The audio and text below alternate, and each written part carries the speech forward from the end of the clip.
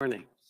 The commission would like to call Mayor Drew Dilkins, And if you could identify yourself for the. Natalia Rodriguez, Commission Counsel.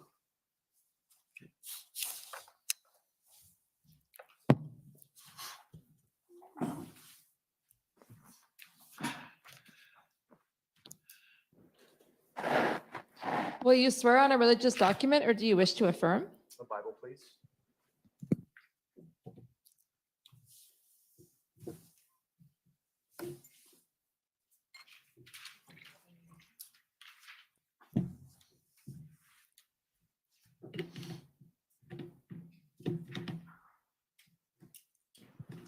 For the record, please state your full name and spell it out. Drew Dilkins, DREW-DILKENS.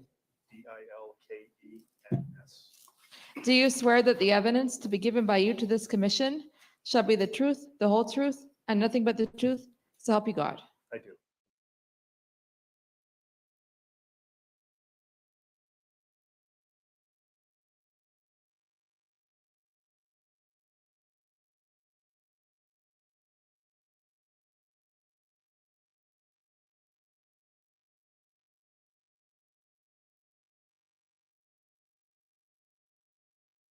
You had an interview with Commission Counsel on September 2nd of this year. You recall that? Yes, And we had an interview summary that was made as a result of that interview. Do you recall that? yes, Yes. And you've had a chance to review that summary. correct. And do you have any corrections to make to that summary at this time? Just a slight correction as it relates to the statement regarding the CBSA and the offer for tow trucks. Okay, so let's pull that up. It's WTS 6019. And I believe you're referring to evidence that was on page 5. So we'll go to page 5 of that.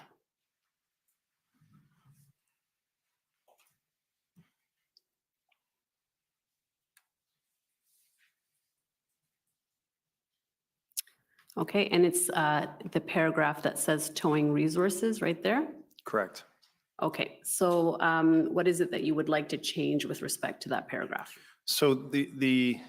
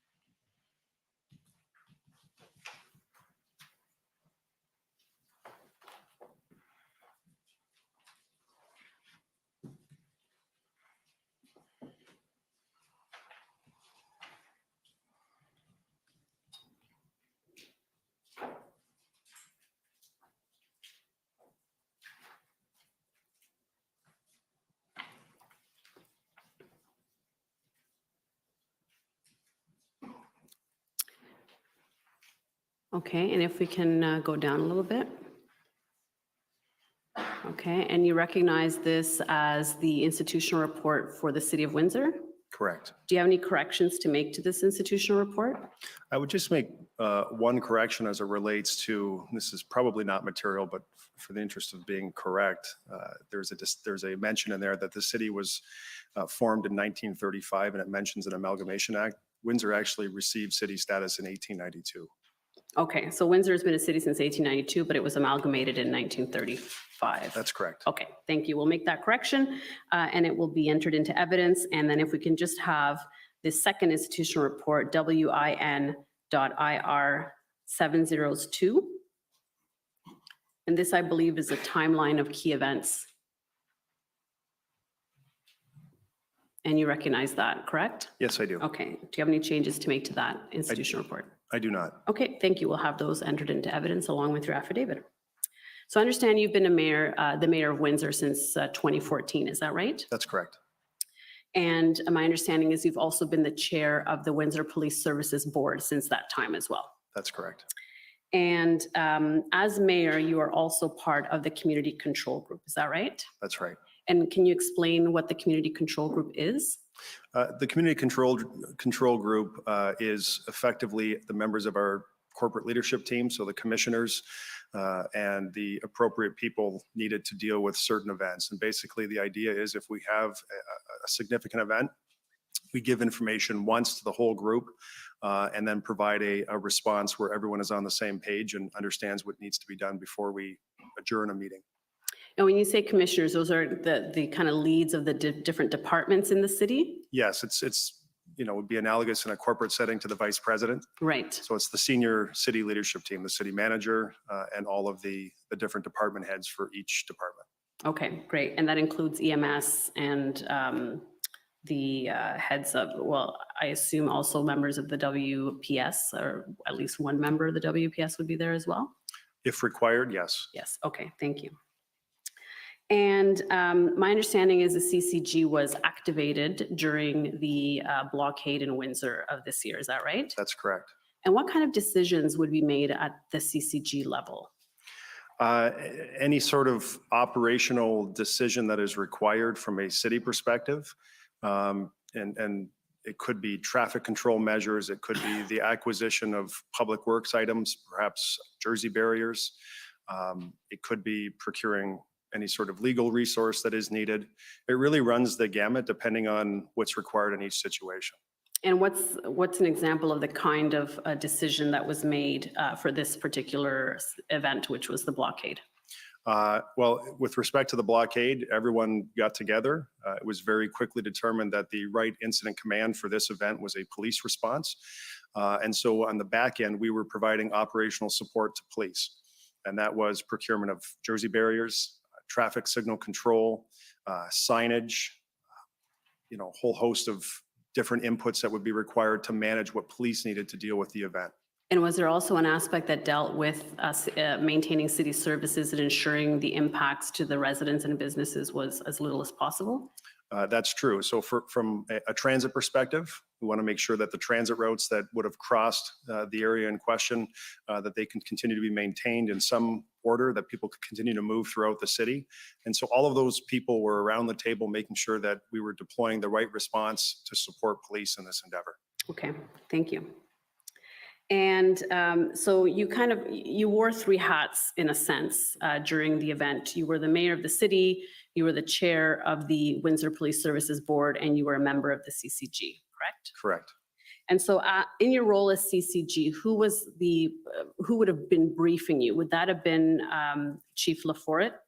Yeah, Chief Steve Lafayette is our fire chief. And so he took control of the CCG and was sort of the I would say like the emergency coordinator, making sure that all of the people were around the table and that the facilities were available, and he acted as the person in charge for that group. And as mayor, would it have been the CAO who briefed you? Well, I mean, I received briefings from the chief of police at the time, from the deputy chief, Belair, from the CAO, from city legal. I mean, there were a number of inputs coming into me throughout the day. And certainly at CCG, it was during the CCG meetings, it was a chance for us to share information broadly so that everyone was on the same page and that we knew it was required and we were, for lack of a better term, locked and loaded moving forward. So in many ways, your three hats were kind of together at the same time. There wasn't really a distinction between the three roles that you were playing. Almost none. Okay. So I want to familiarize the commissioner and others with Windsor and the geography of Windsor and the Ambassador Bridge, which is the bridge in question, because I think it provides some context to what we're going to be talking about in the next couple of hours. So I wanted to bring up the map that was circulated earlier. And so this is a map of Windsor, correct? A portion of it, yep. Portion of it. Okay, thank you. And we can see at the bottom there, that where the cursor is, that yellow line that goes east to west. Is that the 401? Yes, the part that's marked 401 will be the portion that goes to the new Gordie Howe Bridge. And then the portion south of where it says East Row Expressway is basically, it's called the Herb Gray Parkway, but it's a direct connection. It effectively is the 401. It links the 401 to through the city of Windsor to the future Gordie Howe Bridge. And then of course traffic, that bridge is not open yet, but traffic that is trying to access the Ambassador Bridge has to get off the 401 north of East Row Expressway where they're getting on a municipal road. So they Okay. move from a provincial highway to a municipal road. So maybe we can zoom in a little bit on the municipal road. So that would be the yellow road running northwest. Is that right? Correct.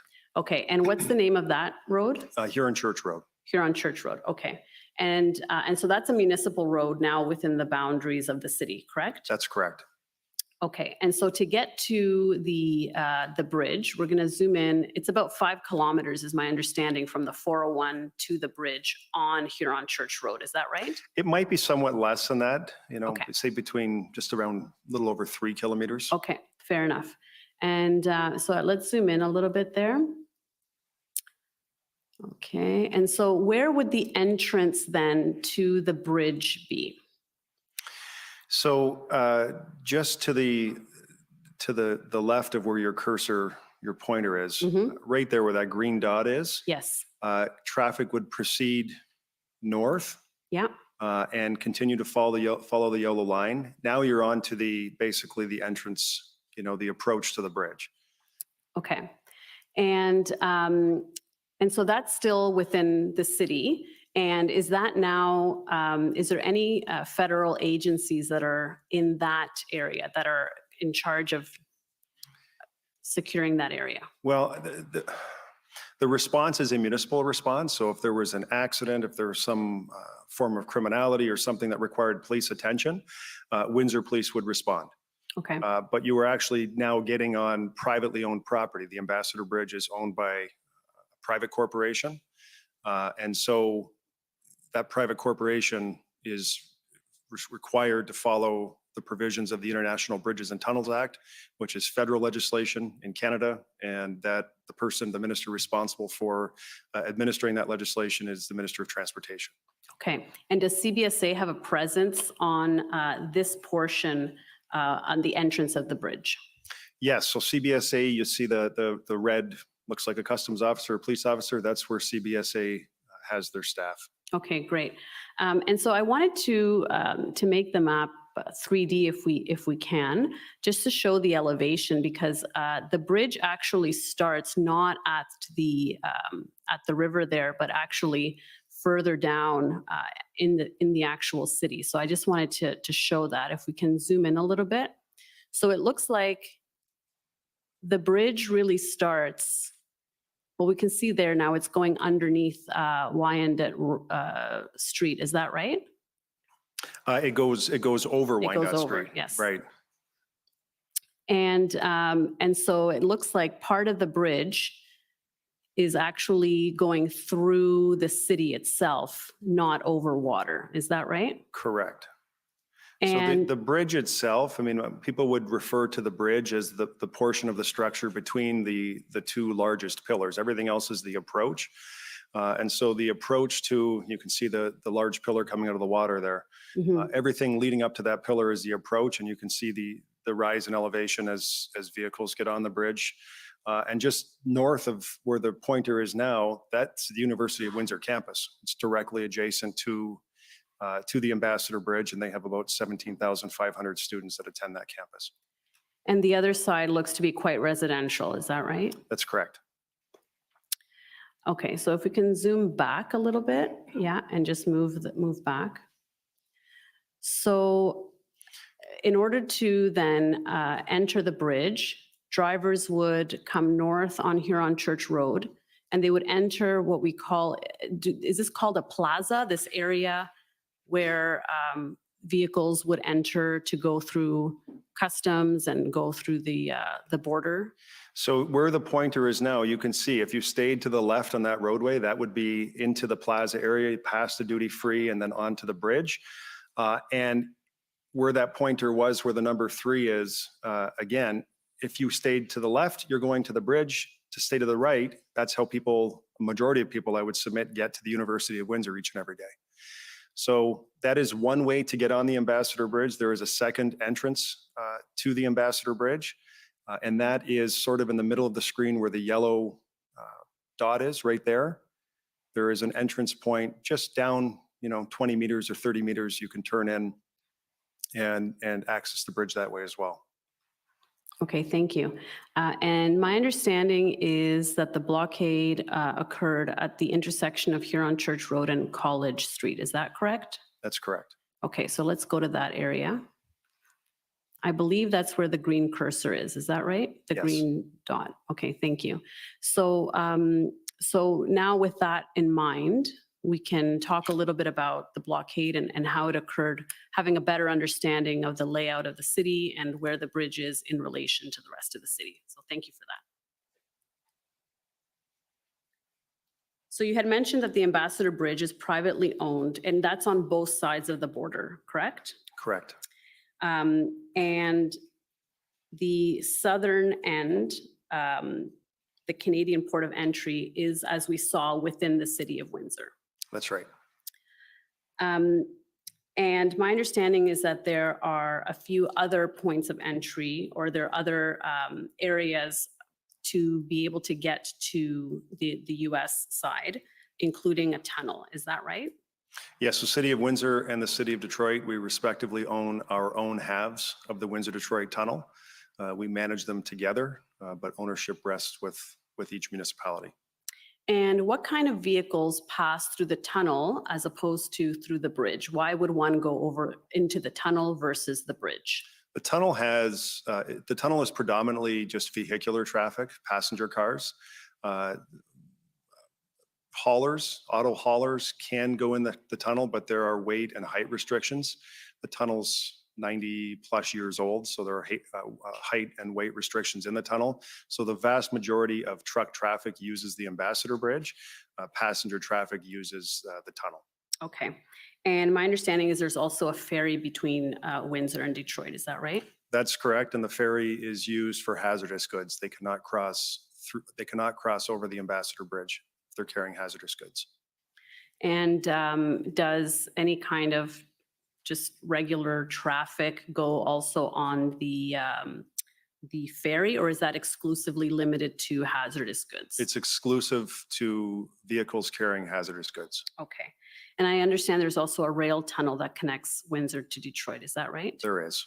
Yes. And what kind of traffic goes through the rail tunnel? I'm not sure in terms of the volume of traffic, but it is not a double stack tunnel, so it limits the type of traffic that can go through, train traffic that can go through. And is it generally commercial traffic? Yes. Now, according to the institutional report that we saw earlier, my understanding is that there are over 2.6 million truck crossings over the bridge, or there were in 2020. Does that sound about right? That sounds about right. And this is about 28% of all of Canada's truck crossings. Correct.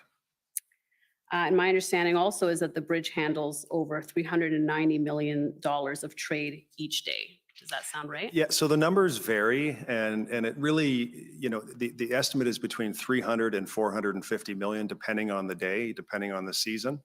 But that, any way you cut it, it's hundreds of millions of dollars a day. So between 3 and 450 is sort of the rule of thumb.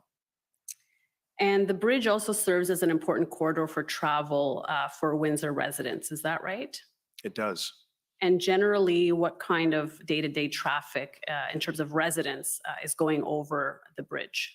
Well, I would say there really are two kinds. And so living in Windsor, we have the benefit of being a sort of that safe, small city, community in Canada. And then people who live in Windsor in our area often cross for all of the amenities that you would find in a big city, whether that's sports or dining or entertainment. All of that exists in Detroit, just 10 minutes away.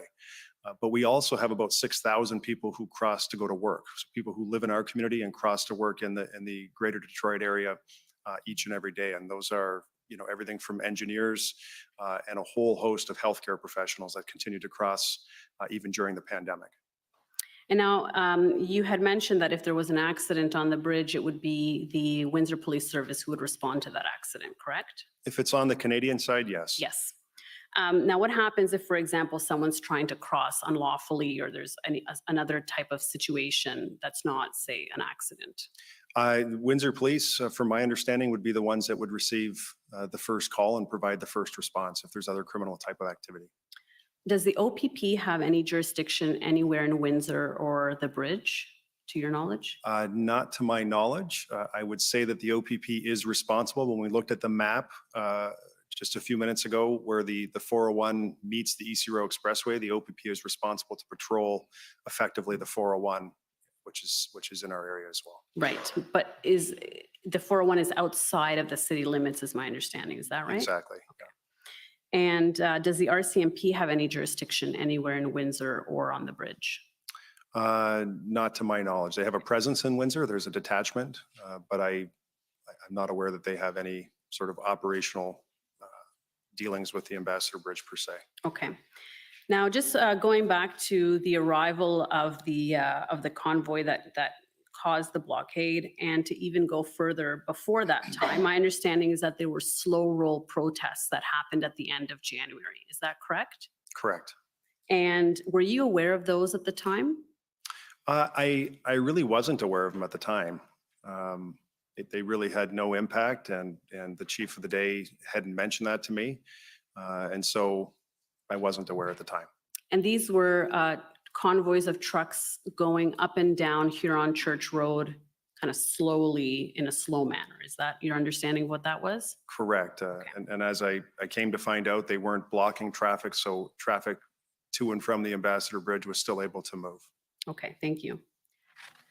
Now, at the end of January, were you aware of the convoy protest that was happening in Ottawa? Yes.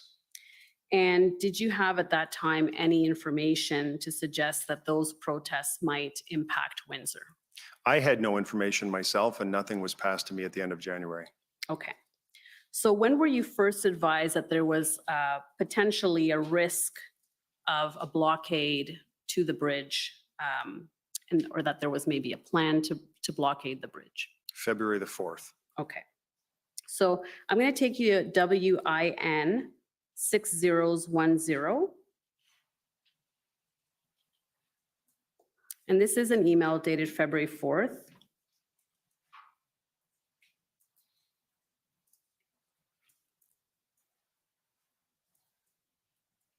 And if we go to the bottom of the first page, yeah, we can see the email is from somebody at CBSA to Carolyn Brown and some other individuals. Who's Carolyn Brown? Carolyn Brown is a city employee who's responsible for managing the Windsor-Detroit Tunnel, our half. Your half of the tunnel. Okay, not the bridge, the tunnel. Correct. And so she's saying, Mr. Boismere is saying to her, we have heard of additional slow roll protests in and around Huron Church and the Ambassador Bridge over the next few days. Information on social media also suggests that, quote, if we don't see any change by Monday, we will be shutting down the Windsor border crossing completely, end quote. While there is no information that I have been made aware of regarding protests at the tunnel, if any such blockade occurs at the Ambassador Bridge, we may see an increase in passenger traffic and those commercial vehicles that are able to utilize the tunnel. Okay, so were you made aware of this information at the time? Not from the folks on this email, but I did receive a call from the chief of police shortly thereafter, who told me about the slow roll, and the police are monitoring this slow roll through the city of Windsor. And at that time, was there any discussion about potentially trying to prevent a blockade from occurring? No, what the chief told me, Chief Mizuno had said that that's when I found out that it was already happening in the days prior to February the 4th, and that everyone had been peaceful, that there had been no blockage of traffic to and from the Ambassador Bridge. And so what the chief told me is that they were monitoring the situation, and she just wanted to let me know. Okay. And did the city do anything in response to this information? On this particular time, I wouldn't say on February the 4th, not right away. I mean, what I did when I found out, I sent a text to Minister Mendicino just to let him know that I had received this information so that he was aware, because we were watching, of course, what was happening in Ottawa and elsewhere around the country. And I just passed that up to the minister for his attention. Okay, so we'll go to those text messages since you've mentioned it. WIN 402295.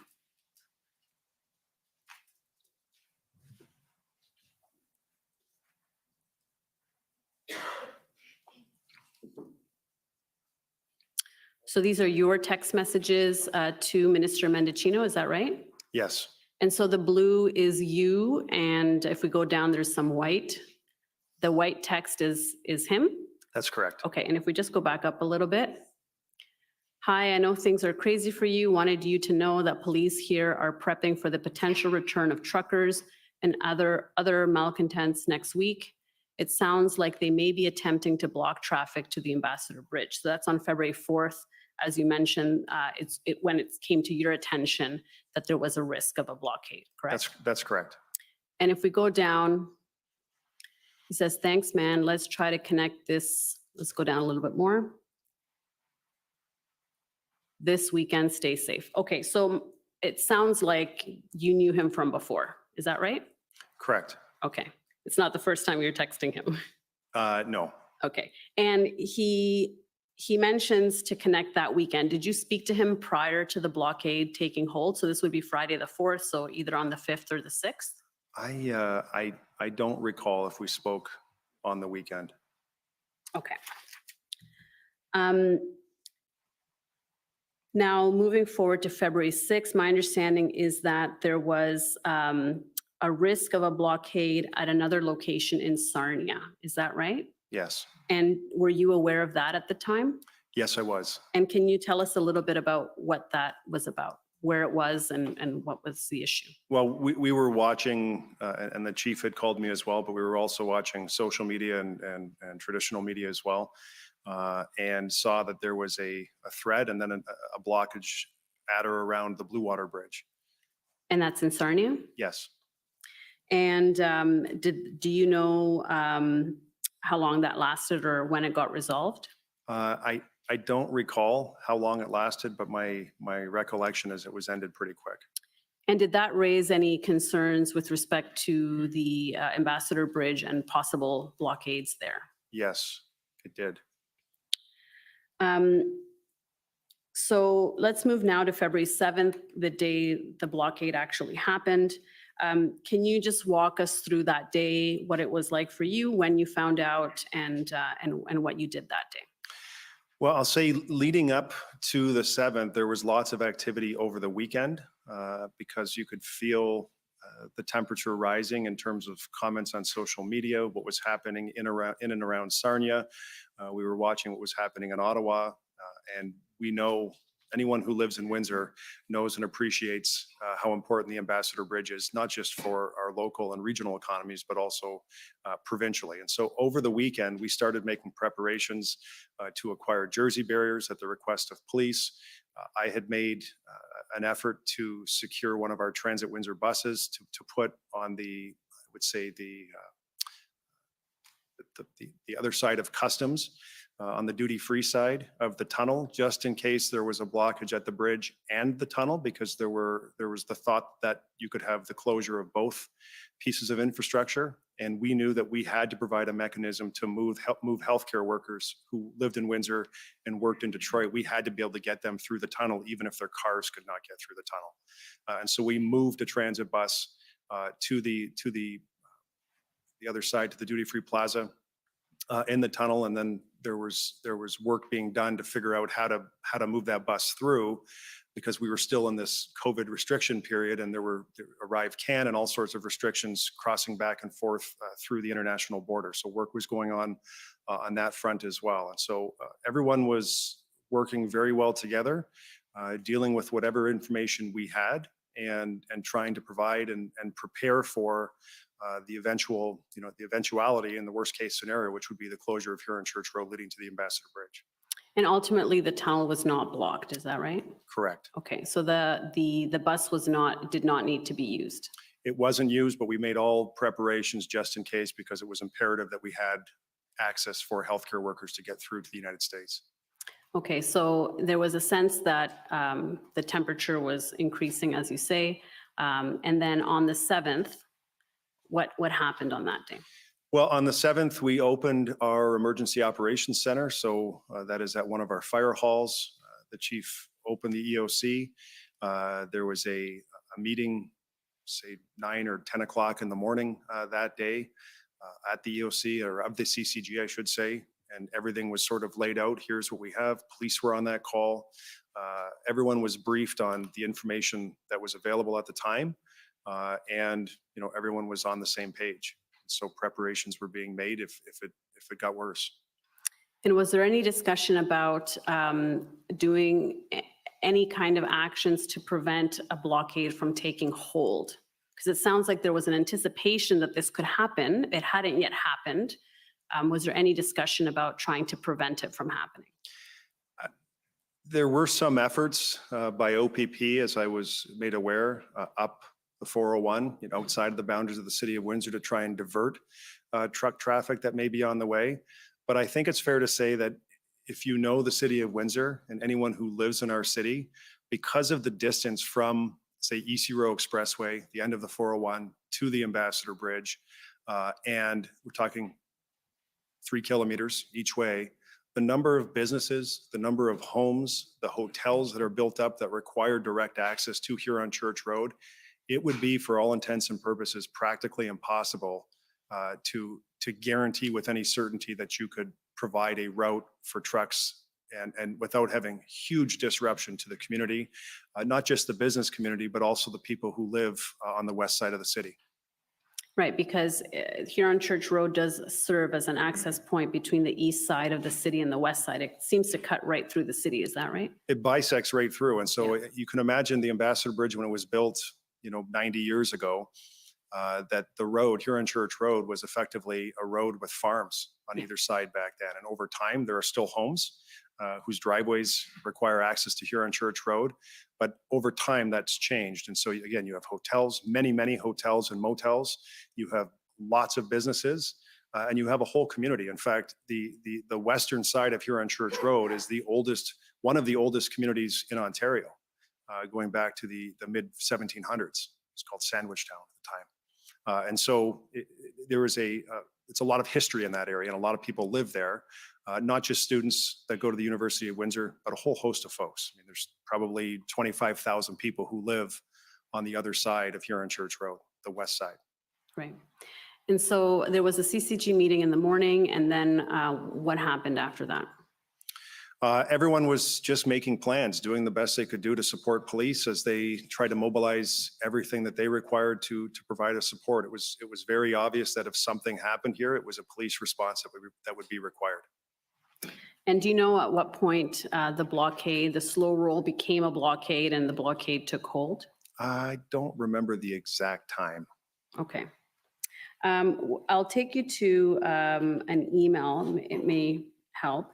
WIN 402223.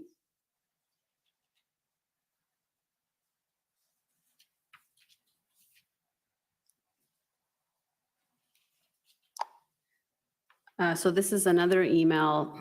If we go down from CBSA to Ms. Brown. And this is in the morning. Open source information states that a convoy will meet up in Comber, Ontario between 9 and 10 this morning and start heading for the Ambassador Bridge at 10. Info also states that they will only be going to the bridge and the tunnel will be left open for emergencies and emergency vehicles. So this would have been at 10 a.m. Or at 9:44 in any event, the bridge was still not blocked. Did you receive this information? Was this passed on to you? I don't recall if that was passed on to me or not. Okay. And I I'll mean, take, I say that, and I'll tell you, I was talking to the chief of police or the deputy chief probably 5 times a day. Yeah. And direct connection with our city manager and the department heads. So there was no lack of sharing of information in Windsor. We were all pretty much on the same page and aware of what was going on and trying to develop and devise a response, and especially try to help police as they need it. and so I'll take you to WIN 6098.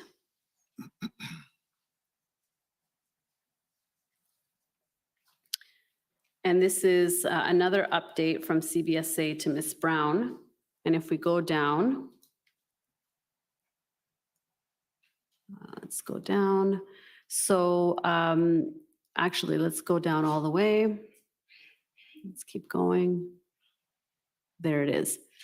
So Mr. Boismere says, I have been advised that all lanes at the bridge are closed and negotiations have halted. Protesters have advised that they are staying put and not moving. They appear to be setting up a camp of sorts. Both lanes to and from the bridge are at a standstill. So this is now at 7:18 p.m. So do you recall hearing it sometime in the evening that the blockade had taken hold? Yes. Okay, thank you. And if I can take you to WIN 402204.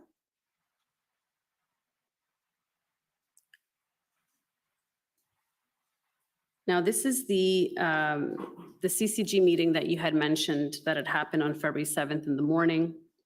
Looks like this was the first kind of blockade-specific or convoy-specific CCG meeting that took place. Is that right? That's correct. And if we go down, let's keep going to the next page. Yeah, we'll keep going. See, no, let's go up a little bit more. Yeah, okay, good. Yeah, so I'm looking at the part that says we do have a comprehensive plan. Okay, yeah, so at the bottom there, Deputy Belair. Can you tell us who Deputy Belair is? He is a deputy police chief in the city of Windsor responsible for operations. Okay, and you already mentioned Chief Mizuno, who's the chief of police, right? At the time, yes. At the time. And so Deputy Belair says, okay, we do have a more comprehensive plan and some fallback and negotiation strategies. There is freedom of movement and we do live in a democracy. If it is an aggressive, keep going down, public demonstration, we have incremental steps to take place as we have done our legal homework. Do you recall what the discussion was around this point, what Chief Belair was trying to express here? My sentiment at the time was that they were doing everything they could to speak with the protesters, to try and find some way to allow a slow roll to continue if that's what folks wanted to do, but to prevent a permanent shutdown of Huron Church Road. And my understanding is that in this meeting, the police service explained it had a plan in place if the protests worsened, and that in the meeting, preparations were discussed such as jersey barriers and mobilizing towing resources. Is that right? That's correct. And can you explain a little bit the city's role in securing Jersey barriers? I'm not sure exactly who did it, but there was requests made. And so likely it would have been our Public Works Department sourcing whatever we had internally as a city. And then where we were deficient in the numbers required, reaching out to adjacent municipalities and trying to procure the Jersey barriers that police had asked for. And my understanding is that the Ministry of Transportation of Ontario ultimately did provide a significant number of Jersey barriers. Does that accord with your recollection? Certainly at the end of this incident, we wouldn't have been able to do it without them. We needed their help to secure 3 kilometers of Jersey barriers in each direction. So a total of 6 kilometers of Jersey barriers. And my understanding is the city was not, did not secure towing capacity or was not able to secure towing capacity. Is that right? We have police have a contract with a company, which is quite standard, and they provide towing services. And so they had capacity, but there was, also there were threats being made against the company and the owners of the company that if they participated in towed cars, there was all sorts of things going on to sort of attack the company and their reputation online, giving them negative reviews and doing a number of things that happened ultimately. So yes, they are our contractor, they were cooperative, but if the expectation is that they could have helped move all of the vehicles that were there, including some of the heavy trucks, I don't think it would have taken a long time. Or they wouldn't have had all of the resources required. We would have needed additional support if any attempt was made to go in and move everyone in any timely manner. So they didn't refuse to provide services. It's just they were one company and couldn't do all of it essentially. Yeah, I'm not aware that they refused to provide services. Okay. But you are aware that they received some kind of negative, repercussions as a result of assisting. That's correct. And my understanding is that originally both the north and the southbound lane of the bridge was blockaded. And then at some point, one of the lanes opened up. Do you have a sense for the kind of the movement of the blockade and the different points of entry? I think police would be better positioned to answer that, but the briefings that I received from the chief at the time is that the ongoing negotiations, they were trying to get a lane open for emergency purposes. And so they were at one time successful in doing that, and then that ended very, very quickly. And part of the issue that we experienced collectively in Windsor is that this was a leaderless movement. There was no one speaking for the group who could guarantee the behavior of the other members. And so police will know better the timing in terms of, the ebb and flow of what they were able to achieve. But the briefings I received from Chief Mizuno was that at one time they did have a lane open, but that agreement dissolved very quickly. And my understanding too is that the access from Wyandotte Road was open at one time, and then that also became blockaded over time. Correct.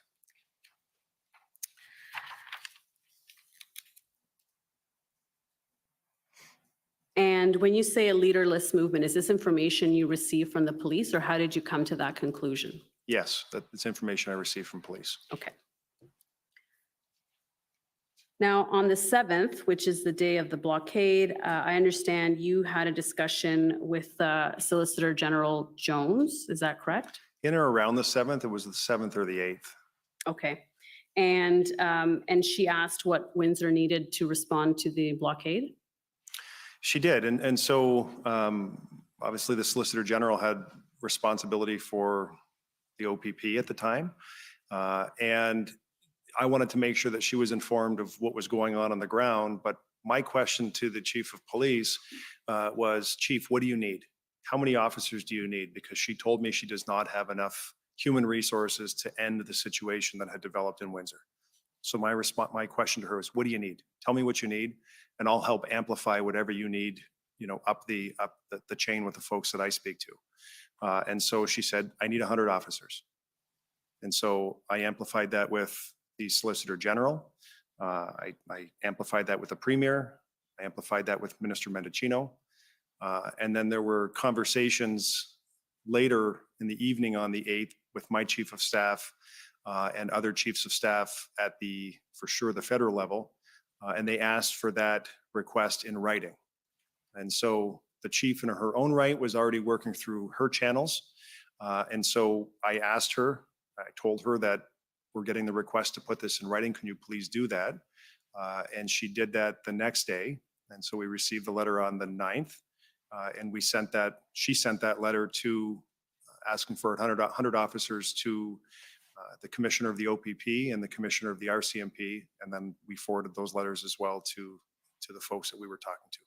Okay, so if I understand correctly, it started with a discussion between you and the chief. You asked her what she needed. She told you 100.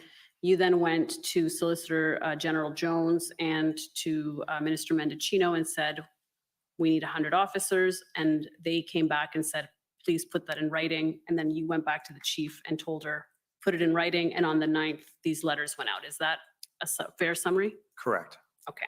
So when you spoke to the Solicitor General on the 7th, that would have been to tell her the request for 100. And is that when she told you I need it in writing? No, she never told me she needed it in writing. And so I spoke with the Solicitor General just because I wanted her to be aware of what was happening on the ground and make sure that she was informed of what was going on down here. And the same with Minister Mendicino, just here's the temperature and the tenor on the ground. Here's what we're seeing, just so they had a sort of situational awareness, I would call it. And so they didn't ask for it in writing. It was through their staff, really at the federal level, through staff at the federal level who said, can you please put the request in writing? And that was on the evening of the 8th. And then I sent a message to the chief saying, they're asking for this in writing. And she had one of her deputies or superintendents put that in writing, and she sent it off in letter form to the commissioner of the RCMP and the commissioner of the OPP. And on February 8th, that was your chief of staff that participated in that staff meeting. Is that right? That's correct. Okay. And do you recall anything else noteworthy from that discussion with the Solicitor General at that time on the 7th? No, she was obviously very concerned, very interested, very much wanting to help. And, we agreed just to stay in touch and make sure that we were informing one another of important things related to the matter. And in terms of your discussion with Minister Mendicino that same day, was it similar kind of tenor? Is that essentially the same type of discussion? Exactly. Okay.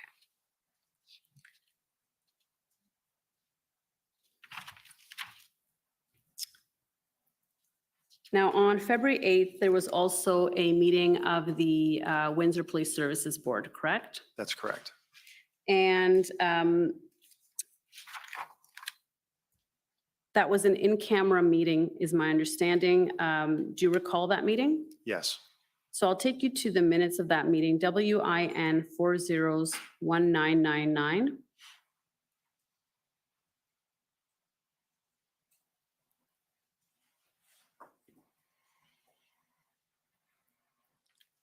Okay, and if we go down. Oh, sorry, I think this was actually your request to call the meeting. Yes. So you called this meeting as chair, correct? Sarah Sabi-Houdin is our board assistant. And so I had asked her to call a meeting of the board. I think I did it. If you went down even further, I think I asked around noon on the 8th.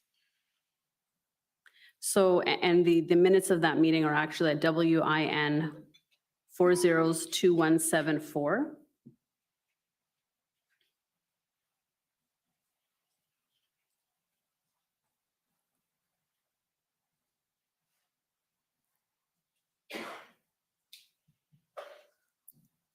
Okay, yeah, there we go. So it was on February 8 at 7 p.m. And we can see the chief was there, 2 deputy chiefs, you were there as well. Some counselors were there and others. And if we go down to, I believe it's, there we go. Chief Mizuno provided an update to the WPS board on the recent situation regarding the Ambassador Bridge blockade.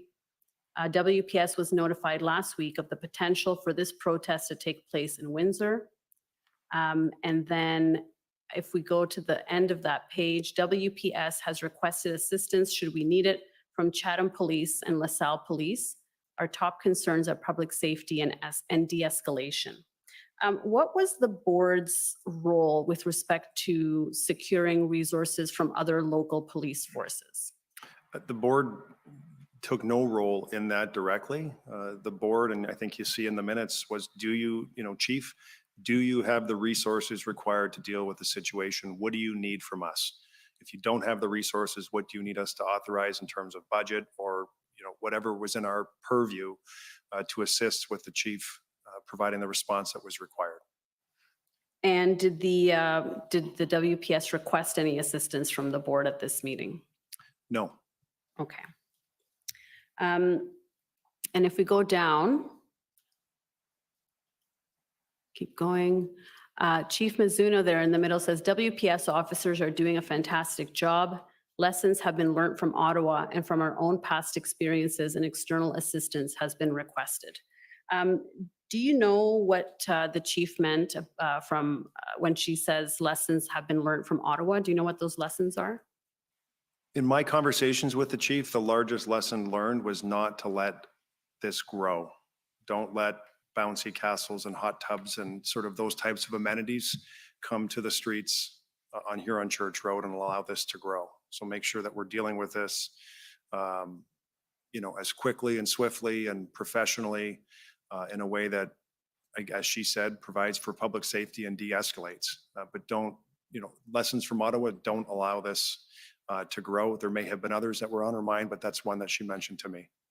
And are you aware whether there were actions taken to contain it so that it wouldn't grow? Police did take action with respect to Jersey barriers, and so they cordoned off certain streets, and they had control of certain areas that I think made their life a little easier and was able to prevent the situation from getting larger.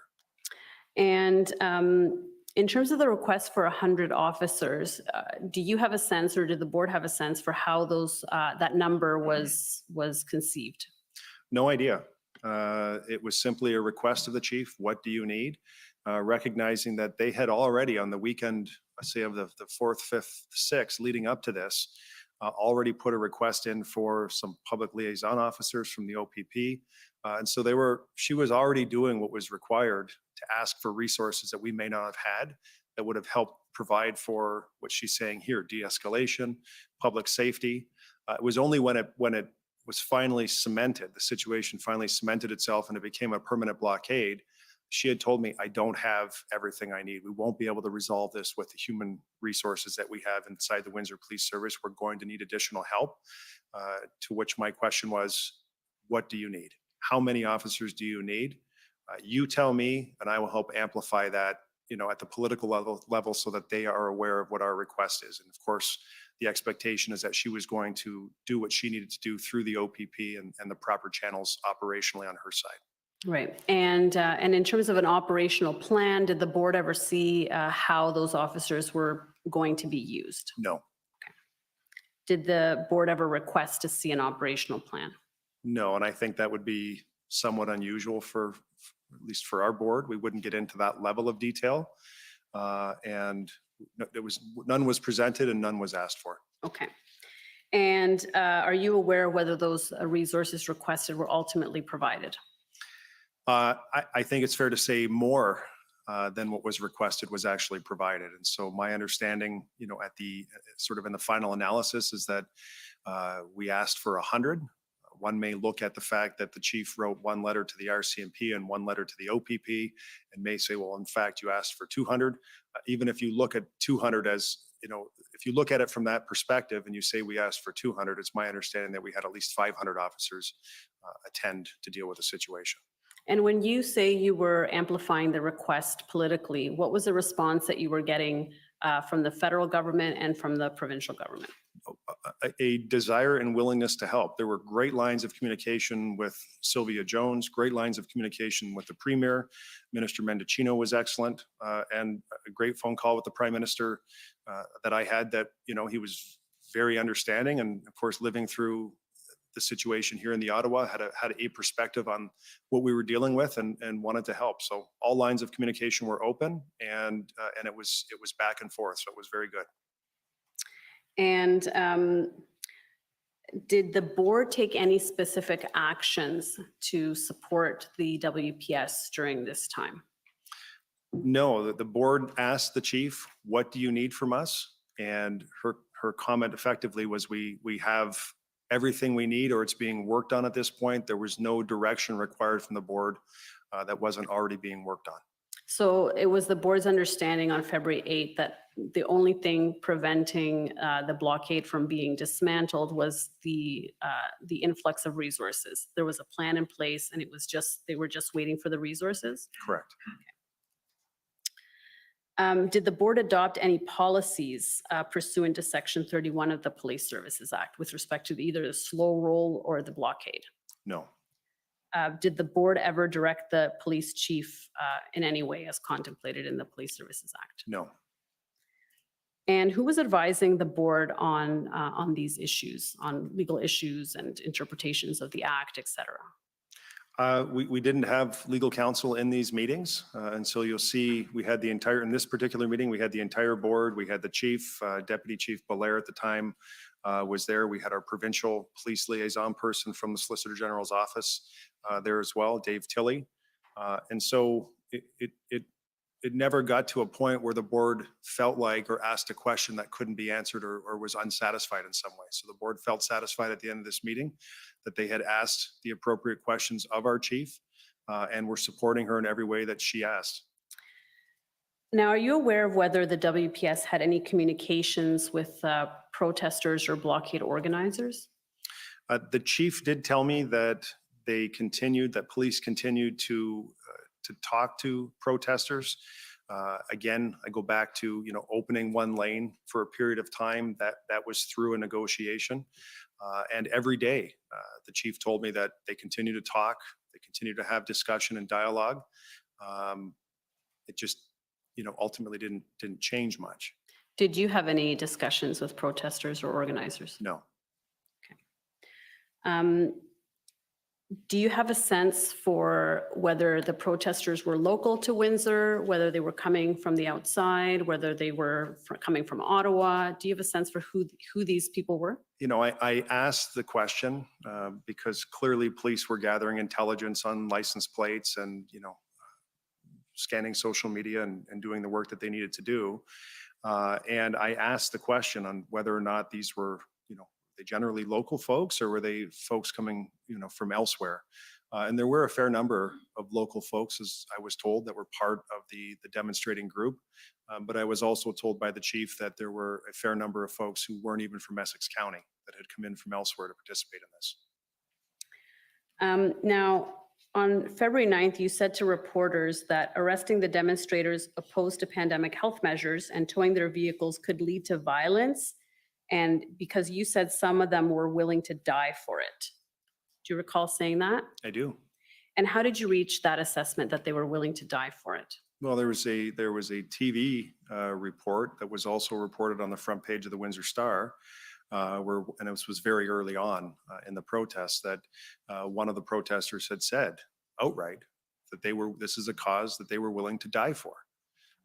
And there was the reports to me was that there was a very high temperature on the ground amongst the protesters. They were very aggressive in their language and in their posture. And it was that type of comment, willing to die for the cause, that caused police to take a more measured approach into the way that they dealt with the situation. No one need to die on the streets of Windsor or elsewhere protesting vaccine mandates or whatever the protest ultimately was about. And so everyone took a pause.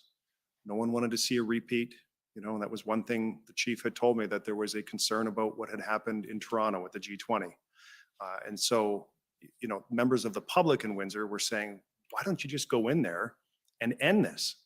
Like, it didn't seem like it wasn't something that it was an issue that the police couldn't resolve quickly to the average person. And so the public was feeling, the energy that they wanted to see something happen. And at the same time, police are saying this is not, a typical protest that you would see on a Sunday afternoon on the front lawn at City Hall. And so they were being very measured. They were being very cautious. They did not want to see a recreation of the events that happened in Toronto. And so they were taking a lot of precaution. And do you have a sense for how many vehicles or number of protesters were involved? It seemed to ebb and flow. And so sometimes at night, more would come out as I'm told the party atmosphere sort of ramped up. And it could be 200 at one point, down to 75. Sorry, are you referring to protesters or Protesters. vehicles? Okay. Protesters. Sorry, was that your question? Yes, Okay. protesters and vehicles. Yeah, and vehicles, I'll leave it to Deputy Chief Crowley to answer that. I'm not exactly sure how many vehicles ultimately were there. Okay. And so, so then is it fair to say that bylaw was not ticketing and towing? They were not enforcing because of the reasons you mentioned in terms of escalating? Yeah, we would never, with the temperature on the ground and the statements folks were making, we would never send our bylaw officers in to enforce municipal bylaws. In fact, there was a report to me that we had our parking enforcement is outsourced to the commissionaires. And a commissionaire did respond February 8th or 9th, went in to issue some tickets and was swarmed and put in a situation that was, she felt was very dangerous, or that they felt was very dangerous, and actually had to be escorted to their car by police and leave, and folks were spitting on the car as the commissionaire left. And so the temperature was too hot to think that you were going to send municipal bylaw officers in there without police accompanying them. And so at the end of the day, the thought was that negotiation would be the best way forward. And again, no one need to die or get hurt in this type of protest. Let's find a sensible way through and get everyone to move on so we can get the bridge open and the economy moving again. Right. And are you aware of any other incidences of threats or violence with respect to the blockade, aside from the one you just mentioned? Well, related to the blockade, besides Yes. the one at my house. Well, maybe tell us about that one.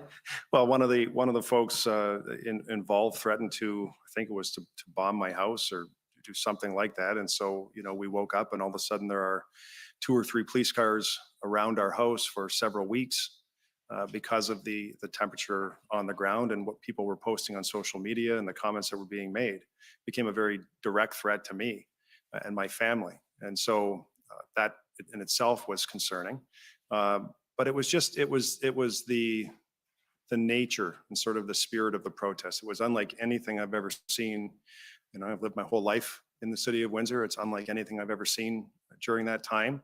And the posture and the language was, it was almost as if folks wanted some sort of brawl on the streets. They were hoping police would engage in that way so they could have some sort of, brawl on the streets, if I can describe it that way. And I know police weren't interested in that. As the mayor, I wasn't interested in that. As chair of the police board, I wasn't interested in that.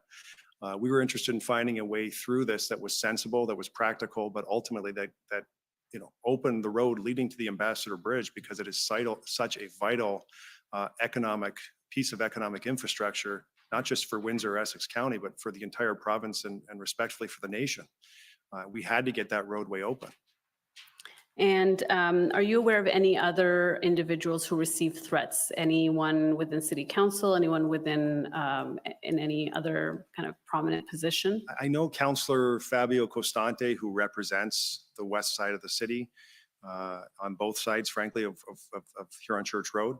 And there was a comment made that they would protest at his law office. He's a lawyer and he has a law office in Sandwich Town. And so there was a comment made that they would be going there to protest at the law office. Did that materialize? Not that I'm aware of. So I want to go back to the request for resources, if I can, for a minute. Can I take you to WIN 401623? And these are the letters that Chief Mizuno sent. I believe this one is to the Minister of Emergency Preparedness. There we go, to Minister Blair, and that's on February 9. And I just want to go down. Yeah, here we go. So it says Windsor Police Service is requesting a minimum of 100 police officers be dispatched to the city of Windsor to bolster current and potentially future requirements. Okay, and if we go down, just want to see the signature. Yep, Pamela Mizuno, Chief of Police. Thank you. So that's the letter that she sent to Minister Blair. Yes. And if we go to WIN 401648.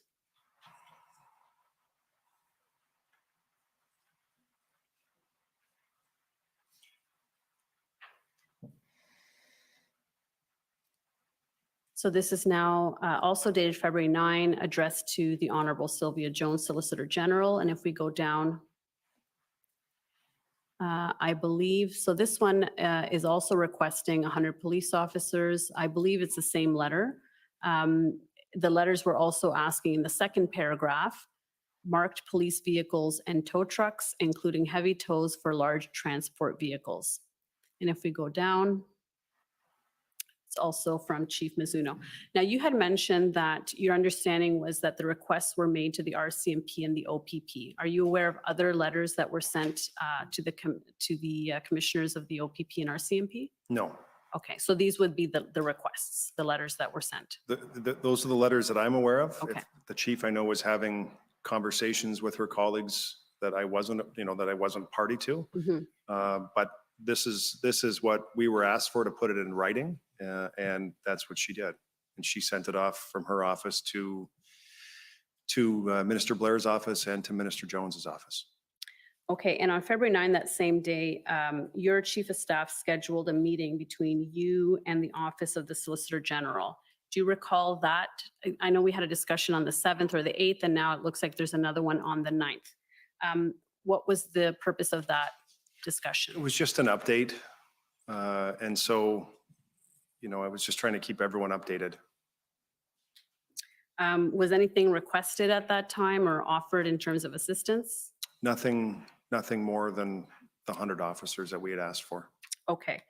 And if we can go to WIN 401583.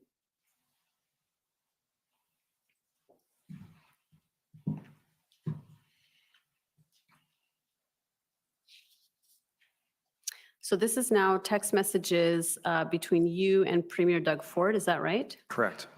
And so the dark is you speaking, and then the light colored text is Premier Ford, is that right? That's correct. Okay. And it looks like he is asking you to call him on February 9. Did you have a call with him on February 9? I did. And what was the discussion on that call? Obviously, he was receiving, I shouldn't say obviously, but he was receiving phone calls from businesses as well who were concerned about the blockade at the Ambassador Bridge. I gave him sort of a situational briefing on what we had going on down here. And, that we had asked for 100 officers. So it was I think a fairly quick phone call, just a couple of minutes. And, he was stressing to me the importance of the Ambassador Bridge. And that we have to find a way to get this open. And I certainly agreed with him and understood that as well. Did he make any offers of assistance or anything of that nature?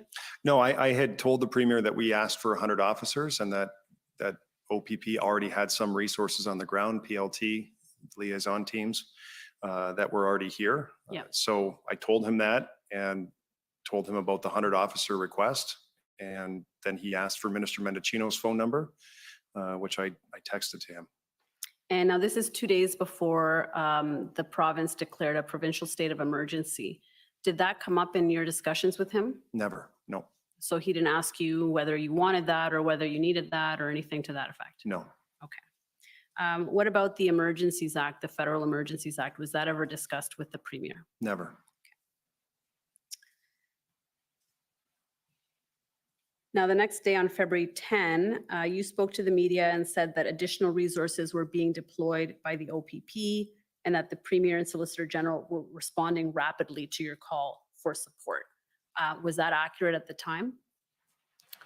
I'm sorry, can you It was on February 10. You Yeah. told reporters that this request was being actioned very quickly and that the OPP was being deployed and that the Premier and Solicitor General were responding rapidly to your request for resources. I believe that to be true, yes. Okay. And do you have a sense for when, it says there, OPP resources started to arrive? So by the 10th, you were receiving, or the city was receiving OPP resources? Yes, we had some resources, cars that you could see, OPP cars along the Huron Church Road. And the chief told me that there were PLT units that were already here negotiating. And then she did tell me that public order units were also starting to arrive. Because my understanding is that the Windsor Police Service did not have at the time a PLT unit or a POU unit. Is that correct? That's correct. So they were coming in from other, the OPP was providing those, is that right? Yes, OPP, RCMP. Do you have a sense for when our RCMP officers arrived in Windsor? I don't exactly know. Did the board have any role in swearing RCMP officers in? No. Do you know how that was done or who did that? I just was aware that that was an issue, and I'm not sure the mechanics behind the scenes on how that was resolved. Now, my understanding is that there was an injunction that was sought and granted with respect to the blockade, correct? Correct. And how did this idea come about? Who was the initiator of this? Well, I was, and on February the 9th, in sort of the mid to late afternoon, I'd had a conversation with our Commissioner of Legal Services, Shelby Askin-Haggard, about the prospect of an injunction. And she wanted to think through it and make sure she understood the best way to move forward with that idea. And then on the 10th in the morning, we had to move quickly if we were going to make that happen. And so I said, we need to do this. And the reason for doing this was, there were multiple reasons. What people need to appreciate is that not just the temperature on the ground of the protesters, but the temperature of the general public to this protest was amplifying as well. And I could not, as mayor, I could not, as chair of the Windsor Police Services Board, direct police operations and tell the chief or the police administration how to move forward and when to move forward. I had no clear line of sight on how many resources were coming here. I knew there, I'm getting dribs and drabs of, yes, some folks are en route. Well, are they en route from Alberta? Are they en route from Newfoundland? Are they coming from Aurelia? I have no sense of the timing. And so the public temperature to this protest was also growing rapidly to the point where you had Facebook groups being set up where people wanted to go out and undertake sort of vigilante type justice on the streets to remove these protesters themselves. And it was, as it relates to, the pandemic that we'd all lived through, in Windsor, we had lived through the same thing that many others have lived through, the stops and the starts of businesses, people not getting paid for a period of time, and going through that frustration and friction as we've all dealt with the pandemic collectively. And so just when we were at a point where there seemed to be, light on the horizon, this was seen to be very, how do I say it, assaultive to many people in Windsor, that this was a small group of people, a relatively small group of people who were now going to jeopardize their employment. And so you had, like I said, Facebook groups that were starting where people were suggesting, and union leadership suggesting they were prepared to help move the protesters themselves and take action themselves. And so part of the reason for applying for the injunction was to send a signal to the public that I'm doing everything, that the city is doing everything, that city council is doing everything we can from our side of the table to try and resolve this issue. It was really the only positive step I could think of taking that would be helpful in terms of a signal to the public. Before I did this, I did talk to the chief and said, would this be helpful to you? And she said, listen, it won't hurt. And so on the morning of the 10th, very early, we activated legal teams to start putting the materials together, trying to see if we could get a scheduled appointment in court to present the application. And I worked with our Commissioner of Legal Services and our city manager and all of the right people on the city side to see that move forward very quickly. And so, the conversation really was first thing in the morning, 7 or 8 o'clock in the morning, and by 2 o'clock we were appearing in front of Justice Morowitz to have this discussion. Right, so I'll And I would just say, Yes, so go ahead. the one part was the public, letting the public know we're doing everything we can. The other thing was putting, another arrow in the quiver for police. It was another tool that they could use with respect to saying you are now in violation. If we were successful in getting the injunction, that you were in violation of this injunction, and it was another arrow in their quiver. And so City Council adopted a resolution that an injunction be sought, right? Correct. And this was on February 10. That's right. So you were able to call a meeting that quickly to get everybody together from the 9th when you kind of conceived this to the 10th. Is That's that right. And it seems like the police was on board with the injunction. They thought it wouldn't hurt in any event. Wouldn't hurt. And so ultimately, as you say, the injunction became effective at 7 p.m. on February 11, is my understanding. Is that right? That's correct. And why was the city an intervener in that application and not the main applicant? Do you know? I think through our discussions before we proceeded, we talked about who was most impacted, and how could we tell the story here about who was impacted. And it was clear in the first 60 minutes of Huron Church Road being blocked, our phone rang at the mayor's office from our largest employer, Chrysler, or now Stellantis, to say what's going on at the Ambassador Bridge. There are 5,000 people directly who work in that facility making Chrysler Pacificas and minivans that rely on smooth and efficient border crossings, because the whole industry, the whole auto industry, works on a just-in-time basis. There's no parts being stored on site. They are brought in, and that bridge is moving, and the material is moving across that bridge every hour of every day. And so it's for perspective, the average part that goes into a car that rolls off the assembly line at the end of the manufacturing process, those parts have crossed the border on average 6 to 7 times, back and forth, Detroit, back to Windsor, as they continue to be, upgraded and built. And so within the first 60 minutes, they called and said, what's going on at the Ambassador Bridge? And so we knew that the APMA, the Automotive Parts Manufacturers Association, the CVMA, the Canadian Vehicle Manufacturers Association, were impacted dramatically by the activity at the bridge. And so they were certainly, good parties to put forward the request. And then we took the role, we played the role that we played, I think, appropriately. And so my understanding is the Attorney General of Ontario was also an intervener in that application. That's correct. And how did they become involved, and what was the coordination with them like? I'm not sure. Okay, who took the lead on the injunction from the city's side? Shelby Eskenhager, who's our Commissioner of Legal Services. Okay, so she would have had the coordination with the Attorney General, is that right? She would be the one in the best position to answer your question. Okay, fair enough. So as we said, on February 11 at 7 p.m., the injunction came into effect. It was extended then on February 18, is that right? That's correct. And what, if anything, did it change on the ground? What impact did it have, if any? Well, I think that once the injunction became effective, that it sent a signal to the public that this has now, from the public watching from the outside, that we have done all that we can do.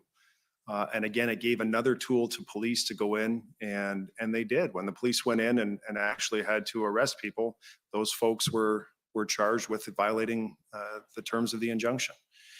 And so it sent a signal, but I think, I would like to think that from a protester's perspective, it also meant that the protesters had their day in court, had the opportunity to present their position to Justice Morowitz, Chief Justice Morowitz, and have a conversation in court through the established legal structures that we have in place. All parties had a chance to do that. And Chief Justice Morowitz ultimately made his decision that was favorable to grant the injunction.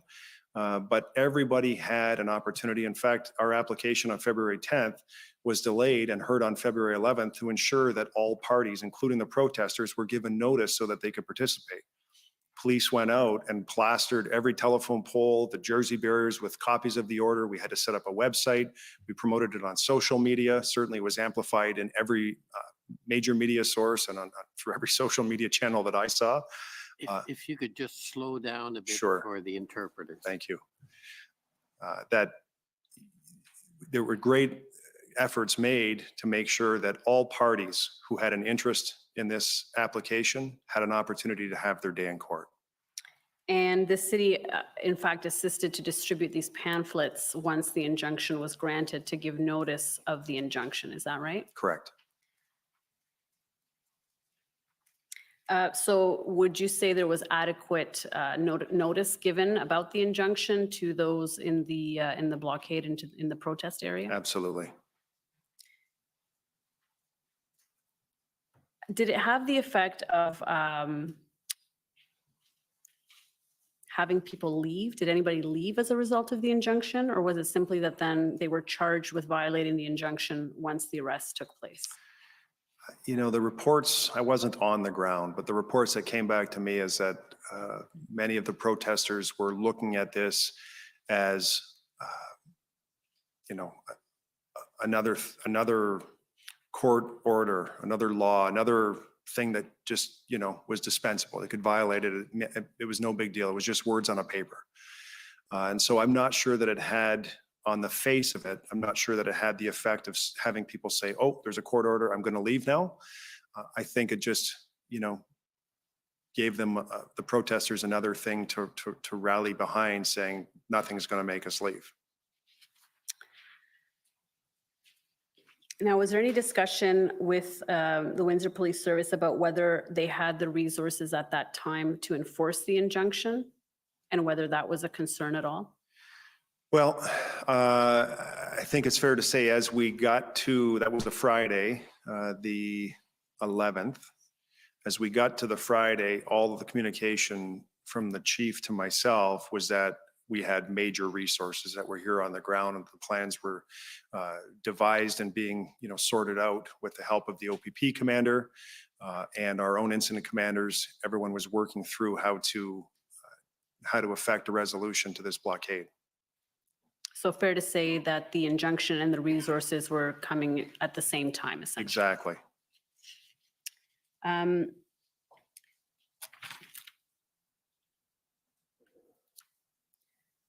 So there was also a board meeting, special in-camera board meeting on February 11th. Do you recall that? Yes. So that was the second board meeting with respect to this blockade.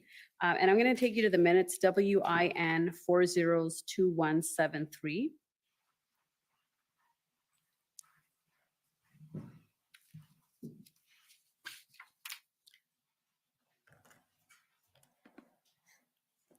Yeah, and if we go down, if we keep going down.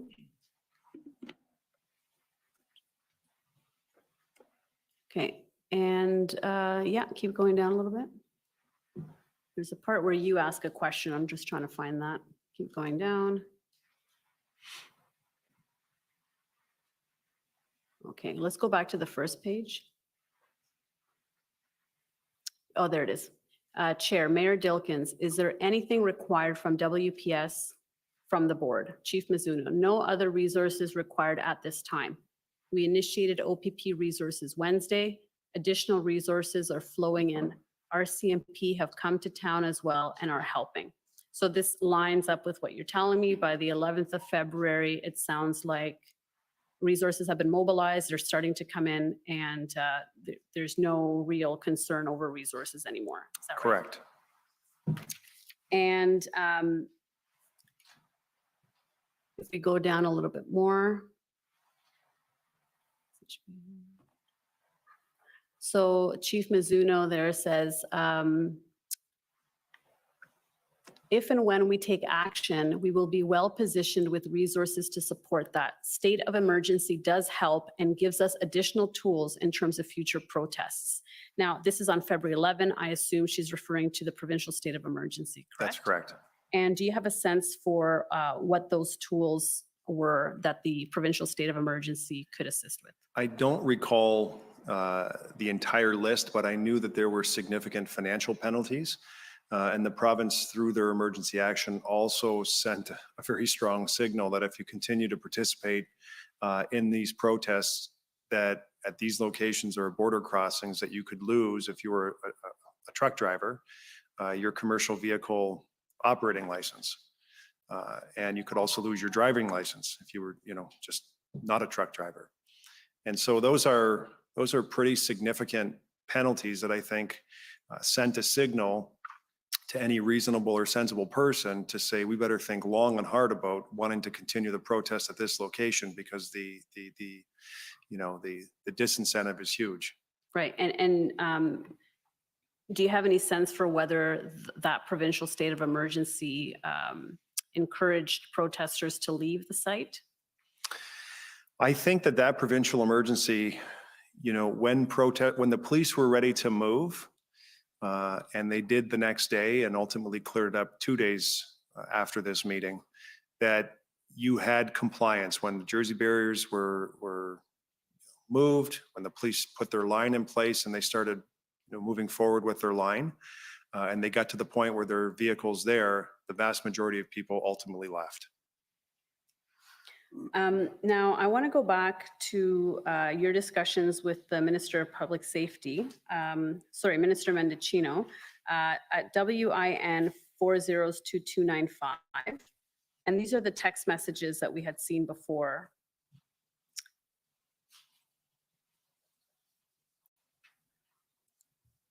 And if we can go to page 3. So you say, I told Premier I spoke to you and he asked for your number. I get the sense he is going to follow Alberta and Saskatchewan. What did you mean by that? The Premier, I think appropriately, was feeling the temperature across the province, was seeing these protests probably in Ottawa, but certainly in Windsor as an outlet for some who wanted some of the restrictions to be lifted. And, Alberta and Saskatchewan had moved to start lifting some of the restrictions. And my sense from the Premier is that he wanted to find a pathway to get back to normal, as soon as it made sense as well.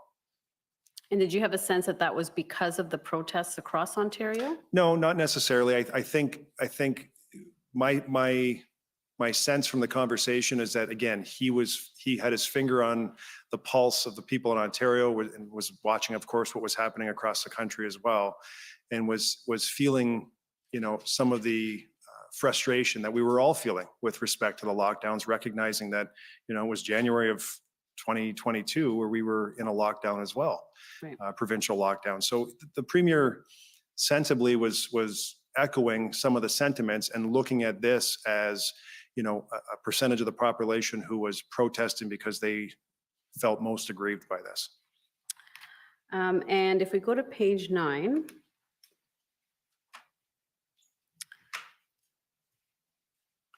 go down.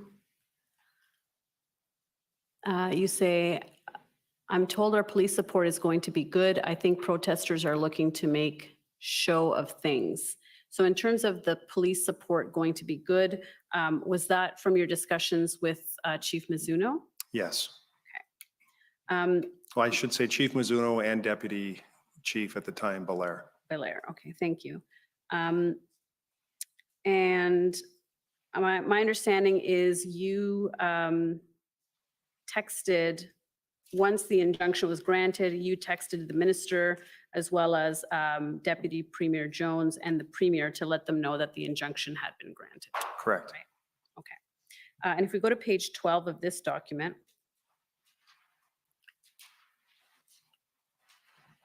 Okay, and he says, do you think it will end today? And you're saying, I'm thinking it will. So what was your sense on February 12th of where things were at in terms of resources and a plan to move forward to clear the blockade? That everything was in place, that the resources were in Windsor, that the plan had been devised, and in fact, on the 12th, the police started their operation. They put out the line with public order units and all of the equipment behind them, and they started to move forward on the 12th to deal with the situation on the ground. And in the text above, you mention the congregation from Harvest Bible Church. My understanding is they had something to do with continuing the blockade at some point on the 12th. Can you explain that situation? So the picture above my words, I think, is a link or a screenshot from the pastor at the time. I'm not sure if he still is, but as the police started to move forward and, make advances on the 12th, there was a call put out by the pastor at this church to ask for folks to come down and support the protesters. And very quickly, what might have been, 100 to 200 people turned into 600 people, including parents with kids and strollers. Like it was almost unbelievable how fast that situation grew in terms of the number of people. But seeing the police action, it was disheartening to see the police action and them making advances, and then to see parents bringing their kids down to that situation. And that's exactly what happened, which is largely why it wasn't resolved that particular day on Saturday. It took until Sunday for the situation to be resolved. I see. So the police started moving in on the 12th and weren't able to because now the number of protesters grew in size. Well, and I think someone in the police structure, probably several people, said this would be, the most sensible thing here is to wait, because at some point these kids are going to get cold. It's February. They're going to get cold. They're going to get tired. They're going to get hungry, and they're going to leave. So we're not going to move forward with the policing posture they had in place when you had a lot of young kids there. They were being very wise in their approach and saying, let's do this at a different time when it makes more sense.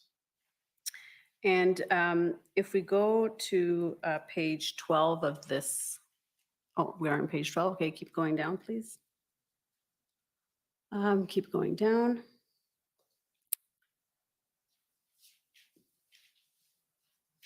Okay, so you say it will end today, fingers crossed. Police have full control of the area now, and this is now on the 13th, correct? Yes. Good. Bridge reopened today. If so, it will be later once Jersey barriers, et cetera, are removed. There is still some activity in the plaza at, I can't really read that. Tecumseh and Huron. Tecumseh and Huron Church. Police just got permission from owner to trespass these people. Stay tuned. Okay, keep me posted. Headed into meetings with the PM. And if we go to page 18.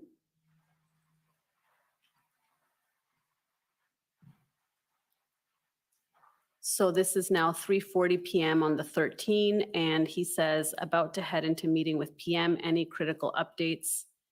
And you say small flare up, a block from Huron Church, a few arrests made, simultaneously working to get Huron Church open. 25 to 30 malcontents on scene. Keep going down. Update about 25 arrests now. Police hoping to reopen bridge tonight, trying to secure 1,100 Jersey barriers, failing which one side of Huron Church will reopen and operate for two-way traffic like a construction zone. And if we go down, and then it looks like then on the 13th, that's when the bridge reopened, is my understanding, or the blockade was cleared on the 13th, right? Correct. And then on the following day, he asks, how's it going this AM on the 14th in the morning? Smooth so far. And then you say, are you guys taking some legislative action re-emergencies act? And then he says, we'll call you this afternoon. To the extent you can be supportive of any additional authorities that gets Windsor the resources you need to keep the bridge open, people safe, that would be great. So I want to ask you about that exchange. What what gave you the sense that there was some consideration of the Emergencies Act being considered at that time? I had seen a report, and I don't know which media source, CTV or CBC or Globe and Mail had made some post that I saw that proposed that may be in the works. And so it just caused me to send him the question. And he said he would call you about that. And he didn't respond over text, but he said he would call you. And did you have a discussion? I don't know, we did not. Oh, you didn't? No. Okay. And then what did you understand him to mean when he says, to the extent you can be supportive of any additional authorities? Well, I think, we all know that act has never been used before. And we all know that it's a serious act and requires this type of thing to happen afterwards, which is extraordinary. And so if they were going to move forward with that, I think he's saying, if you could express, the way I took that is if you could express what was happening on the ground that would help justify this, that would be helpful to us. And I think it's really, really important, to reflect on that statement, but also use that statement based on what we were seeing on the ground in Windsor. And so there may have been some great relief. There was great relief to a lot of people in Windsor on the 13th. Once the folks were moved, all of a sudden, in lightning speed, 1,100 Jersey barriers were replaced, 6 kilometers of Jersey barriers, creating a direct pipeline from the 401 to the Ambassador Bridge. But the piece that needs to be explained here is the heightened state of alert that was in place by police in the community and the city with respect to some sort of recidivism that may happen as a result of this blockade being moved. And it's the type of behavior that's happened throughout the pandemic, where you have members of the public in Windsor saying, there's a protest, we're all supposed to be masked and meters apart from one another, and there's a protest and 100 people down, by our great Canadian flag at the waterfront. Why aren't police doing anything? Why is that behavior being allowed to continue? And it's hard to explain to people that if you move 100 people out and take action against these 100 sort of lawbreakers or rule breakers, that you could have 3,000 the next weekend. You become the rallying cry for this. And so that was the thought in place here from a police perspective. Conversations that we certainly had amongst many of the senior staff and myself at the city is, this action needs to be resolved. This action needs to be taken to resolve the situation on the ground. But what happens after they're gone? And so the number of police that were sent to the city of Windsor to move the protesters out was one thing, but a significant number of police resources remained in order to make sure that this didn't flare up again. And so from an Emergencies Act perspective, anything that would send a signal to people contemplating coming to Windsor to start this over again, I thought from my chair was extremely helpful to send a signal. You had the city declared an emergency, the province declared an emergency, and then the federal government declared an emergency. And I think that ought to have sent a signal to a lot of people that this is a serious matter and will not be allowed to happen again.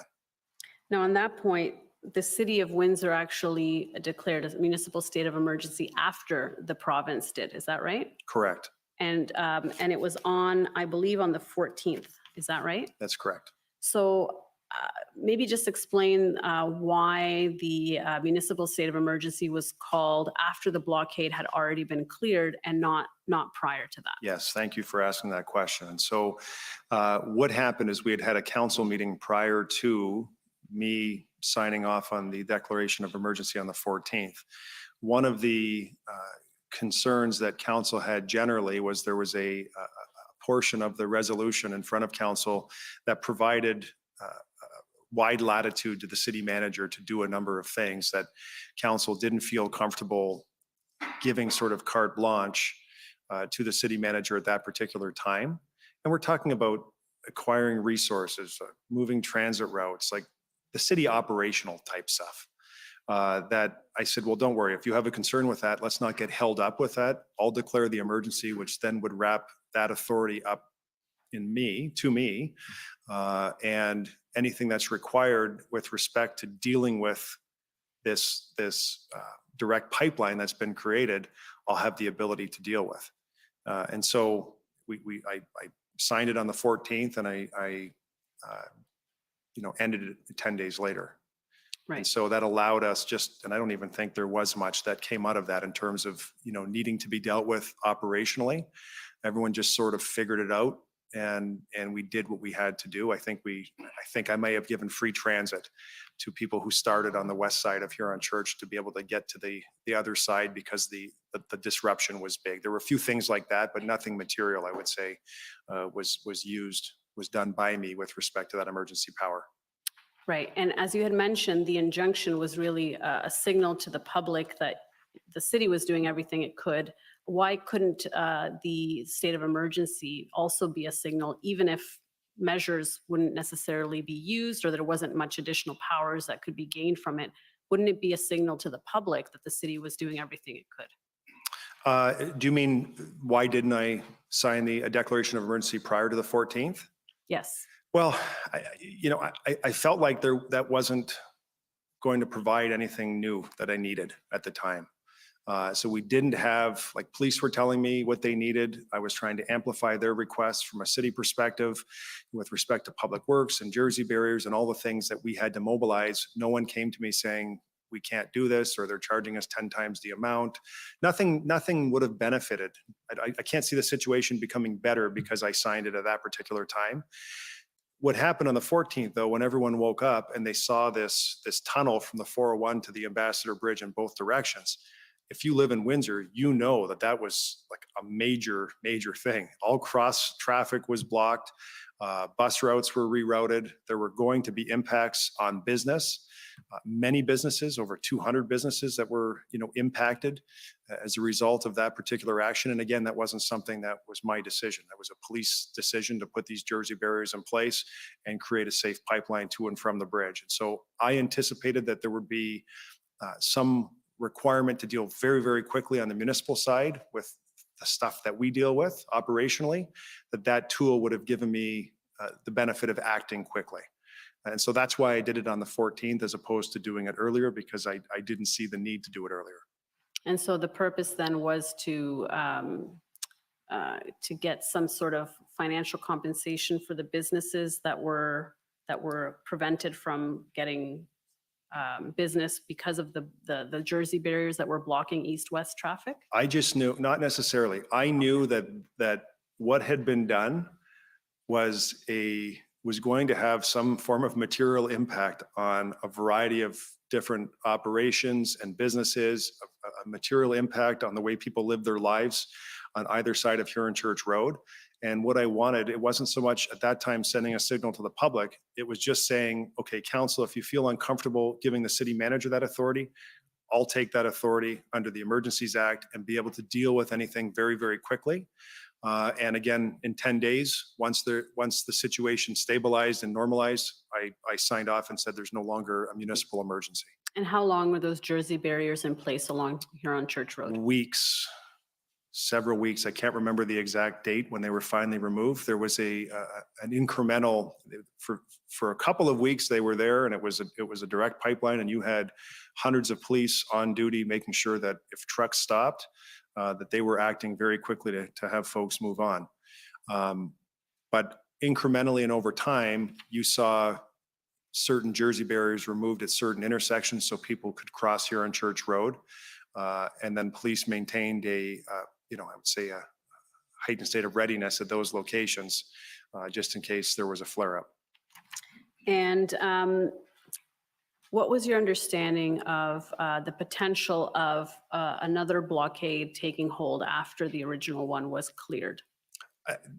This is the important point, again, that there was the thought, and the chief expressed this to me, and Deputy Chief Belair at the time expressed to me, that they were quite concerned that something would happen, that there would be behavior where folks would come back, and they didn't know when, they didn't know how many, and there were police resources deployed along the 401 outside of the city of Windsor to sort of monitor this type of activity. There were resources allocated to scan social media and some of the likely sites to sort of gather intelligence on that front as well. But the thought was that they were coming back, and there were some attempts.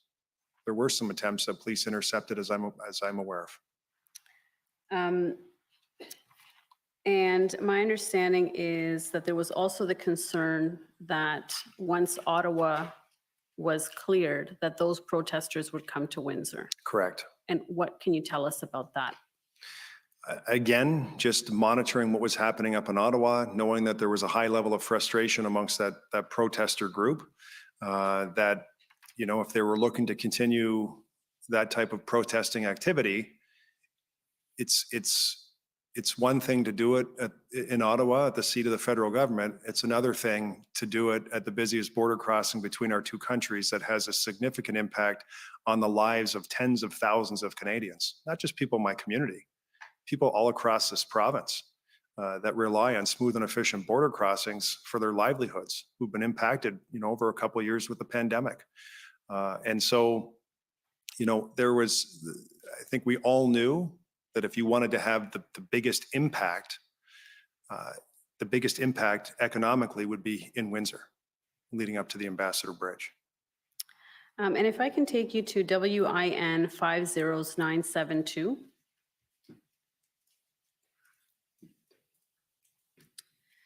Now, this is February 16, so a few days after the blockade has been cleared. And this is a briefing. I believe these were some remarks that you gave. Is that correct? That's correct. And if you go down, keep going. So there, the bolded section there, you say, let me be clear, this remains a national security situation that prevents us from simply reopening Huron Church Road to regular traffic at this time. What did you mean by national security situation? Well, I would add even national, you know, economic security situation. You know, the amount of trade that crosses at the Ambassador Bridge is material. It's material for our province, material for our nation. And so every day that bridge is closed, it has a huge impact on the lives of tens of thousands of Canadians who rely on smooth and efficient border crossings for their livelihoods. And so national security situation, we had the deployment of 3 kilometers of Jersey barriers in each direction. I didn't make that decision. That was a police decision using the intelligence that they had and all the tools and information they had at their disposal in order to find a way, the best way forward to get access to the Ambassador Bridge from the 401 so that this bridge was open, that the economy was moving once again, and that they could maintain control of what I would argue is a piece of infrastructure that is in our national economic interest.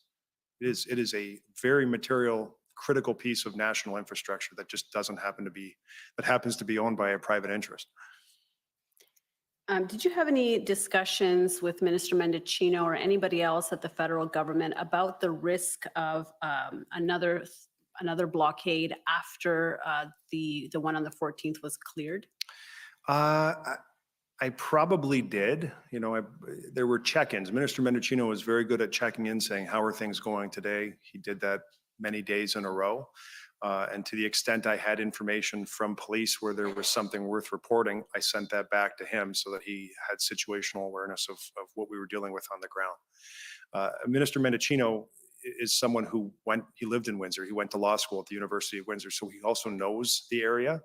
And once you have a perspective of what it's like on the ground, it's easier to have a conversation. He knows the impact of what happened on Huron Church Road without me even having to discuss it with him. He just intuitively knows that because he had experience in the area. And so, yeah, we went back and forth, and he was very good at checking in, just asking for an update and trying to gather information for his perspective. So in terms of continuing threats to the Ambassador Bridge, you're getting that information from the Chief of Police or the Deputy Chief of Police. You're not getting any information from any federal entities giving you kind of intelligence or information. That's correct. Okay. And to your knowledge, were any of the federal emergency powers ever used to prevent further blockades? I'm not aware.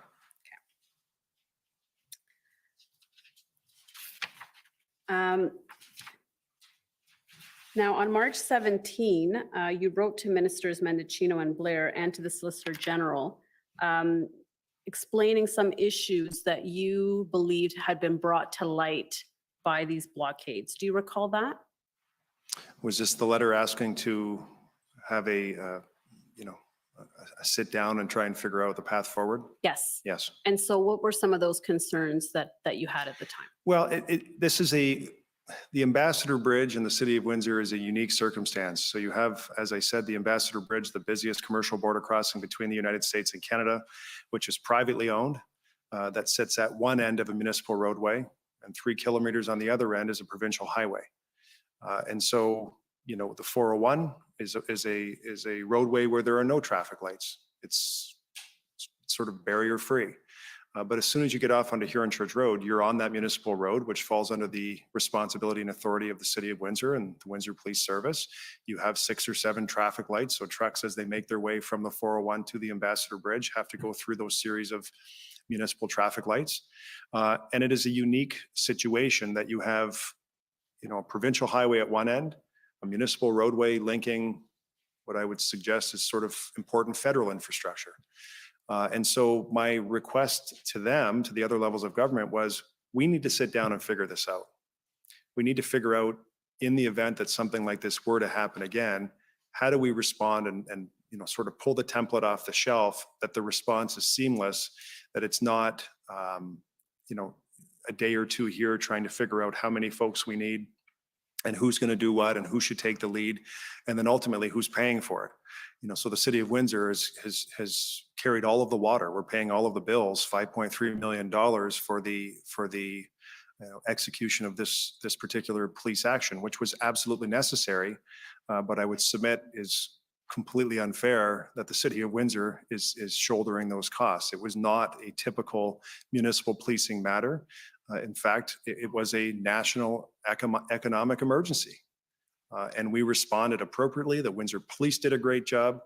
The OPP did a great job. The RCMP, they all worked very well together. But we need to figure this out moving forward, because the Ambassador Bridge is not going away, our municipal road's not going away, and the 401 is not going away. So what does this look like in the future? And that was my request to them, is to sit down and try and figure out how we do this together in the future to eliminate any sort of delays that might be inherent in the way we moved in February. And have you had any response back? No. So can you give us a sense for the impact of the blockade, specifically on the auto sector in Windsor? Well, it was, almost immediate. Again, within the first hour, our largest employer called saying, what's going on? The very next day, on February the 8th, they suspended some of their manufacturing operations, and it was intermittent during the week of the blockade. We also had parts suppliers that basically stopped producing parts because they had nowhere to send them, and they don't stockpile large quantity of parts. There was a huge impact in the auto sector. But don't forget, even in Essex County, City of Windsor is plus or minus 230,000 people. If we take the neighboring county, and we're part of that county, just not part of their government, it's about 450,000 people total in that area. We have the largest greenhouse operation in North America, second in the world next to Holland. And so a full 80% of all greenhouses in Canada are in Essex County. And so the produce that is produced in those facilities that operate 24/7, 365, the vast majority of it is exported to the United States through the Ambassador Bridge. And so the regional impact, which we cannot discount, was material. It was major. Having folks idled, having plants idled is not good just for our economy. It also had an impact on the US side because of the integration of our supply chains. And so that's why we had folks from the United States, senior leaders in the United States, calling for an end to this as well and trying to push for a resolution, because it was impacting their economy too. And what discussions did you have then with counterparts or others in the US? I spoke with folks at Homeland Security, but more from an operational perspective at the bridge. So the port director at the bridge. And I spoke with the mayor of Detroit, once during the blockade, just to sort of touch base because I was getting a lot of media questions about whether I'd spoken to the mayor of Detroit, and I knew there really wasn't a whole lot that he could do, but I wanted to touch base with him. So, we were trying to resolve this situation. There wasn't a lot that I think could be provided from the U.S. At one point, we did have an overture from the governor of Michigan's office to provide tow trucks. I think she made a comment to the media, and then folks brought that to our attention. And when we reached out and had a conversation with her chief of staff, it really wasn't that the state of Michigan had tow trucks. They just offered to facilitate an introduction to tow truck companies that may be able to provide the support. I see. Any other discussions with U.S. folks? No. So I want to take you to WIN 401628.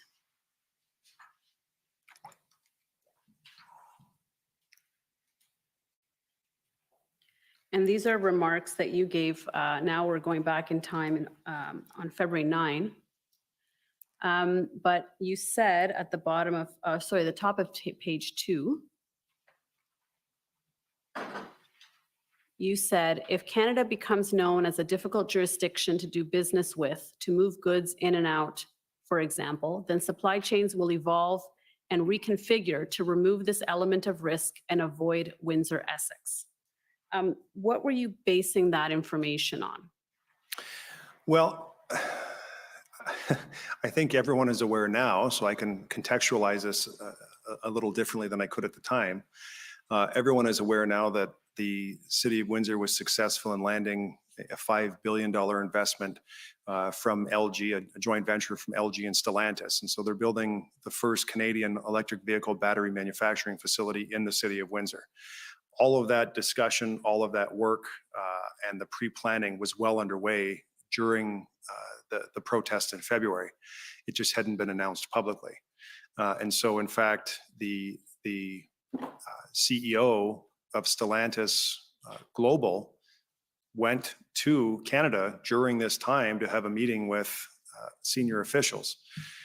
And so this was me sending a signal to the extent that any of those folks who are watching, that we understand that this has to end, that we understand that you have a choice in terms of where you locate these facilities, and that we're doing all we can to try and move folks on.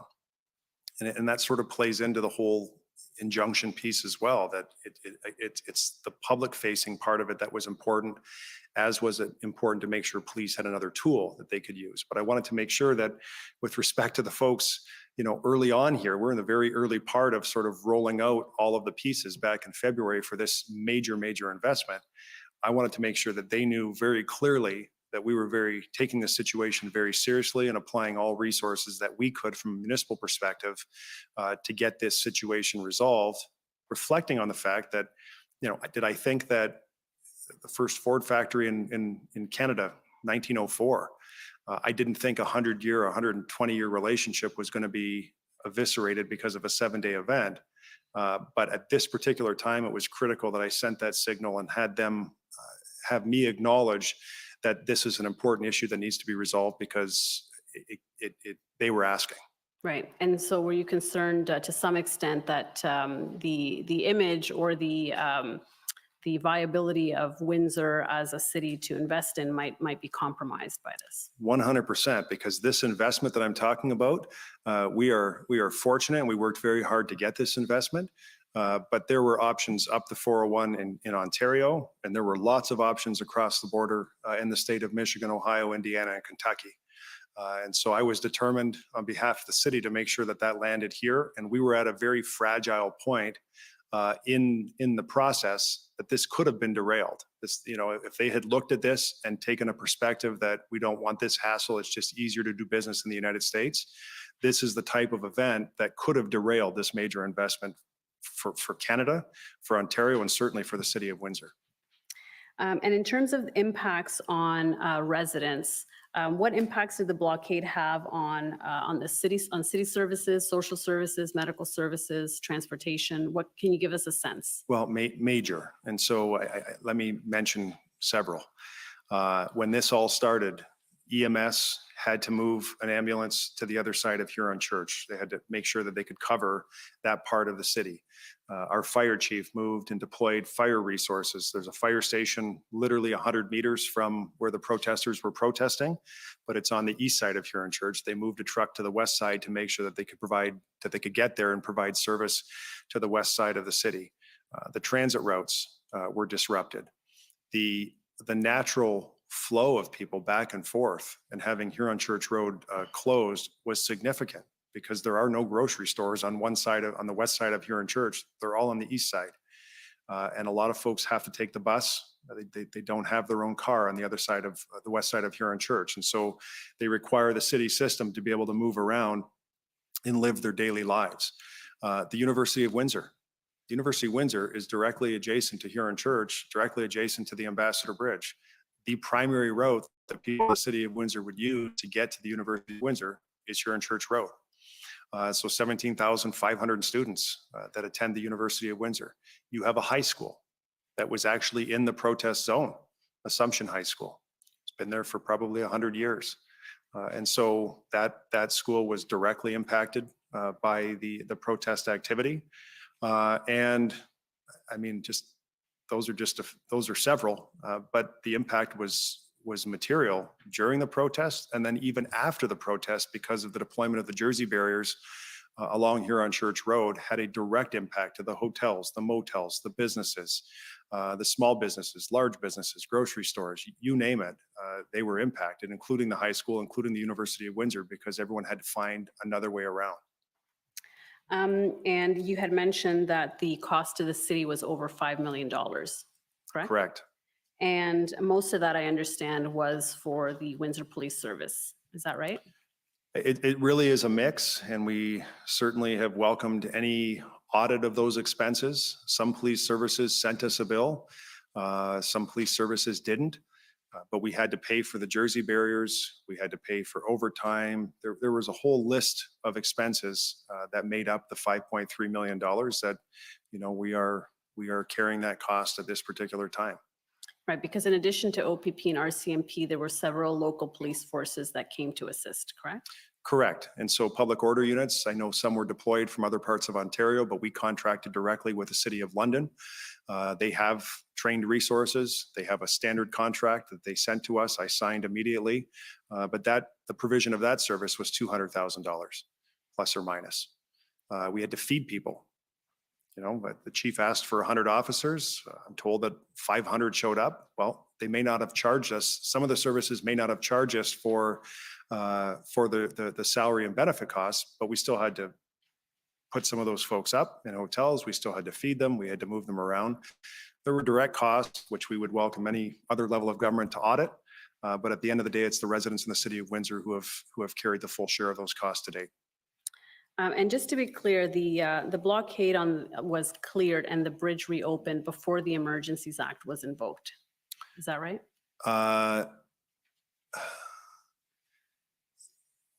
On the 14th, so the 13th around midnight into the 14th, I think the bridge opened around midnight on the 14th. So the Emergencies Act was invoked sometime on the 14th. So yes, the answer to your question is yes. Okay, great. So none of the measures in the Emergencies Act were used to clear the blockade since it came after, correct?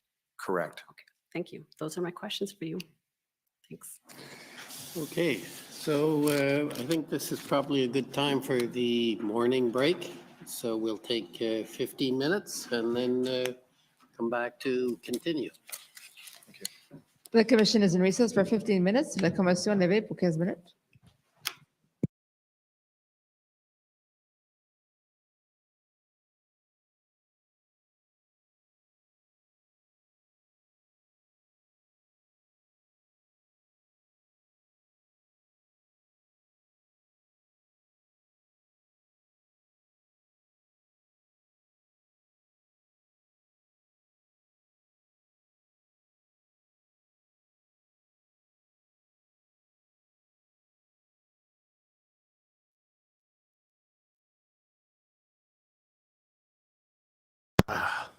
How's it? Whoa, we're going crazy here. How's it going, everybody?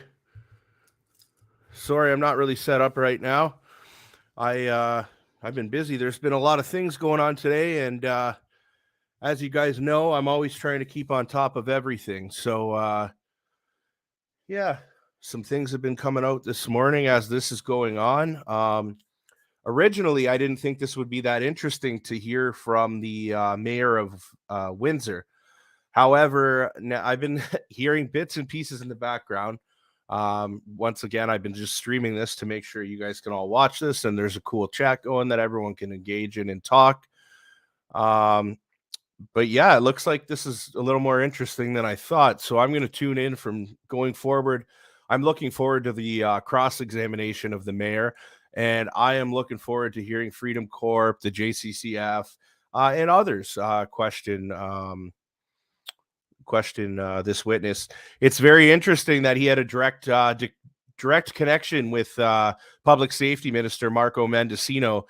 This is one of the first people we've heard say something like this now. And how interesting that this person's coming out to say this after all the police officers and everybody else testified that that these things weren't going on. But anyways, we'll see what unfolds there. I don't want to get, I got to fix this thing.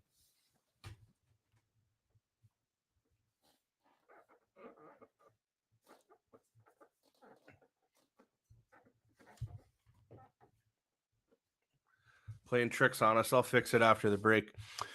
Anyways, we have some breaking news. Probably not going to come to a surprise to you guys. So, Doug Ford has won his federal court case.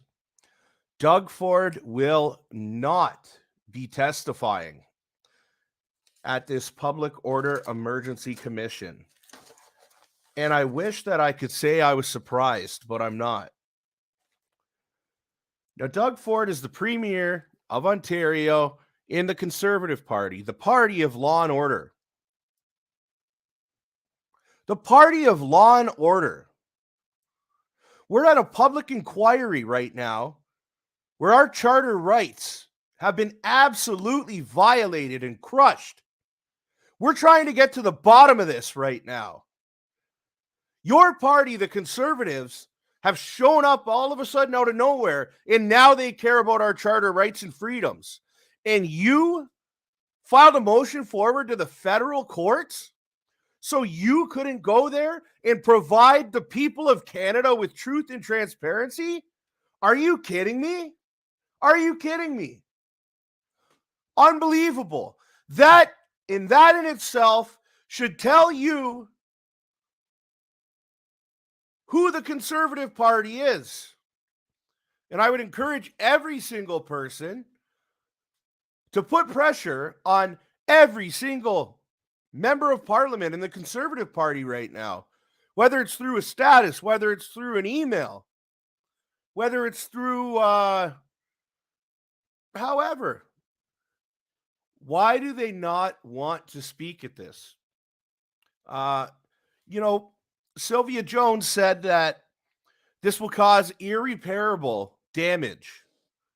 To who? The corporation, the establishment, the state? To the people who beat peaceful protesters with brute force? Are they going to be damaged? Because we're pretty damaged.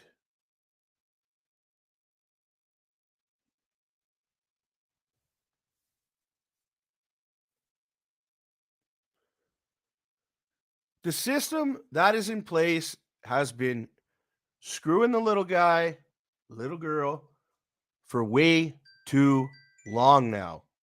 Way too long. It is not right. It is not fair that they can just do this. They can just pick and decide when they want to speak. Doug has been silent the entire time. Why? I know why. It's because of all that money the federal government gave you to just shut your mouth and toe the line. Anyhow, we will see you at next break, folks. This will be coming back on shortly in a minute. I got breakfast on the go right now. I just thought I'd jump in and talk, let you know the breaking news that it is 100% Doug Ford will not testify. He has won his federal hearing.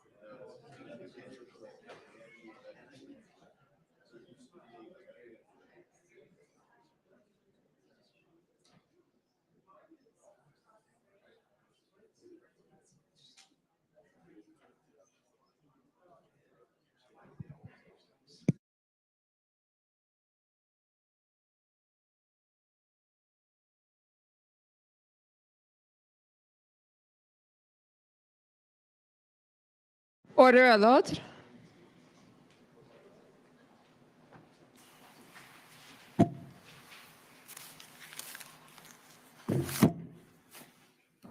The commission is reconvened. La commission reprend.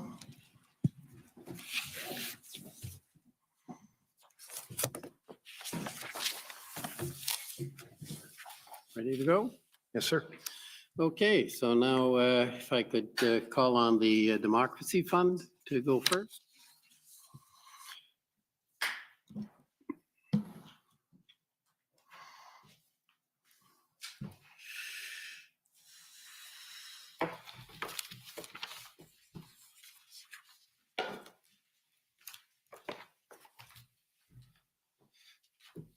Morning, Mr. Commissioner. Good morning, Mayor.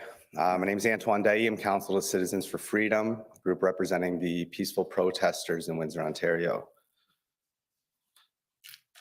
First of all, Mayor, congratulations on your recent re-election. I understand we heard earlier that you've been the mayor and the chair of the Police Services Board since 2014, but you also served prior to that in the capacity as a city councillor. Is that correct? Correct. And when did that start? December 2006. And so since your tenure of December 2006, would you agree that you have got some significant influence and connections within the city of Windsor and are a central point of contact for organizations such as the University of Windsor, the businesses in the area, and that you wield quite a bit of political influence?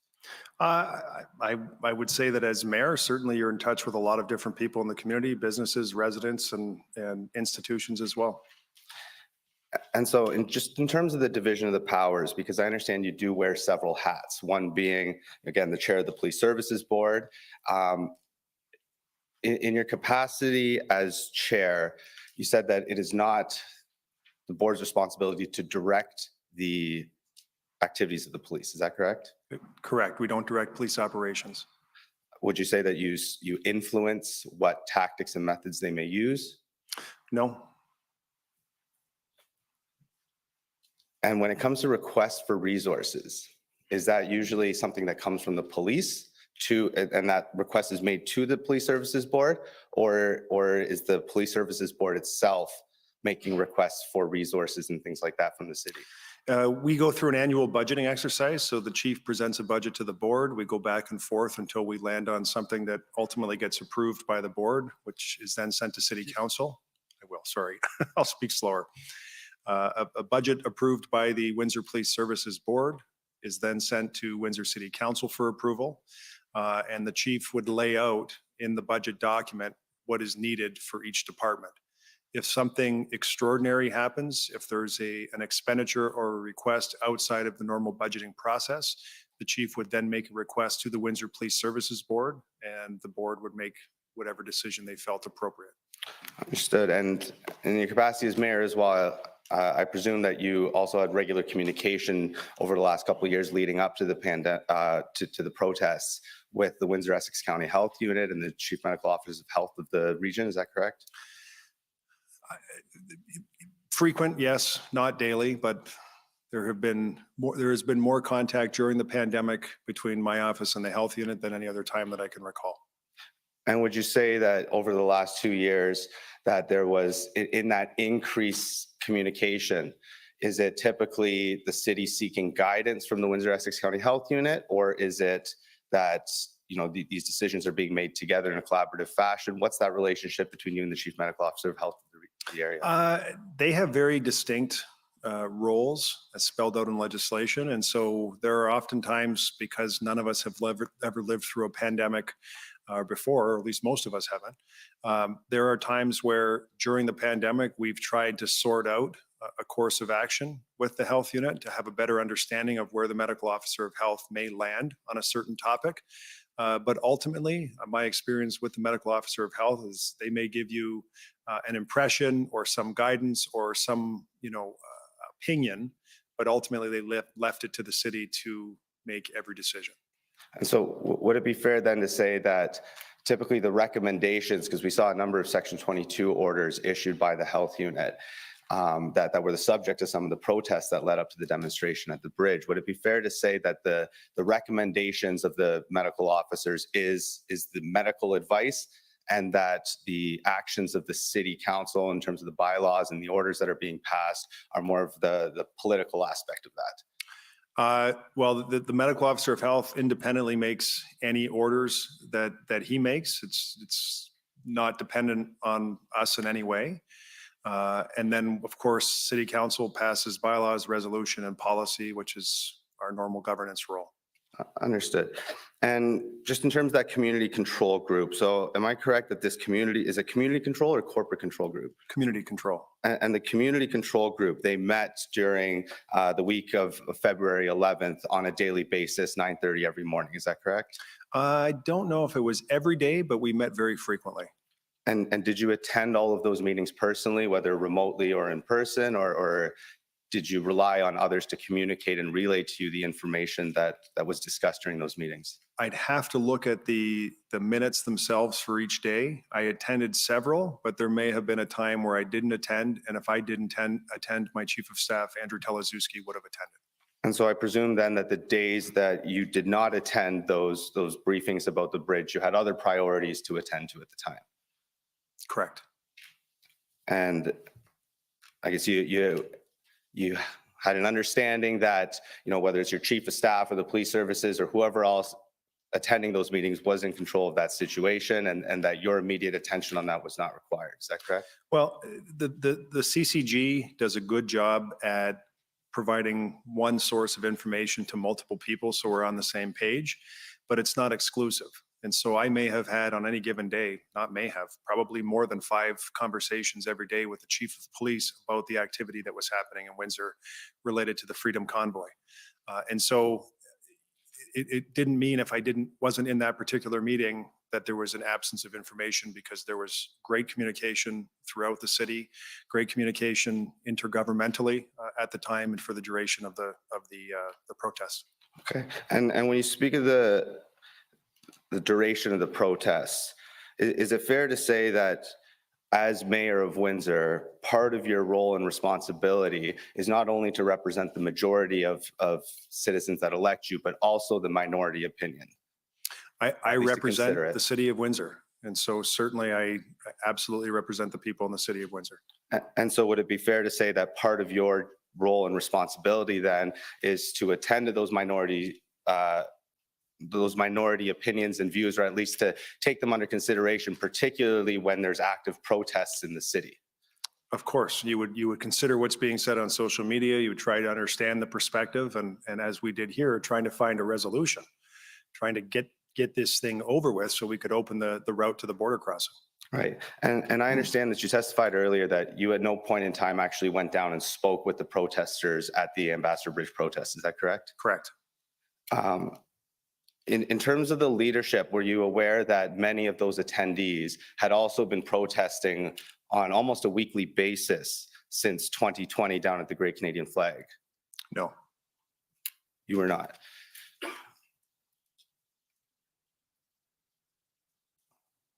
As mayor, are you typically informed by somebody within the city's apparatus of the protests that are happening?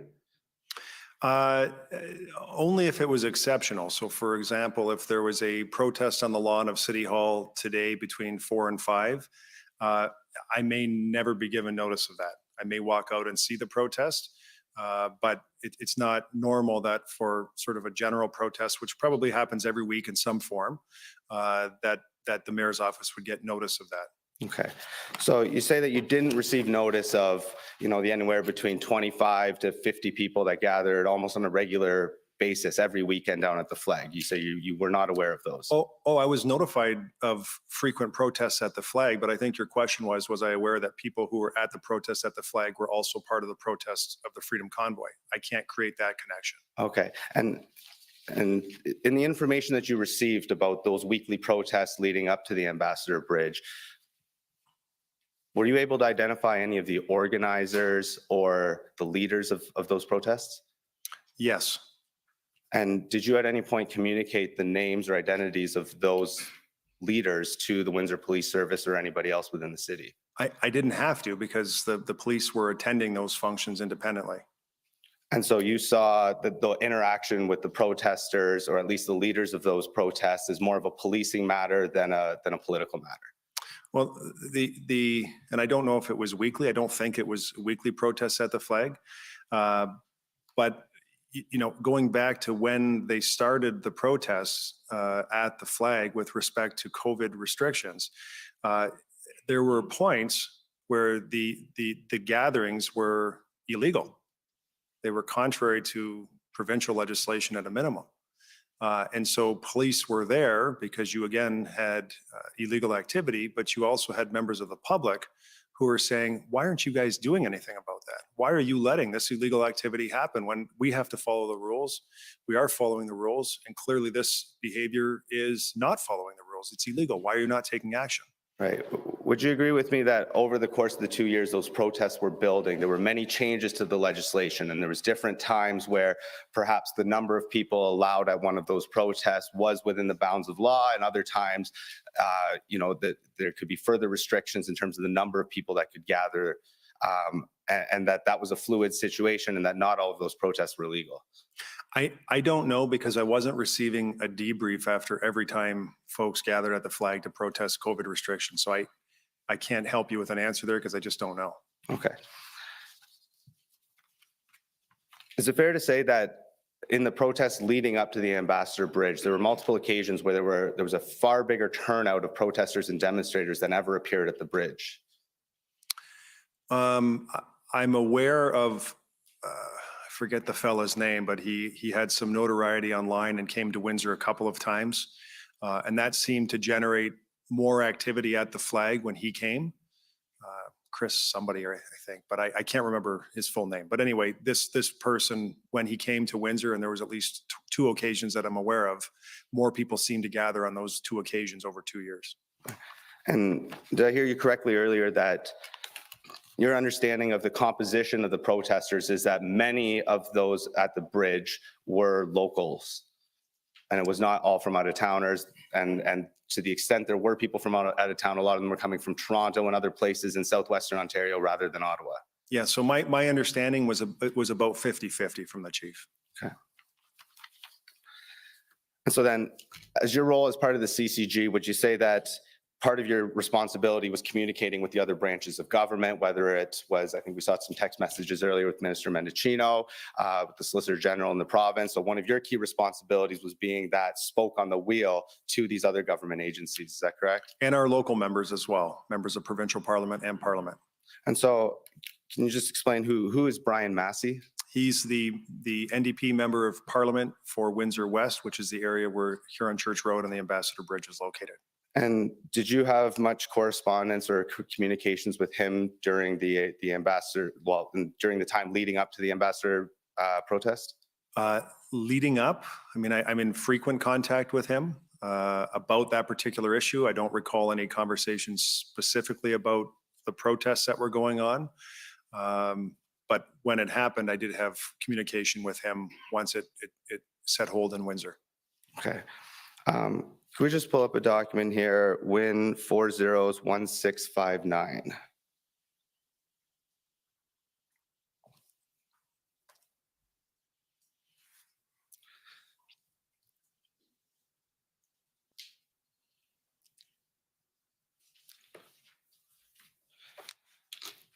So, Mr. Mayor, we heard earlier that you said, you know, the traffic at the Ambassador Bridge is of particular economic importance, that every hour of every day, there's goods and services crossing that border, and that in your opinion, a significant interruption to those products and services flowing across the border is of economic importance. Did I hear you correctly on that? That's correct. And I believe, Mr. Massey, if we can scroll down here on this letter, appears to be dated February 9th to many of the other federal ministers. And if we scroll down, And if you look at the top of the second paragraph there, it says that traffic disruptions along the road corridor to the Ambassador Bridge are not uncommon. So Mayor, do you have any idea of what Mr. Massey is referring to here? I don't. I mean, unless he's talking about just sort of general construction that happens on Huron Church Road, which is, you know, a requirement on any road. I'm not aware of any major disruptions. Okay.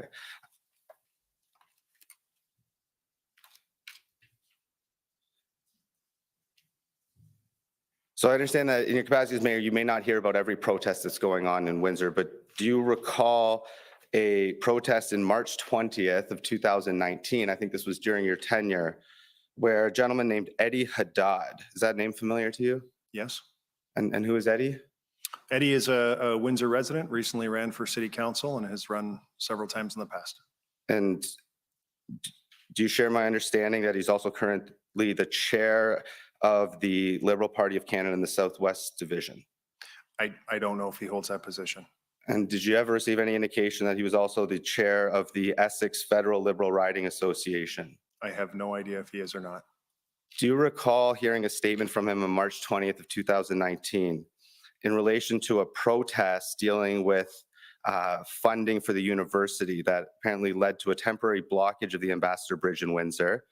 And Mr. Haddad's quote saying that we're going to continue to shut down the bridge at every protest we do until they reverse the cuts. Do you recall that? No. So in addition to construction, do you recall any other interruptions to the flow of goods and services across the border at the Ambassador Bridge? Over what period of time? Well, let's say most recently, is it true that on October 3rd of 2022, both the Ambassador Bridge and the Windsor Tunnel were shut down for a marathon? Yep, that happens every year. That happens every year. Yep. And is it your understanding that as part of that planning, both the bridge and the tunnel were completely shut down to commercial and pedestrian traffic for a period of time? Correct. It's the Detroit Free Press Marathon that happens every year. So it's very well defined, very well prescribed, and the entire community on both sides of the border knows it's going to happen. Right. And were you also aware of a CBSA strike and protest in support of that over some wages or the fact that they had been working without a contract that caused some major slowdowns and disruptions at the bridge in August of 2021, as I understand it? I wasn't aware of any major disruptions at the bridge, but So would it be fair to say then that this particular protest that happened in February of 2022 was not the first protest that impacted the free flow of goods across the border at the bridge? well, I would say it was the most unique and caused a complete shutdown of traffic to the Ambassador Bridge. The others that you're trying to compare to are very distinct and different. And different, but also insignificant to the point that you don't recall that as a major event. Is that correct? Exactly. Okay.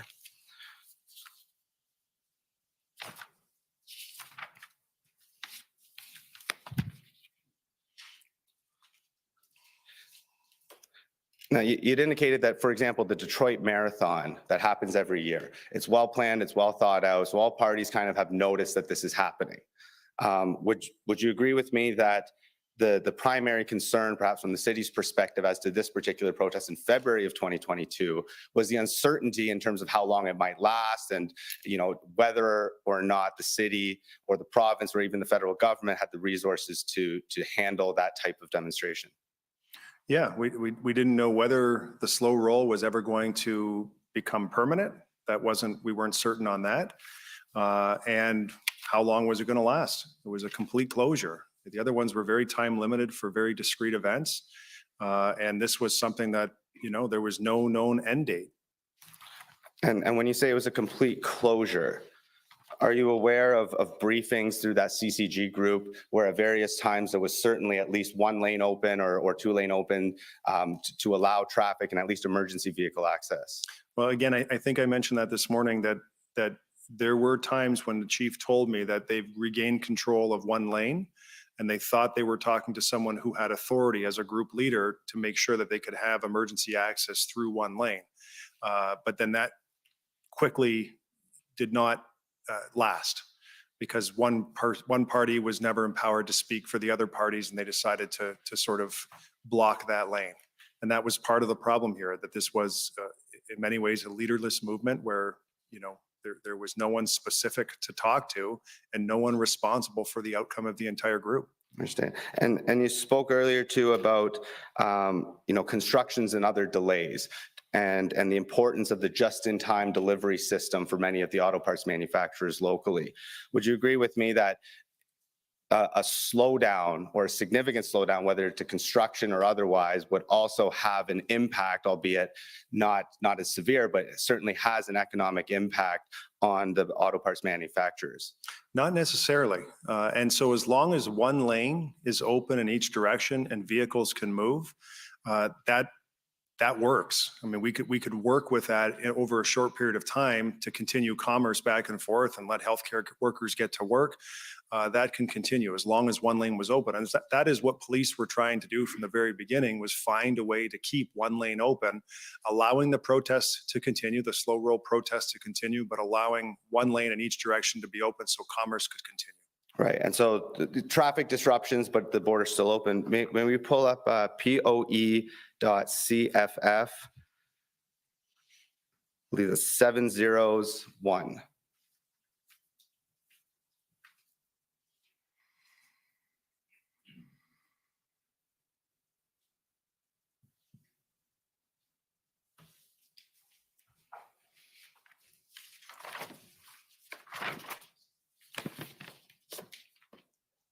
Just scroll down here, just notice the date that it's May 13th, 2019. And is this an accurate representation of Huron Church line here? What are we looking at in terms of the nearest cross street where those traffic lights are? I would have to have you tell me that answer. I'm not sure. Okay, would it be fair to say that this is close to the Ambassador Plaza and that we're looking at roughly 200 to 300 meters, maybe a kilometer away from the mouth of the bridge? Yep, that's correct. Okay, and would you agree that this type of traffic and slowdown is not unusual along that main corridor in your experience since 2006? I would say that there is, because of the number of trucks that use Huron Church Road, there is always the need for some form of repair, rehabilitation, or construction along that road. We receive money from the provincial government under a program called Connecting Links, which is designed to fund repair and renewal of roads that are municipally owned, but really serve a greater purpose, like Huron Church Road.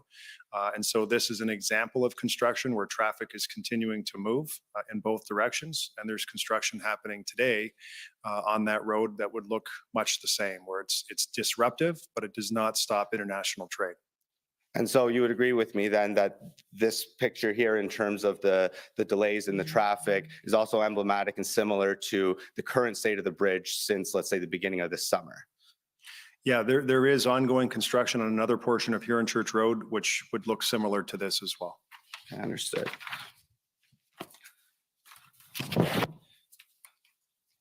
I'd like to briefly touch on sort of who knew what when within the CCG.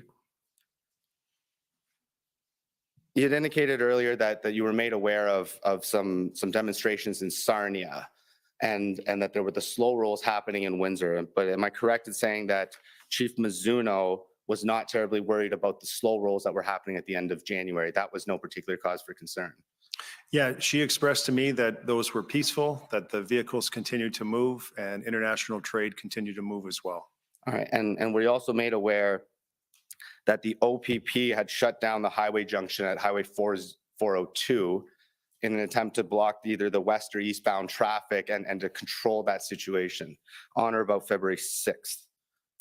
I don't recall. Can we put up document Win 6041?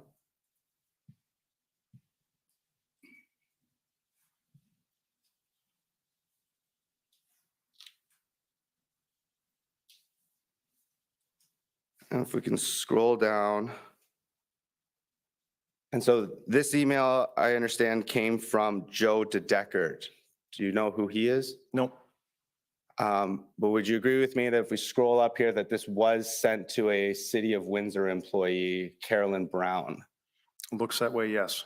And so you were never advised as to the contents of this email or this particular update that the OPP had shut down Highway 402?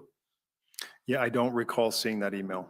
All right, if we could scroll down a little bit further there, that the OPP in fact shut down the highway and that no traffic was able to go westbound to the US through Sarnia due to police action. Is that a fair assessment of the content of this email? I think it speaks for itself. Understood. And so if we could pull up Windsor document 00060 and 39.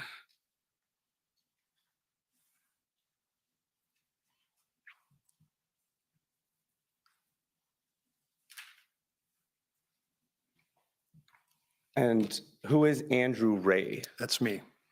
Okay. And so were you informed then by Stephen Laforet, and Stephen Laforet is the Windsor Chief of Fire, is that correct? Correct. And he also sits on the CCG? Yes. And so he notified you about the protest at Blue Water Bridge. He was informed that by EMO that the 402 is now closed, and it was closed by OPP and not by a blockade. Were you made aware of this fact on February 6th around 3 in the afternoon? It looks like that email was sent to me, but I don't recall reading it. Okay. And I think later in this document too, that they say that they are trying to block off the Ambassador Bridge, or at least threatening to do so.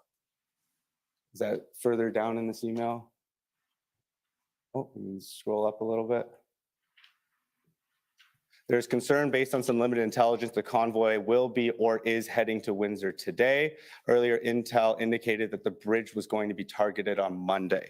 So would it be fair to say that on February 7th, you had some intelligence that there may be an action at the Ambassador Bridge? I think it was even earlier than that. And so I wasn't too concerned about, I mean, I was interested in the Blue Water Bridge, but that's not within my scope of responsibility. But I think as soon as February 4th came and the chief told me, and she actually elevated the fact that there was a slow roll protest, we started making arrangements that weekend. I think I mentioned this morning with respect to Jersey barriers. We started making arrangements with respect to moving the tunnel bus. I initiated that action, trying to get the tunnel bus on the duty-free side so that we would have a way to get healthcare workers through the tunnel in the event that there was a blockade at the tunnel as well. And so we started that particular weekend making arrangements, not knowing if the slow roll blockade or protest would ever become a full blockade. Okay, and then if,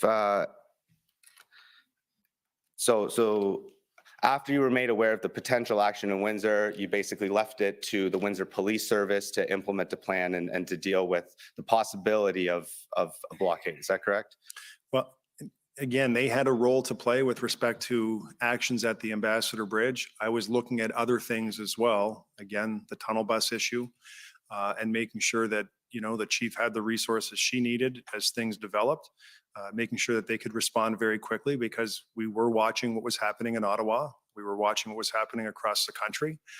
And we collectively wanted to make sure that we were finding best practices so as not to see that type of behavior happen in Windsor as well. Understood. Can we pull up Windsor Win 402174? I believe these are the in-camera meeting minutes from February 8th, 2022 at 7 p.m. Do you recall being in attendance at this meeting? Yes, sir.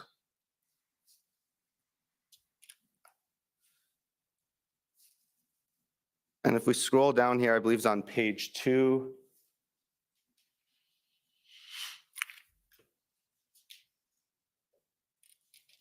I'll scroll down a little further. I think there's a quote there that says that at any point we can extend the circle of control.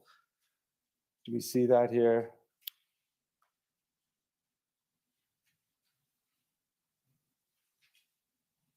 Perhaps closer to the bottom of the page. Perfect. So that's Deputy Belair saying that at any point we can extend the circle of control. What did you understand that to mean? That if this escalated, they could expand the area in which they were going to provide enforcement. And did you have any understanding in terms of what was within the circle of control on February 8th at 7 p.m.? No. I mean, I just assumed it would have been Huron Church Road, but I was never given a plan that delineated the boundary. Okay, and I believe somewhere in here, Chief Mizuno says as well that we are ready to ask should we need assistance, and that the amount of assistance will be dictated by what happens in the coming days. Do you recall hearing Ms. Mizuno or Chief Mizuno saying that?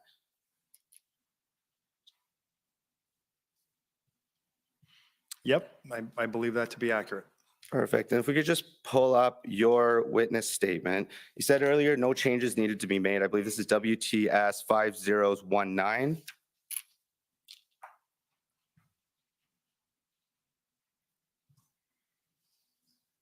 I believe in that document, you said you weren't sure where the number 100 came from, referring to the request for additional officers. Well, I know where it came from. It came from the chief to me, but I never asked her to sort of explain to me how she came up with 100. I simply asked her, what do you need to help get this situation resolved? She got back to me and said, I need 100 officers. Okay, if we could pull up document WIN 402306 at pages 10 and 11.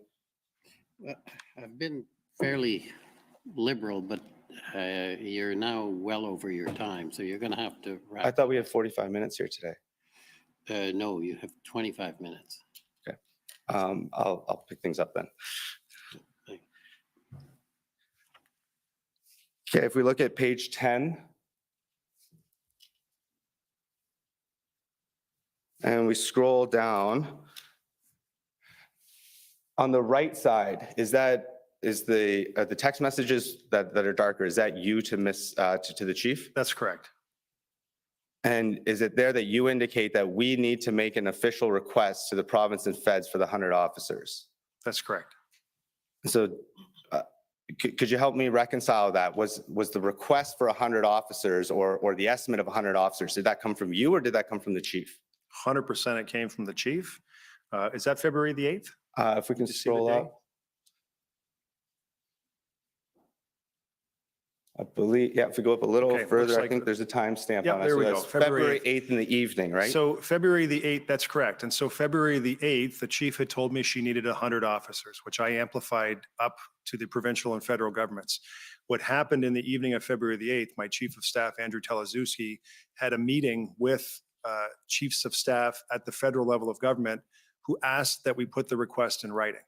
Okay, could we, Teleszewski then told me that we need to put it in writing. I sent it to the chief saying, we need to put this in writing. so your testimony is that the request for 100 officers came directly from the chief of police and it was not at your direction? Correct. Okay, could we pull up Windsor document 402295? I believe these are text messages between the mayor and Minister Medicino.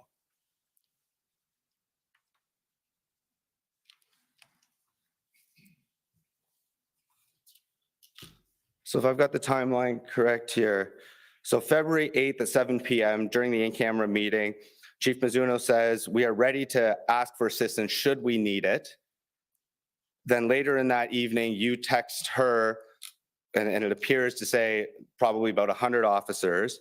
If we're looking at here, page 4. So on Wednesday, the following evening then, it appears that Minister Medicino is under the assumption that the police chiefs, that would be Chief Mizuno, told the OPP commissioner that they're not requesting additional enforcement resources. And you said that that was inaccurate?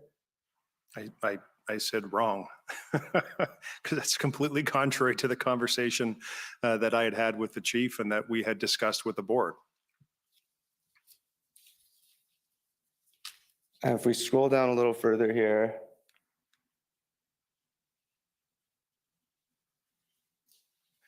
You had indicated earlier, correcting your statement, that CBSA went to offer tow trucks support to Windsor, and then the local police was saying that that wasn't necessary. Is that correct? Or that they weren't That's interested? Minister Medicino's text to me. Right.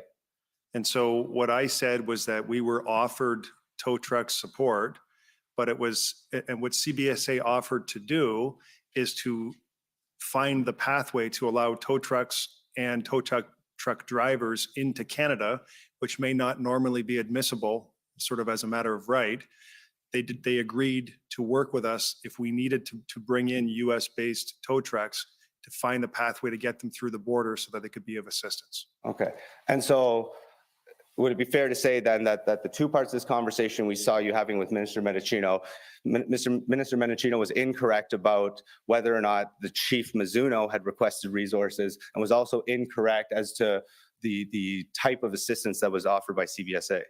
I think what happened when I received that message from Minister Mendicino and my response was wrong, I called the chief immediately to make sure I understood what was going on. The chief explained to me that in a conversation that she had had with Commissioner Carrique, that at that precise moment in time, they weren't asking for any more because officers were coming in and she didn't know how many officers were coming in. Understood. Okay. And it was also your understanding then that there was a plan in place as early as February 10th to dismantle this protest. Is that correct? Well, I knew that officers were coming in. I did not know. The chief could not tell me how many officers were coming in, nor was I aware of how long it would take to resolve the issue. Okay. Can we pull up WPS? I believe that's. I'm going to have to stop you. You're now well over your time. So if you could wrap up, please.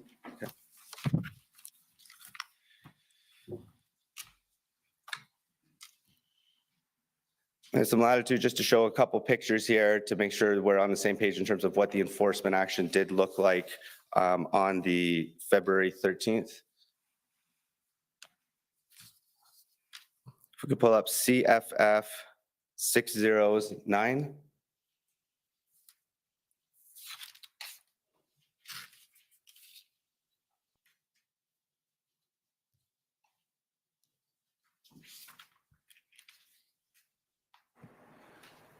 Sorry, Council, is that, is there another digit after the 9? Not according to this note here. Okay, we can skip that one and look at CFF 0000260 instead.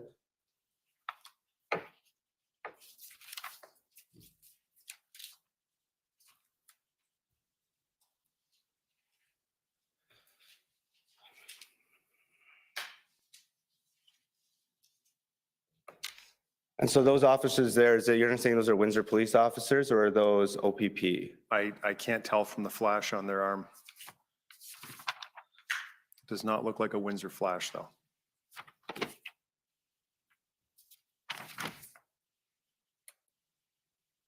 What about CFF 0000261?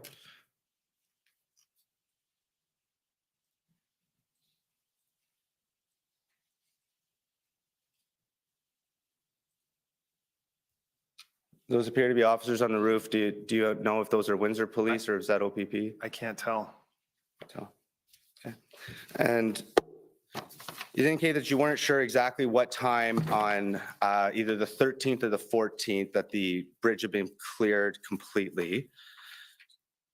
Do you recall reading a report from, again, I believe this is Chief of Fire Stephen Laforet, that the blockade is clear and that all needs have been met? It's at 9:52 p.m. on February 13th. Yeah, I do recall the bridge had been, the roadway had been cleared earlier than the bridge opened. And so they had to get the barriers in place once the people were moved out and the vehicles were moved out. They had to get the barriers in place before they could open the bridge. And then, of course, they had to make sure. But the area was notify secure. everybody. As secure as it could be, but there was a heightened state of alert on that particular day and for weeks afterwards. Understood. And just in terms of the intentions of some of those protesters there, I understand that you referred to what happened at the Ambassador Bridge almost as a last of the Mohicans moment, and that when asked to clarify, you indicated that some people there were willing to die for that cause. Would you agree, based on some of your observations, that in the evenings, at least, it was a party atmosphere, that the vast majority of protesters there were not willing to be shot in the streets to maintain that protest, and that it was by and large absolutely peaceful? Well,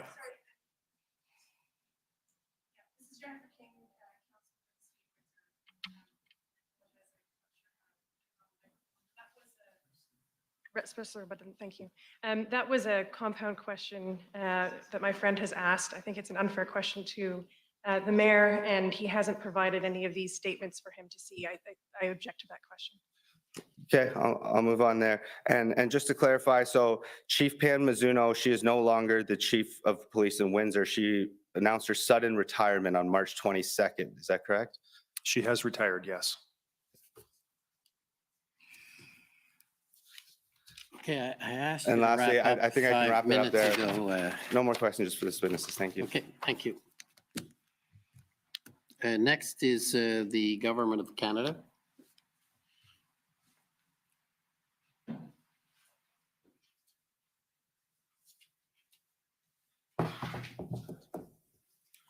Good morning, Mayor Dilkins, Commissioner David Shiroki for the Government of Canada.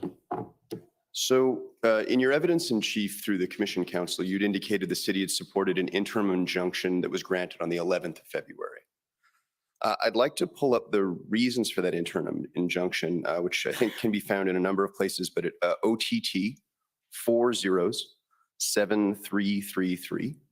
And as that's being pulled up, you'd indicated in your evidence in chief that there were concerns about vigilantism leading up to enforcement, and that was a factor that went into seeking the injunction. Is that correct? Absolutely. Where were these concerns coming from? Social media, for sure. A Facebook group had been set up. We had local labor leadership that was being very vocal about gathering a group of people and going down there and ending this blockade. And so it was a theme that I would suggest had a head of steam fairly early on because everyone appreciated the impact of what was going on here. And were you aware of any organized efforts either through that social media or through announcements through official groups? Well, I'm aware that there was a discussion with police that had people lower the temperature. People who were purporting to want to do that, to lower the temperature and just let us resolve this in a peaceful way. And so we have the document open, which are the reasons that were for the injunction granted on the 11th of February. And specifically, I'd like to go to page 9, and in particular, paragraph 46 of the decision. And so, paraphrasing a bit, the court finds that there's no question that the blockade had caused and would continue to cause irreparable harm to Windsor. Would you agree that the harm that's being discussed here by the court, and in fact the harm that the city of Windsor was talking about in supporting this injunction, was the harm caused by a continuous blockade and not temporary increases in traffic? 100%. The harm was economic harm to a lot of people in the community. And is it your understanding that roughly around midnight, either the night of the 13th or the 14th, the blockade was cleared and the bridge reopened to traffic? Correct. And with respect to the timing of that enforcement, in your evidence in chief, you indicated that there was a delay in enforcement due to the arrival of children at the protest. Correct. What were you hearing from police about the impact of the presence of children at the protest? What I heard from the chief is they were going to stand down on the Saturday night, resume enforcement on Sunday. There were people live streaming on social media from the area, so I watched some of that as well, and media was there reporting. And you saw the numbers of protesters swell dramatically. And it was all of a sudden you saw kids in strollers, you saw young kids, and it was, I would submit, in direct relation to the sort of call to support by the pastor in that one particular church. All right. And sort of in a similar vein, I'd like to take the witness to WIN 402238, please. And while that's coming up, you'd indicated the city had asked for an extension of the interim injunction and that this was an indefinite extension. Is that correct? That's correct. And the document that we're pulling up again are the court's reasons for granting that indefinite extension to the injunction. If we could go to page 8, in specific paragraph 47. And at the bottom there, I think it's at Roman numeral 4. The court found that the city of Windsor had established a continued threat of a new blockade. And with respect to, again, the evidence and the submissions that were being brought to the court to extend this injunction, is that the concern? Was it either a continued blockade or a reemergence of the blockade? Yes, more a reemergence. I mean, at the time, obviously, it was to try and have everyone move on. But again, I think I've said this several times, the heightened state of alert that everyone was under, that police were under following the removal of the protesters in their vehicles. I've never seen that in my city in the past. And so there was a strong concern that this would happen again, which would put us on a cycle of having, another week of trying to move people out and mobilizing resources from across the province and across the country. And so the city provided a number of affidavits in support of this injunction extension, and I believe the application record from the city is at WIN 50925. And I won't ask that be brought up. It's a very long document. I just would like to refer to it, that there was evidence provided that spoke to this continued risk of a blockade reemerging. And so a document that I would like pulled up is WIN 50803. I'll just wait for that to come up.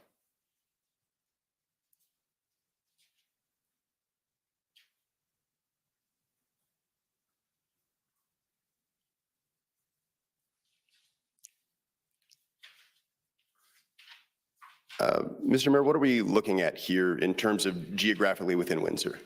The yellow line is Huron Church Road, and the X's are intersections that access Huron Church Road. If we could scroll down briefly. So there's an indication there, no local traffic beyond this point, and that's the period, you spoke of sort of a tunnel. I know there is a literal tunnel, but the tunnel leading down Huron Church Road to the Ambassador Bridge, that's the area you're speaking of? That's correct. Once you pass that red bar where it says no local traffic, you basically had to get on the Ambassador Bridge. And if I told you that this was a map of the traffic structure on the 16th of February, would that sound about right to you? That's correct. So this was a closure of a major municipal road in Windsor, wasn't it?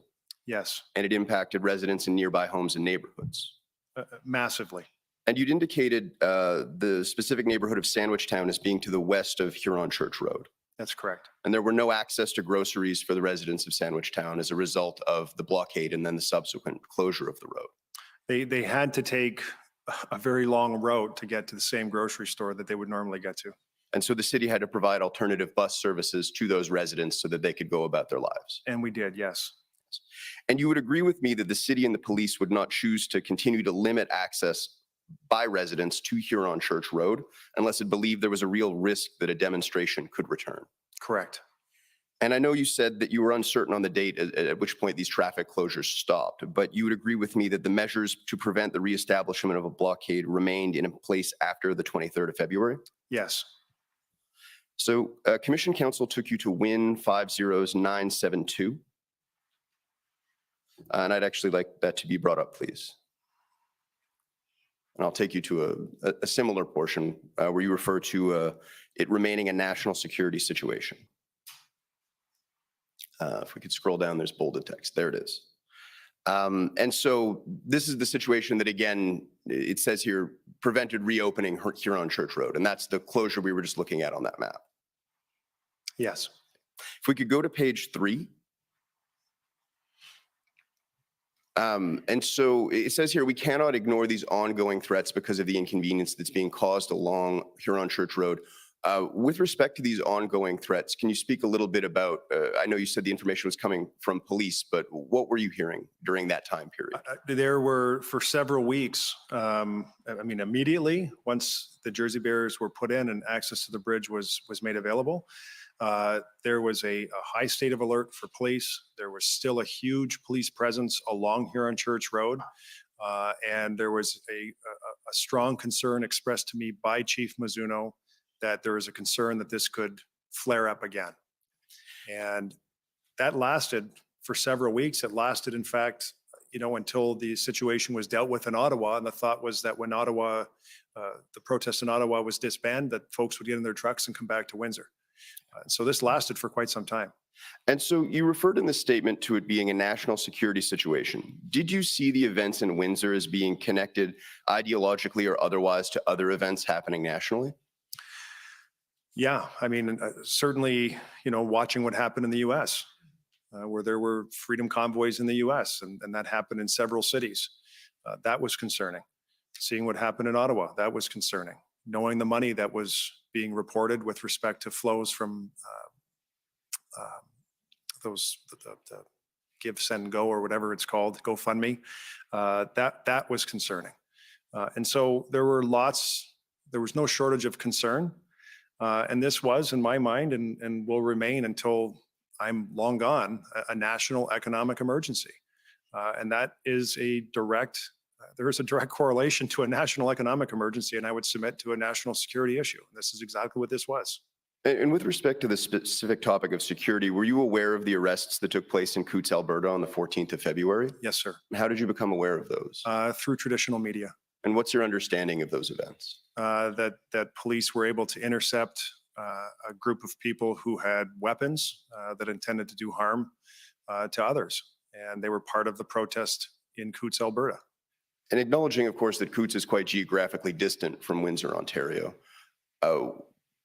Reading that with respect to, again, talking about security, were there any concerns that were raised in your mind at that time? I would say that from my impression, what I saw happen in Coutts was the type of behavior that police were posturing for here, the type of behavior they thought may play out here. And I think that played out in the posture that they presented and the way that they handled themselves in Windsor.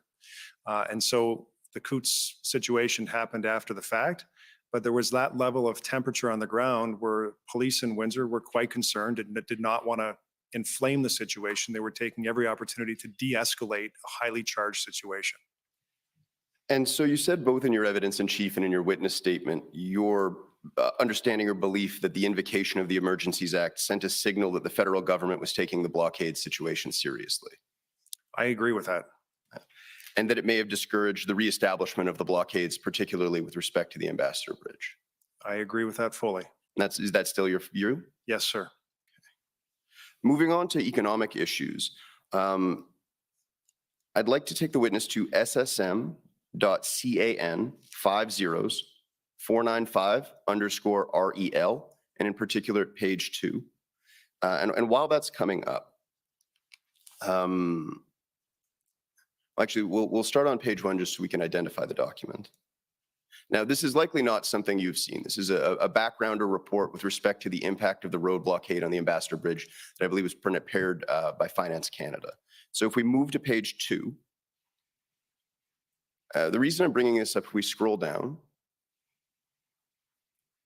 now there's a discussion here about both the exports, and I think the exports have been well covered in your evidence.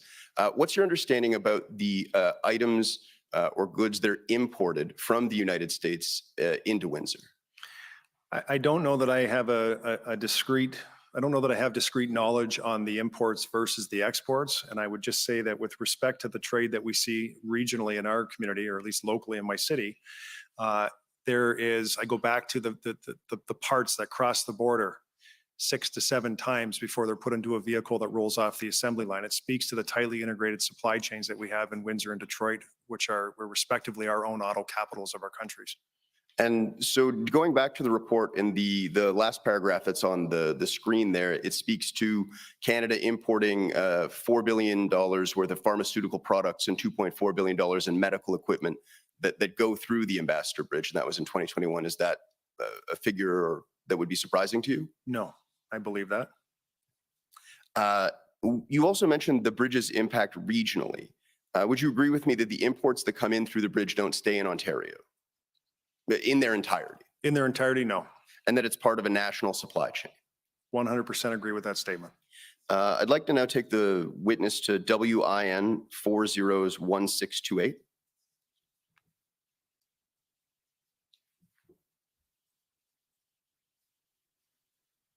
And this is a statement that my friend for Commission Counsel took you to earlier that was delivered on the 9th of February. And if we could scroll down to, I believe, the top of the second page. So it's the statement here again that if Canada becomes known as a difficult jurisdiction to do business with, to move goods in and out, for example, then supply chains will evolve and reconfigure to remove this element of risk and avoid Windsor-Essex? And was that your concern at the time with respect to Canada or Windsor specifically's reputation as a place to do business? It was part of the concerns for the reason that I mentioned, and they actually play out in part of the conversation, the readout which has been submitted in terms of documents, my readout with my conversation with the Prime Minister, where I even raised the issue of the battery factory in that conversation with him. And so there is no doubt that we must tread very lightly with respect to these types of incidents as they relate to our competitive position, not just as a city of Windsor, but provincially and nationally, because we are competing against Michigan, Ohio, Indiana, Kentucky, Tennessee for these types of investments. And you've seen big automakers make investments in those states. And we knew that we were fourth and goal, to quote a football term, on landing this battery factory. And so I needed to make sure that the signal was sent to those who would be interested in this, that we take this very seriously, and we're going to resolve this very seriously and very quickly. Acknowledging that I'm just at my 15 minutes, if I could just briefly take the witness to one more document and wrap up, would that be acceptable? Yep, Thank you. Go ahead. It's pb.can .6023_REL. And while that's coming up, I'll provide some context. This is another document that you may not have seen. It's a February 10th email chain between employees of the Canadian Embassy in Washington, D.C. and the Consulate General in Detroit. And specifically, I'd like to go to page 2.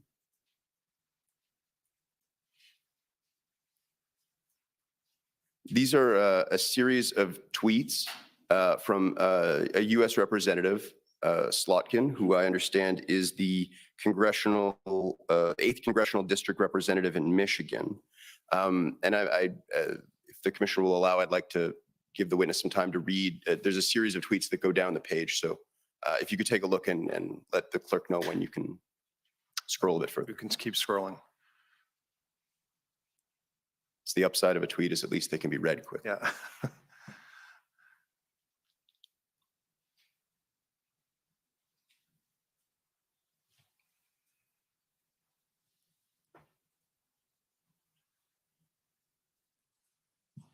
Just underscores, those statements underscore my explanation. And so you would understand these statements to be a political representative from the U.S. saying that we would need to move manufacturing to the U.S. as a result of incidents like the blockade at the Ambassador Bridge. That's absolutely correct. And my friend with Commission Counsel took you to some texts that you had with Premier Ford, and in the interest of time, I won't ask that they be brought up again. But do you recall him texting you that he had every major company all over him? Yes, Do you understand what he meant by that statement? absolutely I do. What was your understanding of that statement? That this was not just companies in Windsor or companies in Essex County. This bridge and this border crossing it's of provincial and national significance. So when it's blocked, he gets phone calls from major manufacturers all the way up the 401. At the risk of pushing my luck, Mr. Commissioner, if I should have 2 more questions. Go ahead. Thank you very much. You would agree with me that a blockade of the Ambassador Bridge would be more economically damaging than blocking the Detroit-Windsor Tunnel, Yes, and that an experienced truck driver would know that they could not use the tunnel? correct. Those are all my questions. Thank you very much for that indulgence, sir. Thank you. Next, the convoy organizers.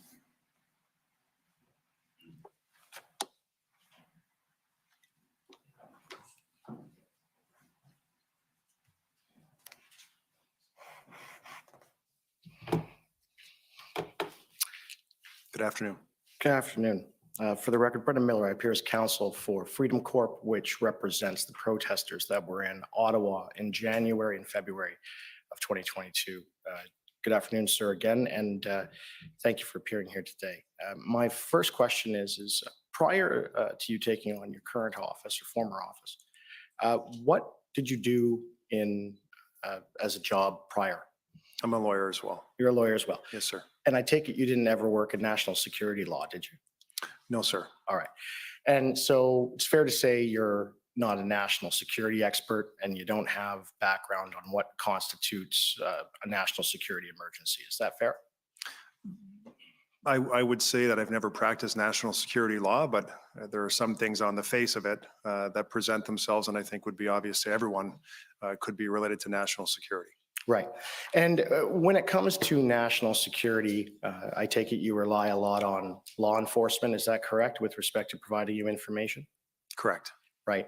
And in your capacity, of course, municipally, that's primarily going to be your municipal police force and the OPP, Mostly municipal police. mostly municipal police, right? And can you agree if you said you have some of an understanding of national security? So you're familiar with the Canadian Security Intelligence Service? Yes, sir. And what's your understanding of what they do? Well, they have their own act and certainly I'm sure it's well spelled out in the act that if you brought it up, we could go through it, but Yeah, but you agree with me that there's the Federal Intelligence Service, sort of the Canadian equivalent to the CIA. Is that fair? yes. Okay. And so the intelligence they gather with respects to threats to the security of Canada, can you agree with me that they would probably have the best information? I think they're certainly a good source. I think RCMP would also be a great source as well from a policing perspective. And Okay. Could we please bring up document? I've sent an email about it arising from my friend's cross.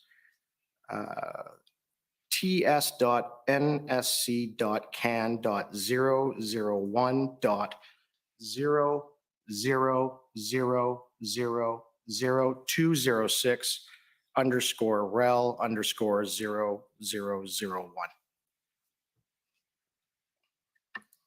Jennifer King for the City of Windsor. Commissioner, we received an email, it appears, from my friend, Mr. Miller, less than 15 minutes ago with 3 documents that he is. If I can assist, I'm only referring to the one. That's it. In any event, we had no notice of these documents. It's contrary to the rules. We haven't had any notice that he intends to put this to Mayor Dilkens. Okay, Mr. Miller, I The don't think this is document, the first time. yes, and it only arose from cross-examination from my friend, as I made clear in my email, not from the City of Windsor, not from the commission, but from my friend with the federal government, which made it relevant.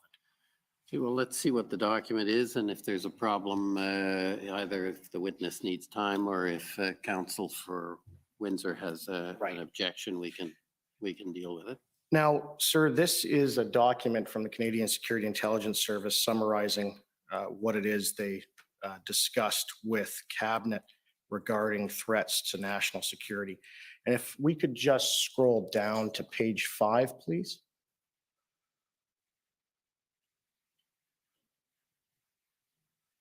Okay, so I just want you to see that. So on that document there, on February 3rd, CSIS assessed there is no indicators that known IMVEs, and I take it you know what that is, actors were planning to engage in violence.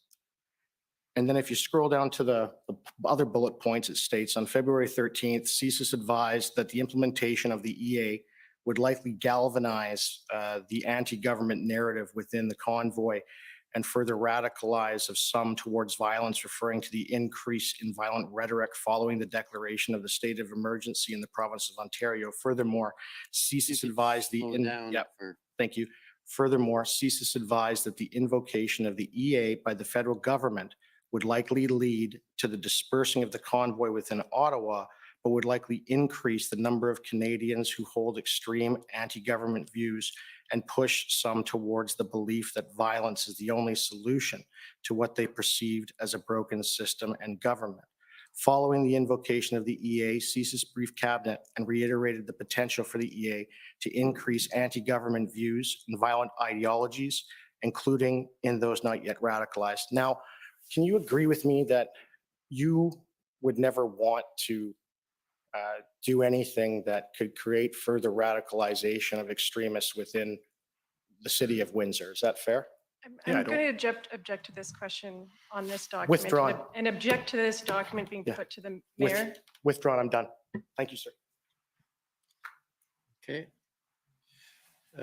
Next is the City of Ottawa. You can get started if you'd like, and we'll, seems to always happen at the City of Ottawa to be at lunchtime.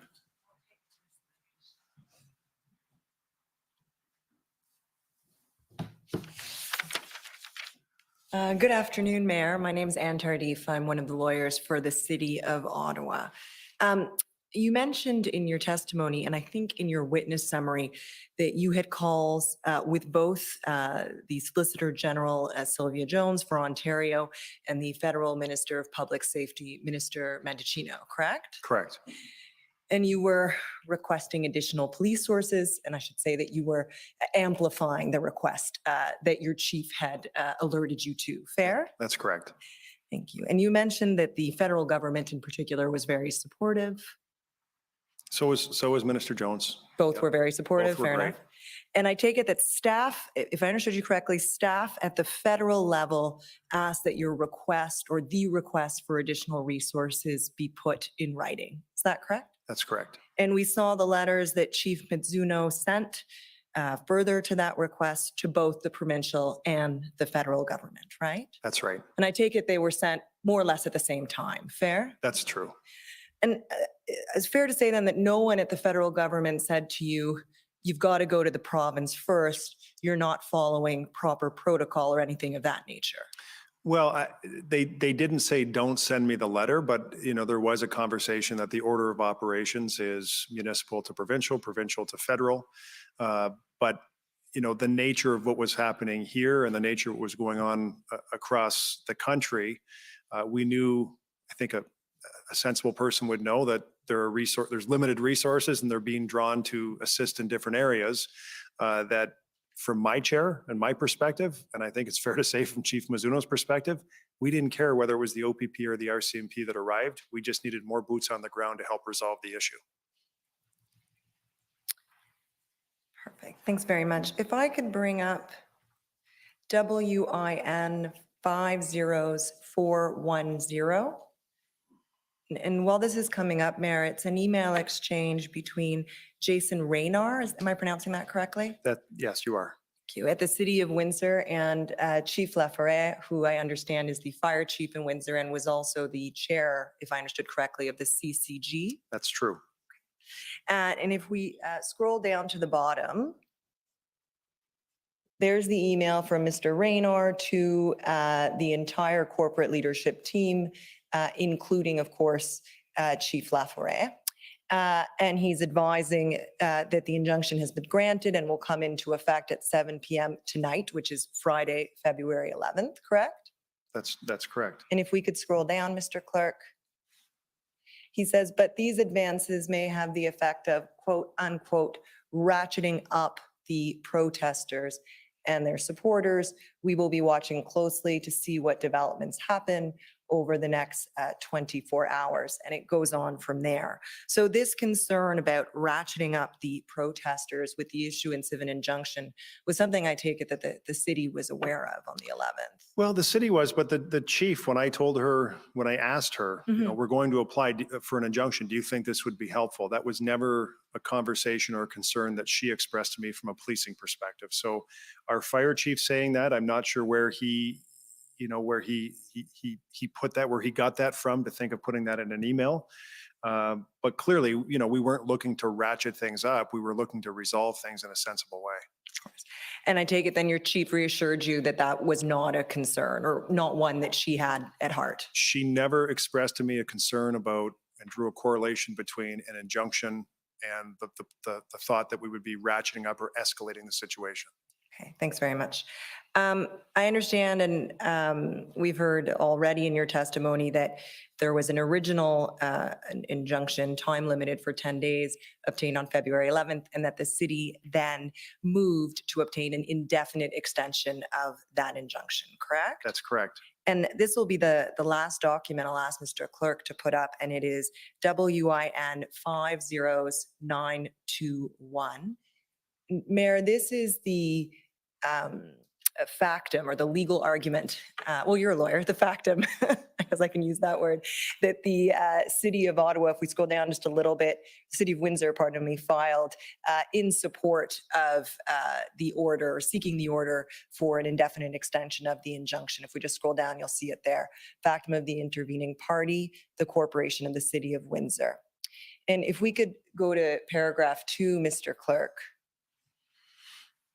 Before I take you through this, you've given ample evidence already about the concern that the city had about the possible resurgence of a blockade at the bridge if the injunction were to expire, correct? Yes. And I just wanted to draw this out. This is the argument put forth by the city of Windsor, and it says, the events in the days since the February 11th order was made have reinforced the ongoing need for the injunction. Since the February 11th order came into effect at 7 p.m. on February 11th, 2022, it's subparagraph A, protesters defied the February 11th order, with numbers increasing and peaking at between 600 and 800 individuals during the evening of Saturday, February 12th, 2022. And I take it that was information the city obtained from police. Yes. Okay, and that was information that formed part of the city's decision then to seek a continuation of that injunction. Yes. Thanks very much, Mayor. Those are my questions. Okay, so I think this is an appropriate time to take the lunch break. So we'll take an hour and come back to continue the questioning. La commission is in recess for 1 hour. La commission est levée pour 1 heure.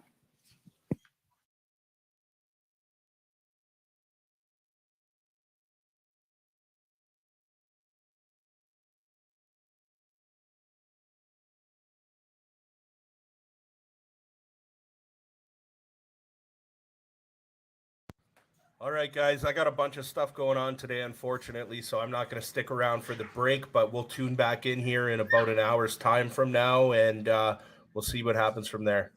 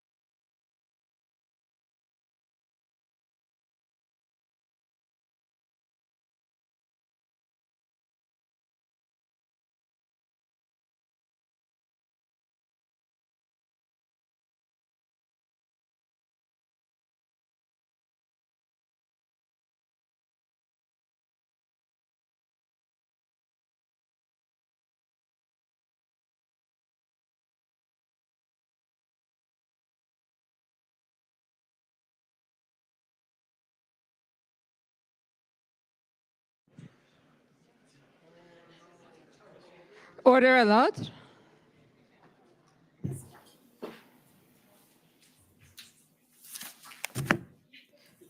The commission is reconvened. La commission reprend.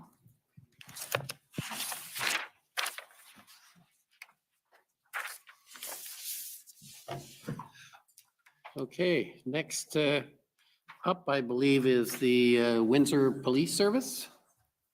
Thank you, Mr. Commissioner. I am Tom McRae for the Windsor Police Service. We have no questions for Mayor Dilkens and give our time, if we may, to the City of Windsor. Thank you. Okay.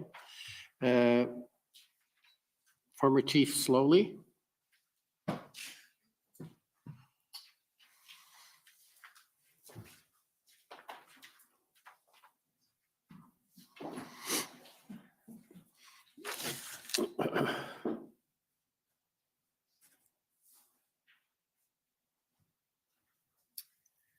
Thank you, Commissioner. Mayor Dilkens. Good afternoon. I'm Tom Curry.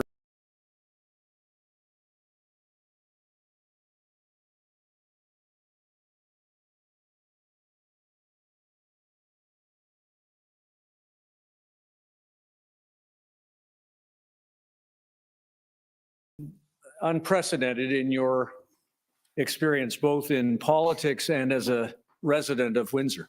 That's correct.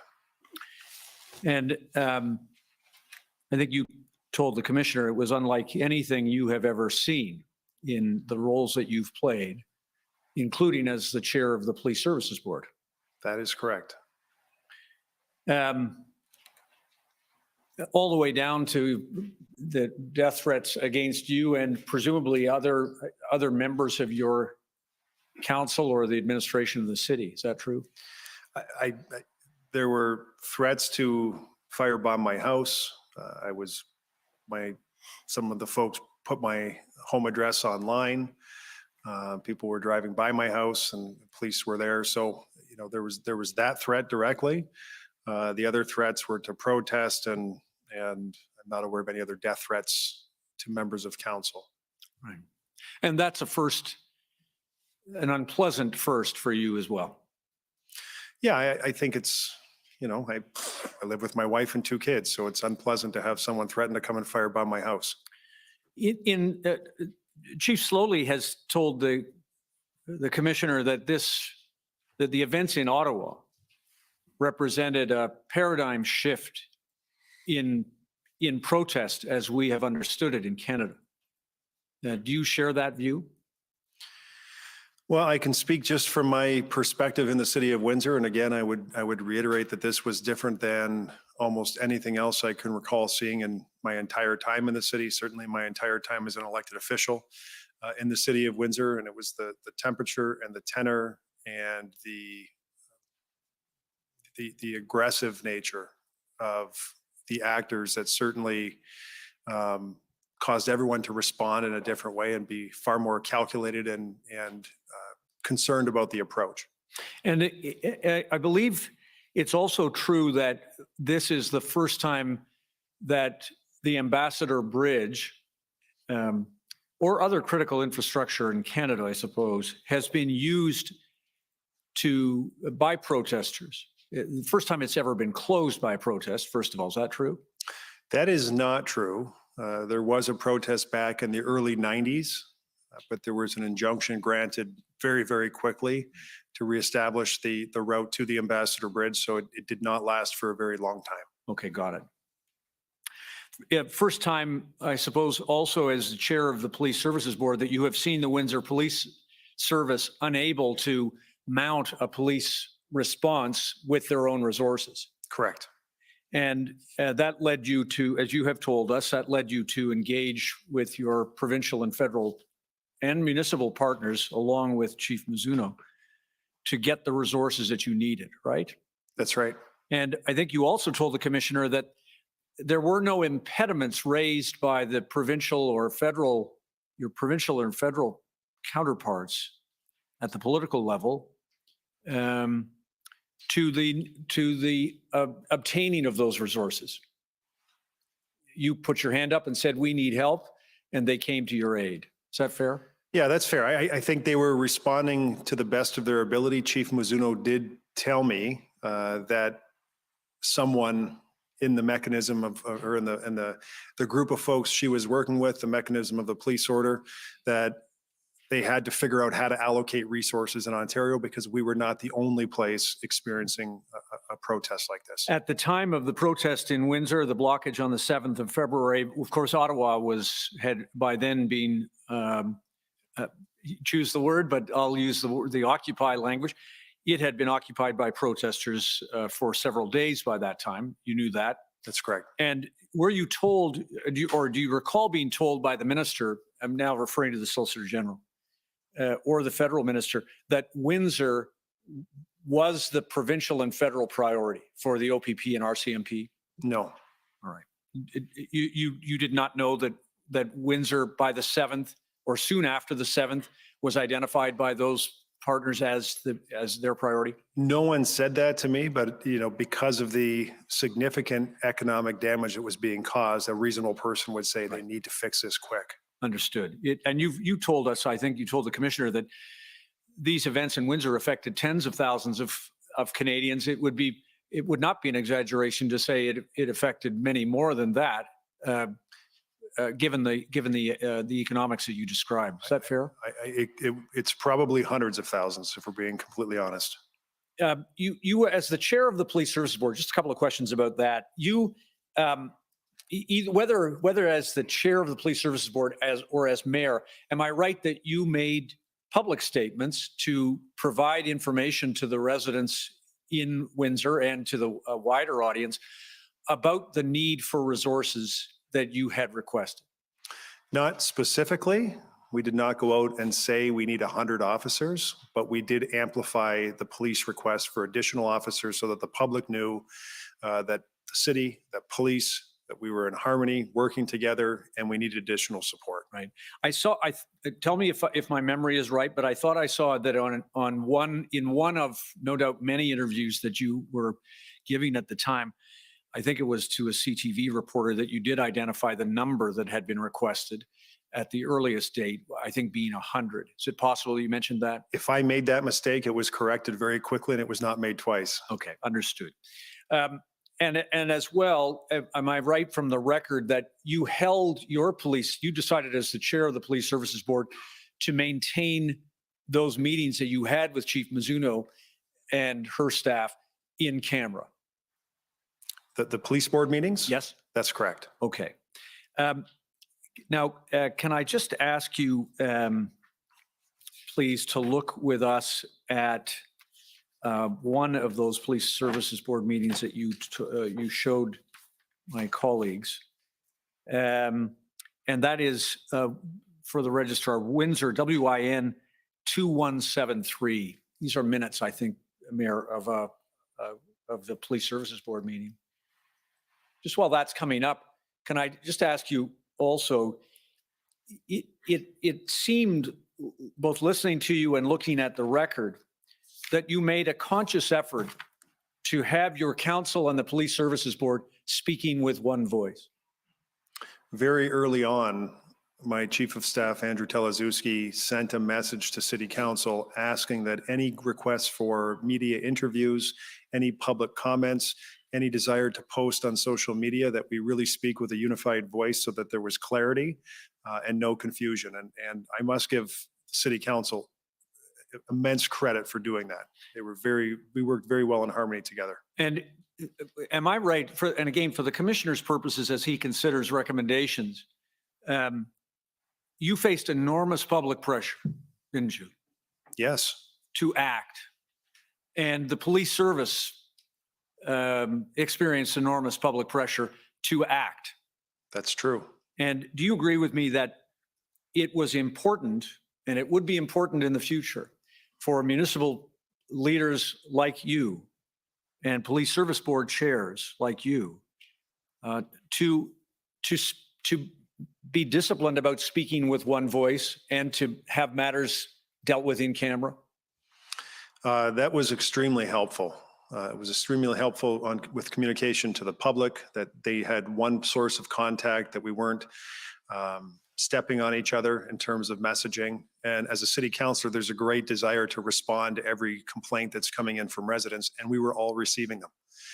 And so by sticking together like we did, I think it was actually good for the public that they had cohesive communication, that it was checked, and many times the public comments where we had public press conferences, those comments that I delivered were reviewed by the chief of police and her team, so that there were no surprises when we delivered a message. Understood. And am I right that the other thing that you did was you became the voice of the Unified Council Police Services Board and the city's response? You were the spokesperson. Spokesperson for the city. Yep. Right. And in that role, did you take some of the pressure away from the police service having to deal with those matters themselves, or the chief herself? Probably. I mean, the most important point was that they were focused on the police operation and the communication to the public, even as enunciated in our CCG and duties and responsibilities. It's the mayor's responsibility to communicate with members of council, members of the public, members of media. And so we just followed the rules that were spelled out, and it worked very well. Thank you. And while we're on recommendations, you mentioned to the commissioner that you had penned a letter to your federal and provincial counterparts concerning the expenses that Windsor has borne as a consequence of the blockade. And so far, no reply. But would you say that in terms of recommendations from what you have gone through, that what would be worth considering is a coordinated effort by all three levels of government to deal with these kinds of events in the future were they to arise again, including down to cost sharing? Absolutely. These things should be spelled out. So especially use the Ambassador Bridge as the perfect example, where you have federal responsibility, municipal roadway, and municipal responsibility, and then connecting to a provincial highway where there's provincial responsibility. These types of things ought to be worked out. I'll slow down. These things should be worked out in advance. Most importantly, who's paying for what? Because at the end of the day, we are shouldering a big expense on the backs of the residents in the city of Windsor to deal with what I call a national economic emergency. Understood. And then may I just get your help with this? What is on the screen now, 2173, thank you, Mr. Registrar, is the in-camera meeting of the Police Services Board, February 11th. So this is just shortly before the operation began on the next day, the 12th. Is that true? That's correct. And Chief Mizuno is there, you're there. Just scroll down if you don't mind. I just wanted to have you help us with, you asked if there was anything required. Chief Mizuno said, no, resources are flowing. What are the outcomes and so on? Just scroll down. It's just to page 2 that I wanted to stop there, please. Chief Mizuno, when asked about specifics, said the situation is still fluid. We are working on our operational plans and continue to review as new information such as this becomes available. The goal is to reinstate traffic on the bridge. Councillor asked a question about the injunction being enforced, and she said, we are actively working on our plan. I won't take you through the rest of it, but do I have it that Chief Mizuno did not ever provide the Police Services Board with details of the operational plan, which was, as of the 11th, still being actively worked on? That's correct. And is it true also that the absence of that finalized plan to be presented to the Police Services Board or to anyone did not impair or delay the delivery of resources from your policing partners at the provincial and federal level? That's true. The board was never waiting on the plan to be presented to us for some sort of receipt for information or approval. We knew the point was, does the chief have the resources to implement whatever plan is being prepared? And that was the question asked by the board. Understood. Then just two more things very quickly to have your help with, please. Could I please show the mayor WPS, lots of zeros, 522, Mr. Registrar, please. This is a situational update, Mayor Dilkens, and I just want to get your help for the commissioner in terms of the status of these, the circumstances in which you found yourself as of the 8th. This is at 14:30 hours. You knew that these situational reports were being prepared? And you would be briefed by the chief or her deputies? I was not privy to this. I didn't know that there were these particular reports, but the chief would share with me the things she thought I needed to know. Right. I just want to tell me whether you learned this information in any of the briefings, that there were 50 to 60 vehicles at that time. So this is the afternoon on the 8th. And they're described there. And this last sentence of that first paragraph, one group is willing to work with police and open some lanes, while the other is very oppositional and refuses to give up any ground. Propensity for violence is possible. Windsor police attempted to tow a vehicle. Drivers exited their vehicles with tire irons and threatened to assault the tow truck drivers. Officers blocked off traffic points leading to the demonstration. And then just scrolling down, there was you see the concern of the police is if they start to allow traffic into the area, the one they've described, there is a potential for many additional supporters to join the demonstration. Is that the tenor of the briefings that you were getting in and around that time? Yep, that's true. That's including the risk, the actual risk that there was a violent act threatened against tow truck operators with protesters using tire irons from there. That specific incident was relayed to me directly by the chief, and that happened in the parking lot of the high school. I think you told the commissioner no negotiations were successful in any material way to resolve this protest. Not in any lasting way. Right. Were you made aware that the Solicitor General herself wrote a letter to the protesters or proposed to negotiate with them, and they refused that invitation as well? I only became aware of that in reviewing some of the documents for this commission. Right. I wasn't aware at the time. Okay, fair enough. I won't take you to, but Commissioner, just for your reference, that's WPS 1454, a letter from the Solicitor General. Mayor Dilkens, thank you. I don't have any additional questions. Thank you, Commissioner. Okay, thank you. Ottawa Police Service.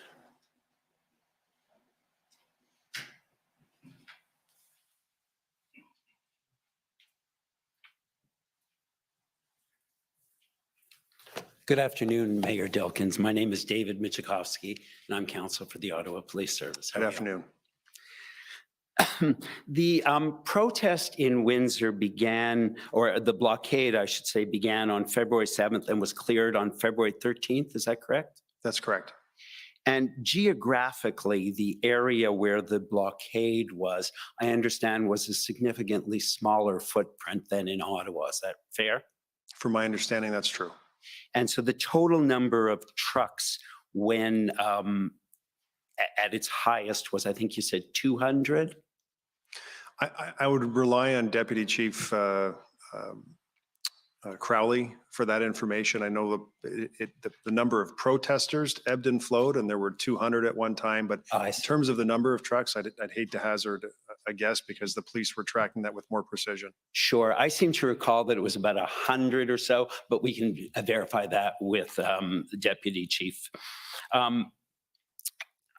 The convoy reached Ottawa on January 28th, I believe. And I understand that the city of Windsor learned some important lessons based on what had occurred in Ottawa. Is that fair? That's fair. And that was because it was an unprecedented situation for which neither the city of Windsor nor the Windsor Police could be prepared.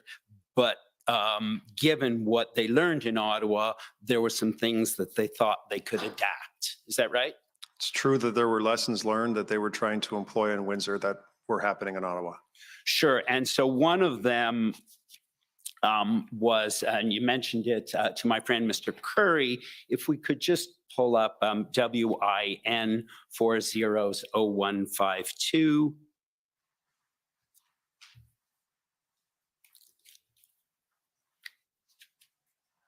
At page 2, please.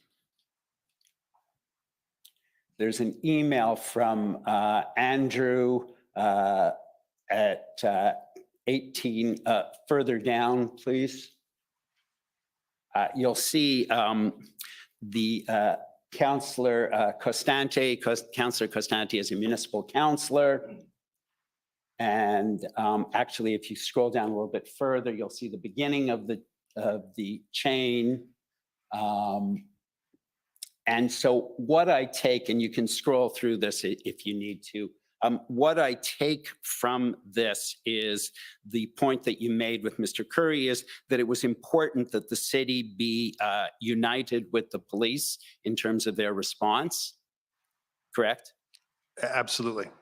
And that everybody from the city speak with one voice, that the councillors not all be saying different things. That's correct. That's correct. And I see from that email chain that in fact, Councillor Costante did comply with that request, correct? Yes, that's correct. And the concern was that that was not what had been occurred in Ottawa, correct? That's what Mr. Teleszewski put in the email. Yes. And I believe the OPP also may have talked about the need for everybody to speak with one voice, correct? I believe that's true as well. There's another example. I'll just call it up. It's WIN 401091.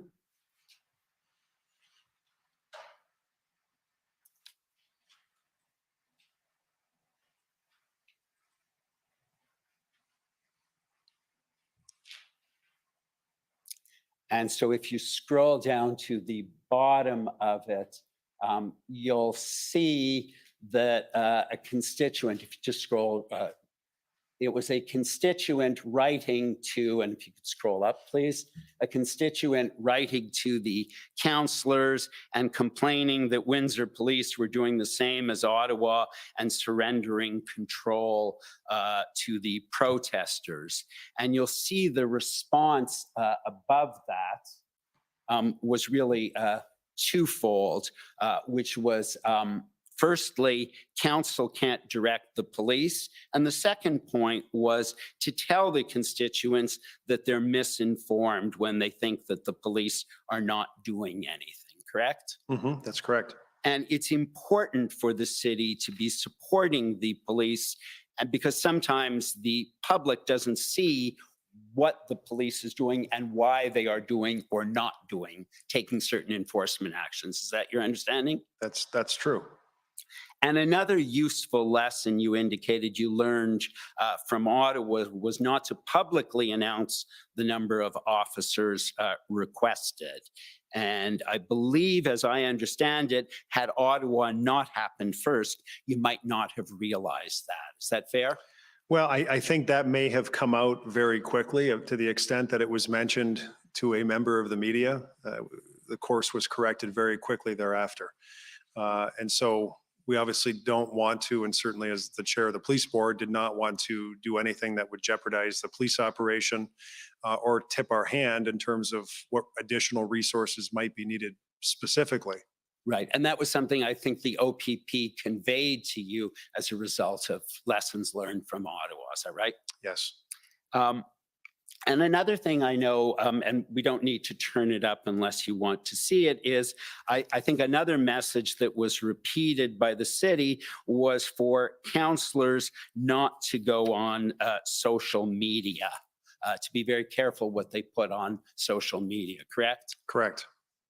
And the blockade, just finishing off my last point, the blockade, I think we said, began on February 7th. And we know from your evidence this morning that on February 4th, I believe you wrote a you sent a text message to Minister Mendocino. Yes. So a couple days in advance. And at that time, you were not considering blocking all access to the bridge in advance, because that would involve many, many access points.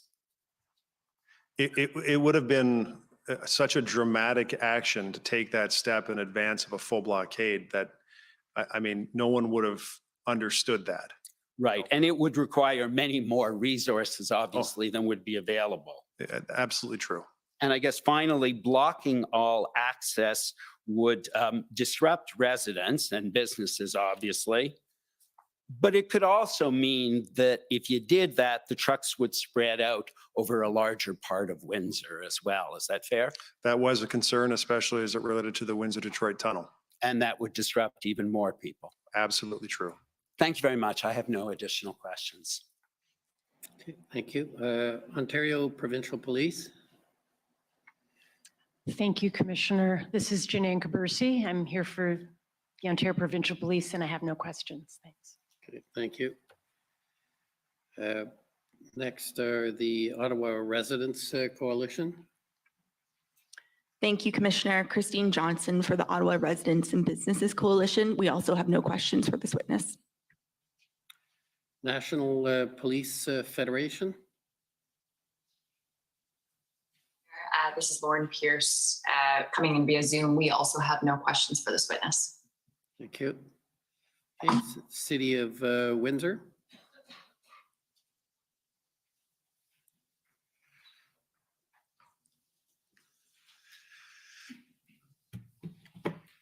Good afternoon, Commissioner Mayor Dilkens. For the record, I am Jennifer King, Counsel to the City of Windsor. I only have a few questions remaining for you. Most of my questions have already been asked and answered. Could I ask you to please look at WIN 50992? Well, this is coming up. Mayor Dilkens, this is a letter from yourself to the Honorable Helena Jasek, Minister responsible for the Federal Economic Development Agency for Southern Ontario. Do you recognize this letter? Yes, I do. Okay, if you could scroll to the last paragraph on the page. You'll see here you wrote, Windsor Police and their partners in law enforcement have done an exemplary job in quickly clearing the illegal occupation and maintaining the security of Huron Church Road for over 400 million in goods that travel this crossing each day. Unfortunately, the price of that economic security has meant a significant and sustained loss for small and medium-sized businesses who operate along Huron Church Road in Windsor. If you could keep scrolling down. And you'll see here that you ask or you urge the minister to show the same level of leadership and support the business community along Huron Church Road as was showed to Ottawa businesses who managed through the pandemic and now must cope with police barricades designed to protect our national economy from those who would seek to disrupt it because they oppose Canada's pandemic-related policies.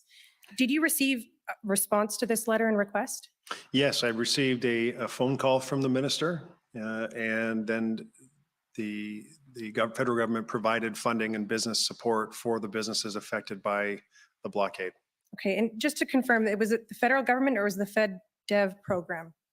I'd have to double check, but through this federal minister, the funds flowed to our Invest Windsor Essex organization, who acted as the clearinghouse for businesses affected to make application and receive payment.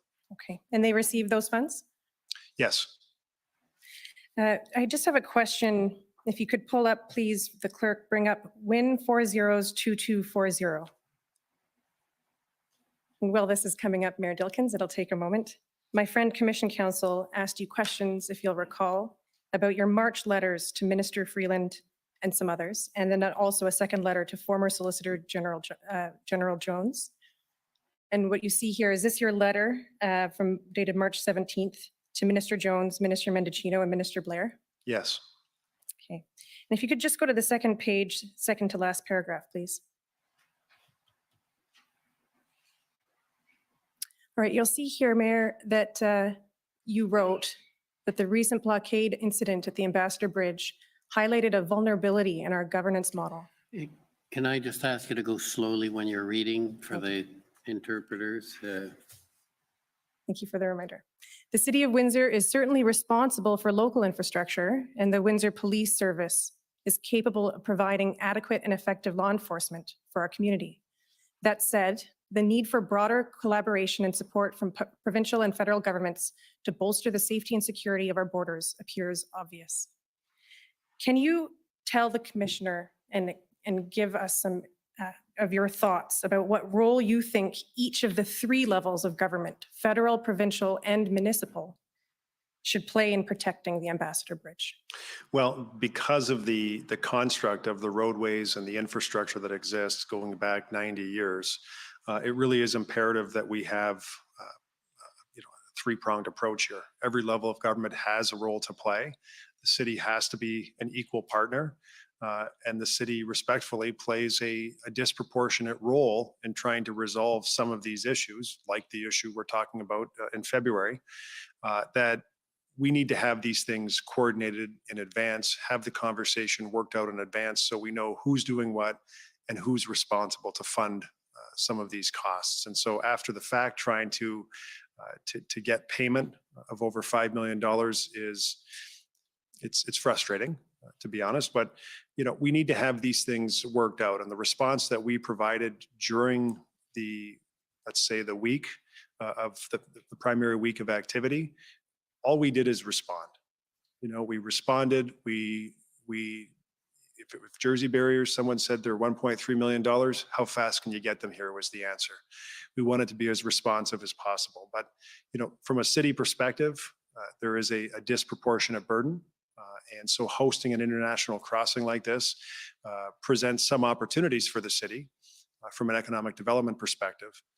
But it also puts a disproportionate burden on the residents in the city of Windsor, whether it's noise and air pollution, whether it's traffic congestion on municipal roads and having to fund the cost of some of these municipal roads that fund truck traffic to an international crossing.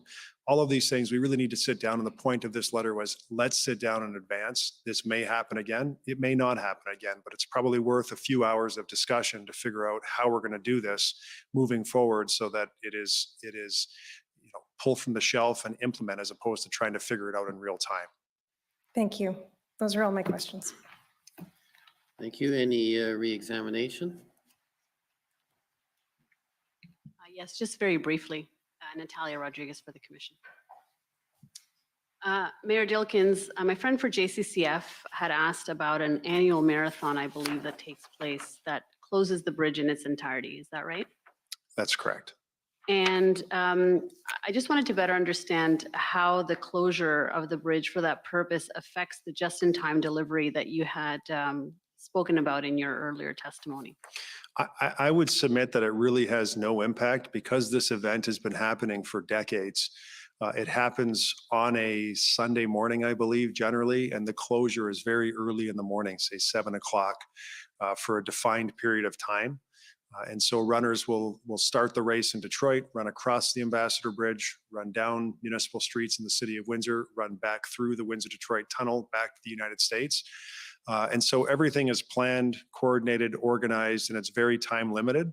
And so with respect to local industry, they're able to adjust and adapt for that very time limited period. And is a time limited period more than 24 hours? Oh, no. No, we're talking the matter of maybe 2 hours. I see. Okay, thank you. That does help clarify.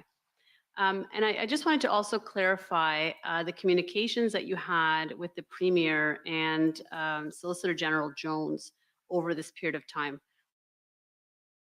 One phone call with each of them. Is that correct? No, I think I had 2 phone calls, but they were all quick. It was just everyone was busy. I was trying to give information, so they had situational awareness. Pass up the information that I knew was coming, through other channels like the number of officers. And both the Premier, I think I've said this, but the Premier, the Solicitor General, Minister Mendicino, the Prime Minister, all extremely receptive, understood the issue, were well briefed, and certainly, it was very good communication from my perspective with the 2 orders of government. And with respect to the Premier specifically, we know you had a discussion with him on February 9. It's in the institutional report. When would the second phone call have taken place? I can't remember if it was just a text or whether it was a quick phone call in and around the time the injunction was granted. And with Solicitor General Jones, my understanding is that there was also one phone call around the 7th or 8th of February to discuss the resource request. Is that correct? That's correct. Okay. And aside from that, the discussions would have been over text message? I thought there was more than one call with both, but I just can't be sure. And it's a function of the volume of what was happening. They were very quick touch points. And it was just a matter of sharing information very quickly. These were not long phone calls. It was in an effort for me to share what I knew. And, you know, the Premier was excellent in terms of understanding the impact on the business community. He relayed that to me. And both of them were great to deal with. Anything else that you can tell us about the content of those discussions other than what you've told us? Nothing else to add. And I understand you also had a discussion with the Prime Minister on February 10. Is that right? That's correct. And did he initiate that call or did you? I can't remember who initiated it. I mean, it was set up. And I know our federal member had asked and, you know, there was lots of things going on behind the scenes. But I was told the Prime Minister is going to call at a certain time on that date. So I was by the phone waiting for the phone call. And what can you tell us about the content of that discussion? We talked about what was happening on the ground in the city of Windsor. We talked about the battery factory and you know, the work that was being done. And the Prime Minister understood very clearly what the impact was. He knows the city of Windsor. He understood what the impact was with that particular closure as it related to the Ambassador Bridge and the importance of the Ambassador Bridge. And he was very supportive in conversation about trying to find a resolution that got us all past this particular point in time and got things back to normal. And was the Emergencies Act discussed in that call, either by you or by him? No, not at all. The Prime Minister mentioned in that call that, you know, there may be something coming with respect to the United States that would make folks who participated in these types of activities, perhaps make them inadmissible to enter the United States.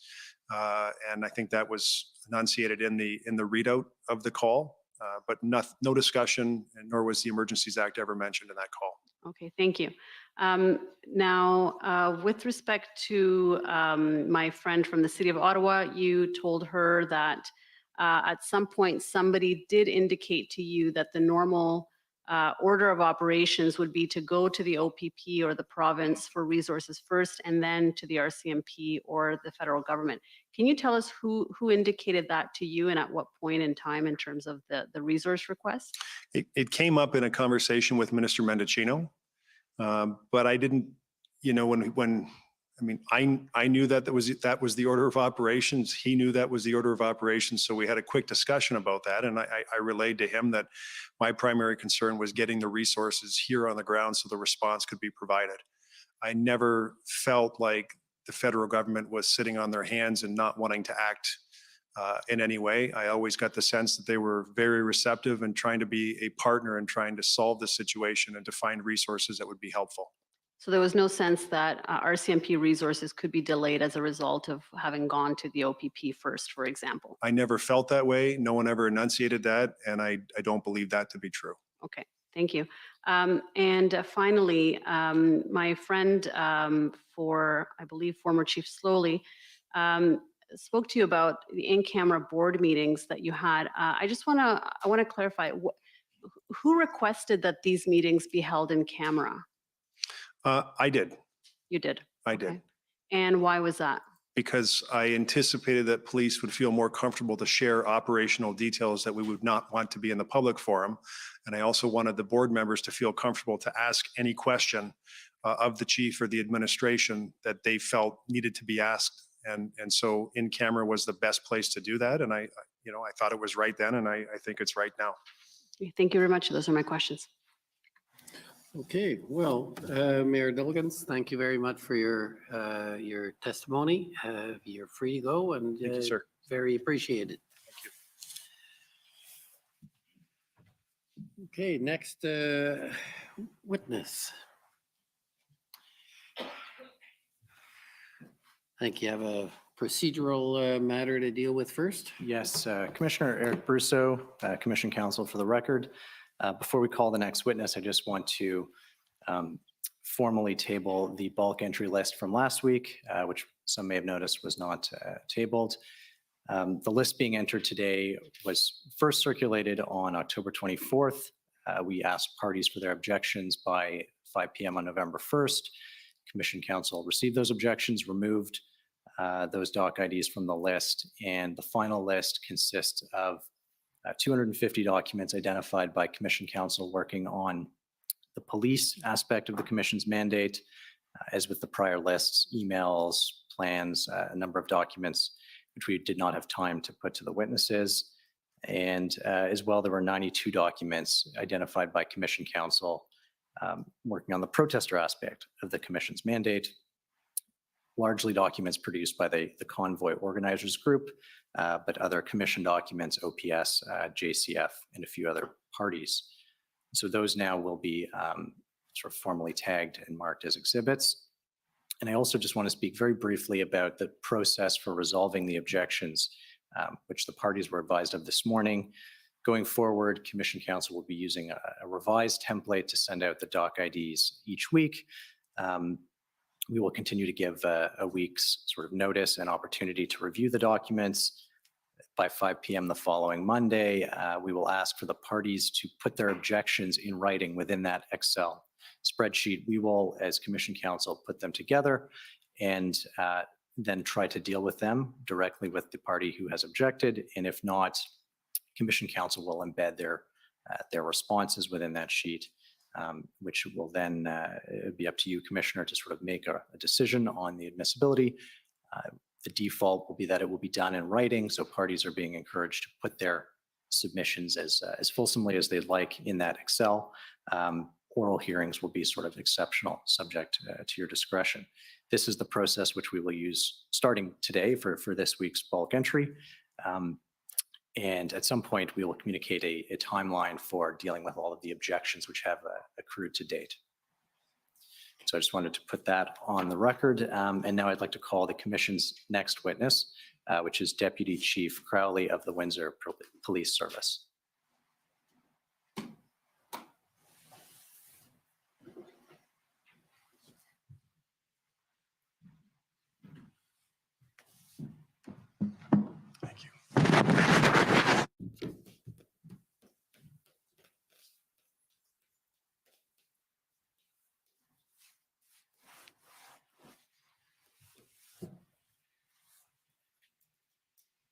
Deputy Chief Crowley, will you swear on a religious document or do you wish to affirm? It's the Bible, please.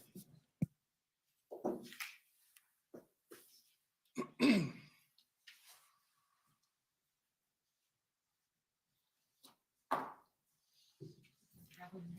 you.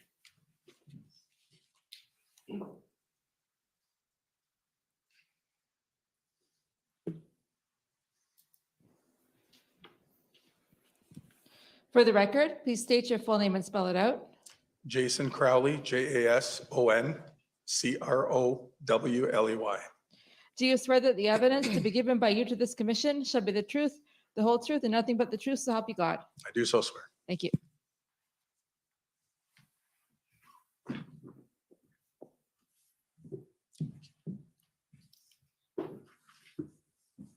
Good afternoon, Deputy Chief Crowley. Good afternoon. What is your current rank with the Windsor Police Service? I am the interim deputy chief of operations. Okay. And that's not the same rank that you held in January and February, correct? That's correct, sir. I was superintendent of investigation services at the time. Okay. And I'd ask the clerk to pull up your witness statement, which is WTS 6017. You'll recall sitting for an interview with Commission Council this summer. That's correct. Okay, and you reviewed this witness statement before it was finalized? Yes. Okay, and do you have any corrections that you'd like to make to it? There is one small correction on page 3. Okay. If we could go to that, please.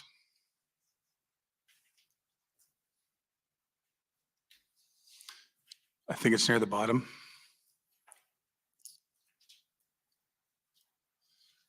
The very last paragraph, it says protesters block the lanes that lead to the Ambassador Bridge. They actually blocked the southbound lanes away from the bridge originally. It's the only correction. Okay. Thank you. Everything else remains accurate to your knowledge? Yes. Okay. And I'm also going to ask that the Windsor Police Service institutional report be pulled up. That is WPS.IR.701. And you've reviewed this in preparing to attend today? Yes, sir. Okay. And does that remain accurate? There are a couple clarifications if I could. Absolutely. You just let Mr. Clerk know which page. Paragraph 23, sir, please.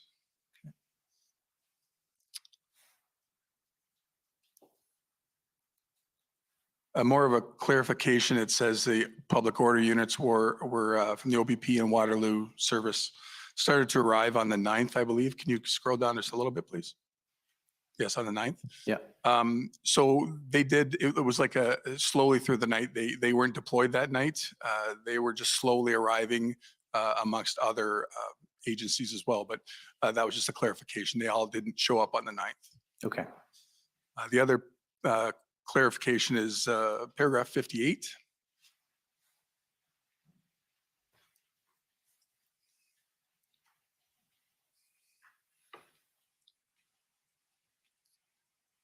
So essentially, the public order unit was moving southbound down here in Church. This paragraph refers to that. And it talks about the other secondary group of officers traveling northbound. If you could scroll down, please.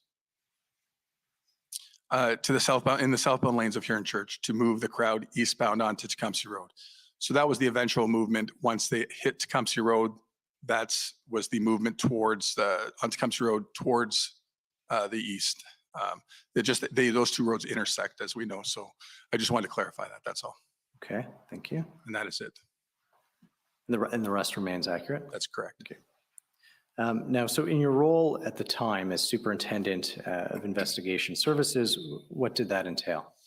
I oversaw the entire division in investigations. So everything from the investigative side of the house, which includes major crime and property crime, right over to the support side of the investigations. So the drug unit and, ident, things like that. So that was my designation at the time. I also was the in charge of our critical incident command program, and I oversaw that as well. Okay. And so you're trained as a critical incident commander?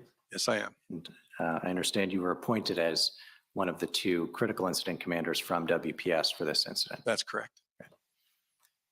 And at the time of the convoys, did WPS have any public order unit trained officers? No, we did not. How about police liaison team? No, we did not. Okay. We had critical incident, we had critical incident negotiators, but not PLT per se. Okay. And we heard Mayor Dilkens this morning explaining to us a little bit about jurisdiction, but perhaps you can just sort of refresh us and help us in terms of what WPS is responsible to police versus the RCMP versus the OPP in this sort of Windsor area. Mm-hmm.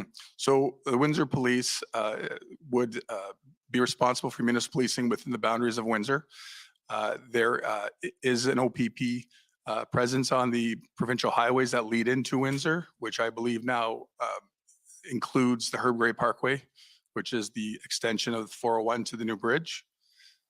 And the RCMP, they do have a presence that is more, I believe, customs and excise, things like that when it comes to international responsibilities, but nothing as far as municipal policing goes at all. Okay. And so when an incident occurs on the bridge, who responds? The Windsor Police do. Okay.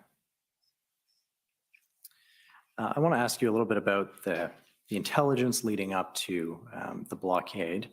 Now, I understand there were a number of slow roll protests that had come through Windsor previously. Is that correct? That's correct. When did those start? They started months before the bridge blockade, months. We were dealing with them on a weekly basis all over the city, but the ones pertain to the bridge, really we were made aware of them that weekend. They were going to be ramped up, which would have been the 4th, 5th, and 6th. Okay, so before that, there had been slow rolls in the Windsor area, but nothing that targeted the bridge specifically? Okay. And how long had these slow rolls lasted typically? Typically, they would be, last 2 or 3 hours. We would assign a certain group of officers to basically monitor it, manage it. There were never any issues typically. The slow rollers were typically they were cooperative, and we would work with them prior to the slow roll. We would reach out to them to ensure that they, if we could do something for them, essentially, as in facilitate their route or things like that. But we would try and reach out to the organizers to maintain that communication piece. Okay. Now you're familiar with the terms Project Hendon and the Hendon reports? Yes, I am. You were receiving those directly from the OPP? Yes, but I was not responsible for monitoring Hendon. I had an inspector that was responsible, Inspector Carl DeGraff, who was on those calls daily, or as much as they were happening anyways. And he was responsible for intaking those Hendon reports and updating me on any pertinent information. Okay. Did you read them when you received them? No, I read them on Inspector DeGraff's recommendation. Okay. Would you have discussed most of the Hendon reports with Inspector DeGraff on a daily basis? Yes, and particularly when Windsor was mentioned, but that wasn't very often at the very beginning of Hendon. Okay. And did you brief Deputy Chief Belair or Chief Mizuno on the reports? Yes, anything I thought they needed to be aware of, I would certainly bring that to their attention. Okay. So I'd like to bring up the Hendon report for January 31st, which is OPP 50819. And this, if we can go to page 3, looking for point 13.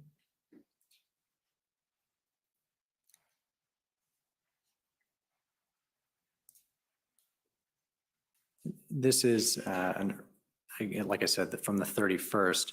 So point 13 says open source information suggests that truck drivers from the United States plan to block the American side of the Ambassador Bridge in Windsor to coincide with Canadian drivers blocking the bridge in Windsor. The available information does not include a date or time. So do you recall seeing that at the time? I think I do, yes. Okay. And what steps did the Windsor Police take to prepare for that possibility? Again, this is our best source of intelligence. So we would obviously meet and discuss potential blockages, but there was also reports saying that numerous bridges might be blocked. So we would basically just keep that intelligence handy. I still am actually on the Ontario Association of Chiefs of Police Emergency Preparedness Committee. And these are the things that were discussed during almost a daily meeting on that committee. Okay. Would this information have gone to the OPP from Windsor Police, or this is coming to you through the Hendon report and you're sort of learning of it for the first time? This was being learned about for the first time, essentially. Okay. So there was, if I can take you back to that time, you can imagine Ottawa was, just starting to gain some traction, and the protesters had just rolled in here. We were dealing with protests in Toronto as a committee on the weekends at Queen's Park. So a lot of the discussion went there, and this intelligence and this information wasn't really at the forefront at this time. In that case. Now, a few days later, I'm sort of skipping ahead to February 3rd. I believe you told us this summer that the Windsor Police learned through monitoring social media that there was a slow roll planned for the coming weekend. Is that correct? That's correct. Okay. And at that point in time, was there an indication of a blockade on February 3rd? Just what I had previously mentioned about, potential bridge or border crossing blockades, but nothing that I recall that was specific to February 3rd. Okay. And from what I understand, at that point, perhaps it was a little bit more serious, and Chief Mizuno actually sort of put you in charge of the Windsor Police Service's response to that intended slow roll. Is that correct? That's correct. And what did that response look like? At this point, I I met with our patrol inspectors. I asked for an operational plan from them regarding the slow rolls. They seem to have more traction and be a bigger entity than we have been dealing with. So I was asking for an operational plan. I also started to include members of the bridge, so CBSA, the bridge company was their contact, so indirectly they were involved. Our intelligence unit, I included them quite a bit. So this is the day that meetings really started about, okay, we're going to deal with these slow rolls, but what if? This is where these conversations started. Okay. And what was the plan? I mean, you mentioned what if. What was the plan if the slow rolls just blocked the bridge? Well, this was the problem. So I think it's been discussed prior to this about the difference between intelligence and information. Intelligence was limited in my view at this point about a confirmation of a blockade or a slow roll that would bear hug the bridge. To me, it was more information at this point. We still didn't explain how they would do it, how it would be done, and what we could do to stop it. I think what we really were thinking at the time, this bear hug idea, if you can recall the geography of the bridge, it's essentially the road is a circle around the entire bridge property.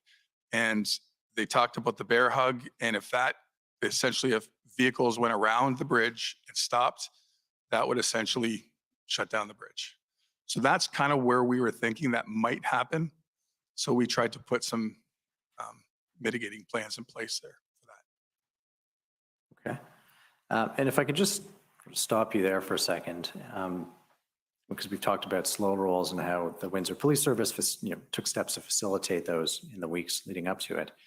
I mean, Section 132 of the Highway Traffic Act prohibits unnecessarily slow driving. And so a slow roll, depending on the speed, would be contrary to the Highway Traffic Act, correct?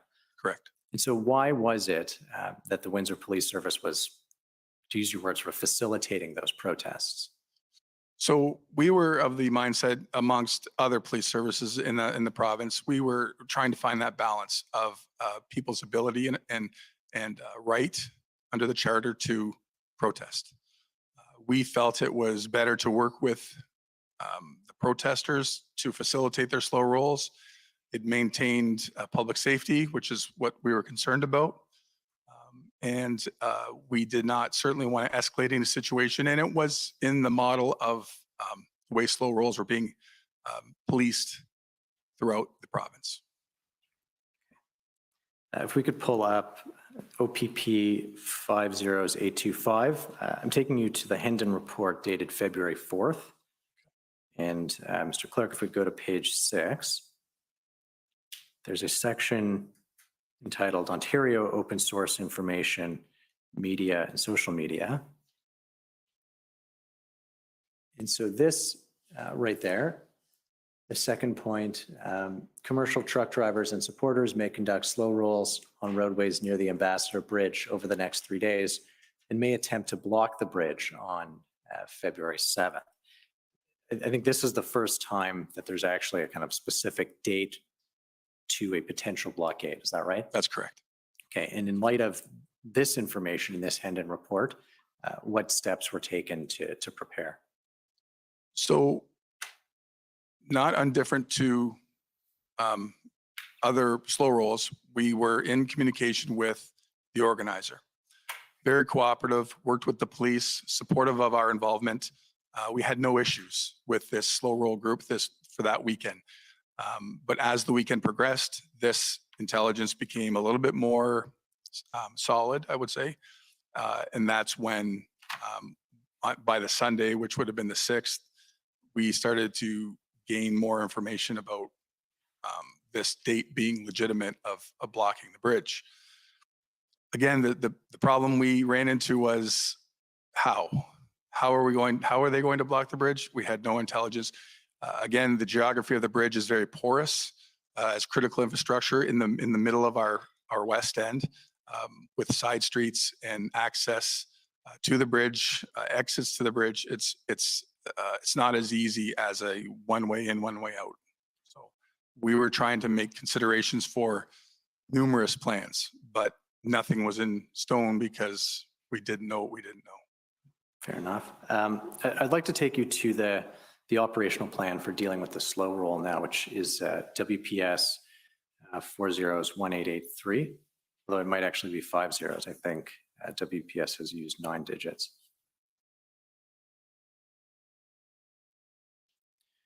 So I think this is the operational plan that you had asked be put together on February 4th for the slow rolls. You'll be able to tell me if that's correct. Yes, that's correct. That's it. Okay. If we go down to page 2 on the situation, in the middle of the paragraph, there's further mention of the ongoing protests / blockade situation at Coutts, Alberta, port of entry, with intention to mirror this type of activity in Windsor at the Ambassador Bridge, port of entry. And if we can go down to the execution on the same page, the 4th point, they will be utilizing this route for 3 days, and then consider Ambassador Bridge blockade on February 7th, 2022. So I mean, I think there was pretty clear evidence as of the 4th that the 7th was going to be the day of a blockade if one was going to occur. Is that right? That's correct. Okay.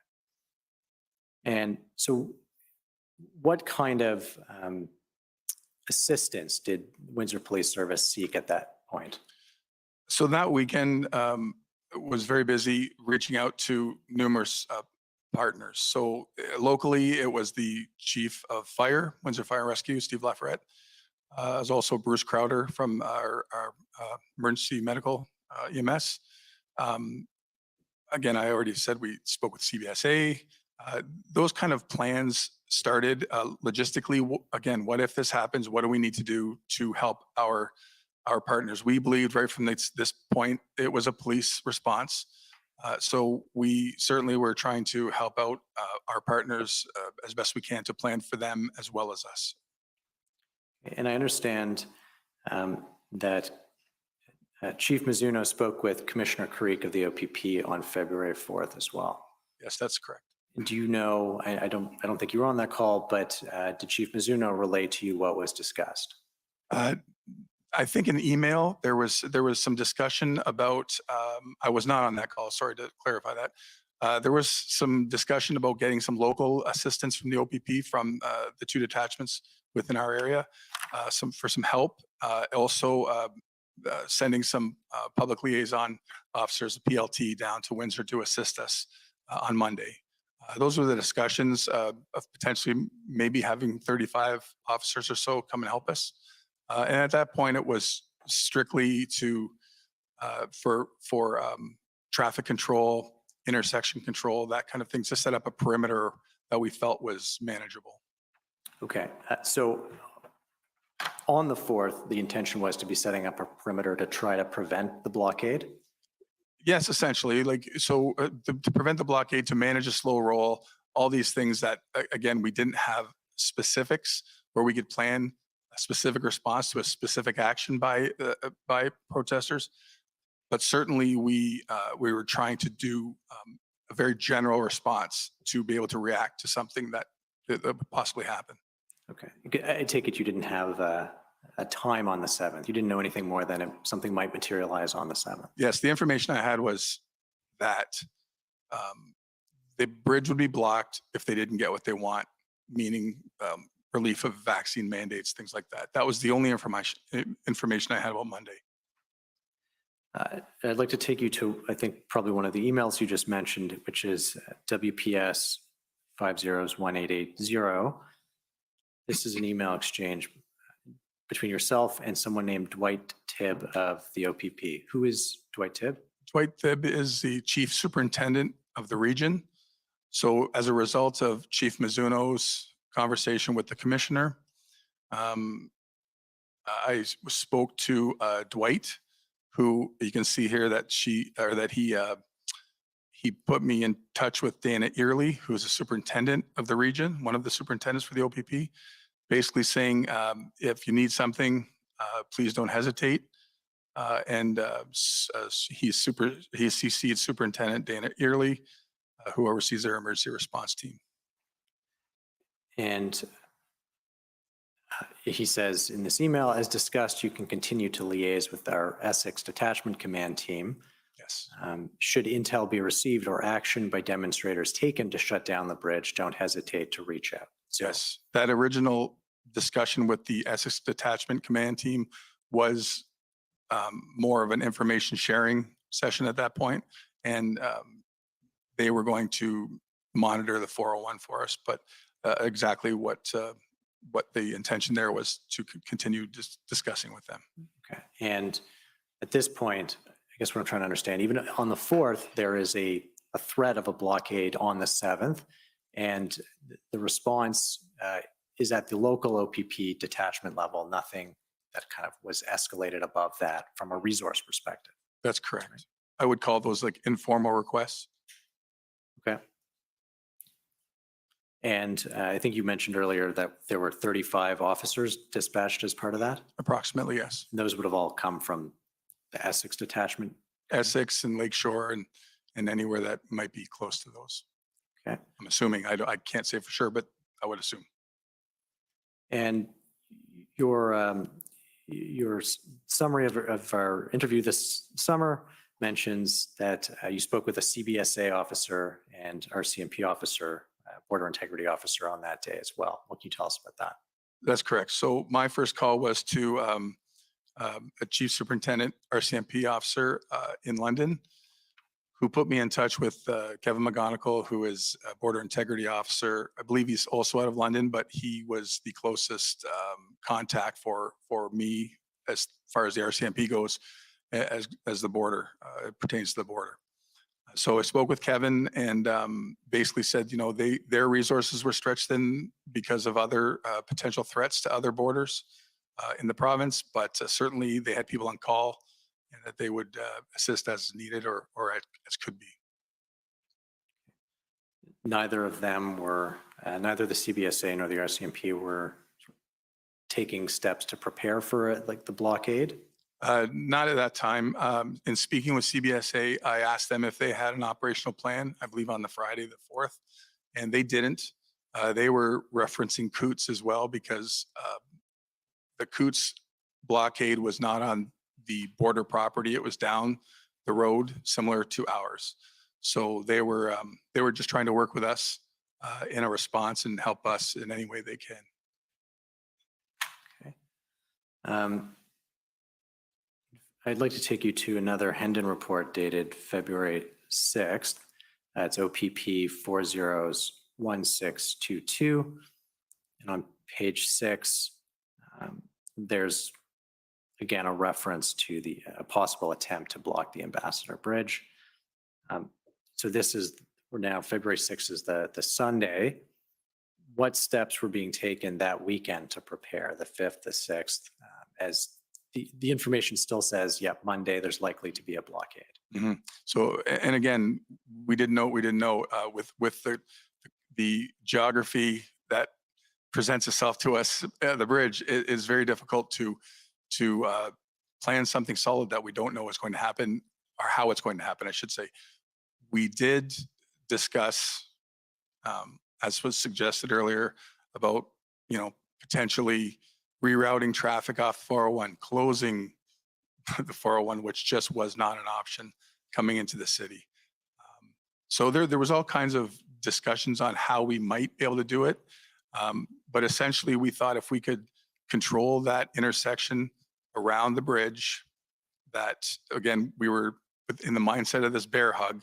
If we control the intersection, limited vehicle traffic through it, we would be able to essentially control access to the bridge. Okay. And we'll talk about that in a moment. Okay. But that evening of the 6th, there was a slow roll protest at Micmac Park, correct? Yes. And what happened there? That was the first noticeable difference in any of the slow rolls that we'd had.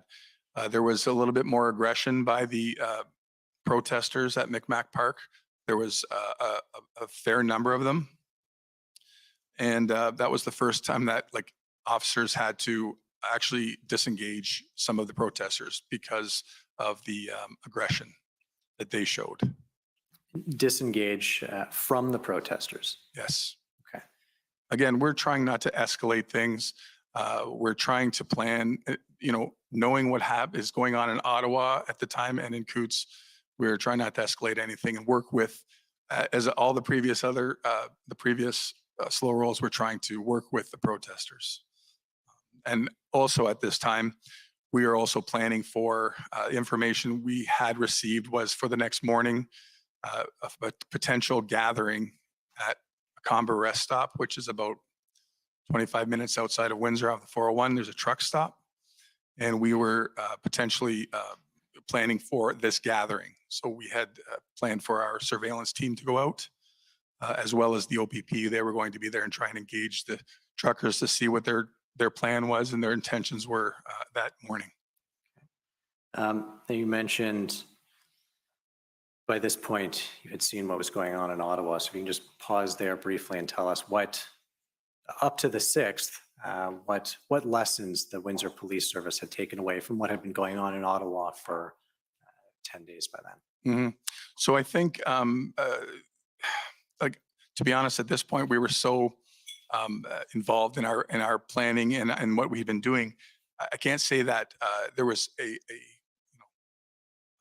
lot of takeaways at this point from Ottawa, but certainly we knew about private property, engaging our partners and our business owners at this point about who is willing to have protesters on their property near the bridge. So we didn't have to waste any kind of valuable time in the moment. Again, dealing with protest leadership was a big one, and also we knew a strong command team had to be set up. Okay. And those are all, you're saying those are all lessons that you had taken away from what had been going on for 10 days. Yes. So part of it was because of this emergency planning committee that I sit on. A lot of the other police leaders were in Ottawa, could see some of the issues they were going through as it went to planning and things like that. So I realized that this was a large piece of what we needed to accomplish. I'd like to pull up WPS, I think it's 560-221. These are some emails early in the morning between Deputy Chief Belair and Chief Mizuno. I'll ask you about them. Okay. We're still on the 7th. Chief Mizuno emails Deputy Chief Belair. If we know when they are coming and where from, any thought to stopping the convoy and negotiating some terms before they reach the bridge? It sounds like they want the transports to lead the convoy with everyone following, so there may be an opportunity to try to control it. And then Deputy Chief Belair says, yes, talking to JC about that exact thing. I assume JC is It's me, yes. So what can you tell us about these attempts at negotiation the morning that the convoy is descending upon Windsor? So this was one of the major differences from Ottawa. Again, we assumed a lot, seeing what we had seen here. This is not, so at Comber that morning, there was some trucks, which there always are going to be trucks at the truck stop, but there was more pedestrian cars than we expected. We had information again that there was convoys sitting in concession roads off the 401, hiding, waiting to join the trip down the 401, which never materialized. But it was something we thought, okay, that's the information. That's what's happening. But the main difference was it wasn't all semis. It was a lot of pedestrian vehicles, pickup trucks with flags. And at this point, when we were there, we don't know who a protester is at that point, other than people with flags, for instance. So it was very difficult to even determine who is a protester and who's just driving down the 401, essentially. So stopping a convoy just wasn't as easy as it sounded. And I understand that ultimately there were sort of multiple groups of protesters that set up in Windsor. Was that apparent at this stage, the morning of February 7th? I wouldn't say it was as obvious as it became. At this point, like I said, we had very good relationship with the organizer of the slow rolls. And that was that Sunday group was that first different group that we said, okay, there's a different leadership faction here. And in fact, the original slow roll organizer actually pleaded with the other group not to block the bridge. So we had to develop that relationship with him to, on our behalf, try and plead with him not to do it. So that's the first, but it wasn't as obvious down the road. And did that original slow roll organizer ultimately participate in the blockade of the bridge? I don't believe he did. I just can't say for sure, but I don't believe he did. I'd like to go to WPS 60266. These are emails between yourself, somebody at the RCMP.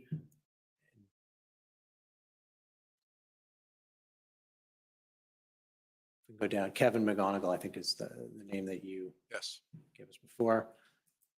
So he is writing to you again the morning of the 7th, wanted to check in to see how things are going in Windsor this morning.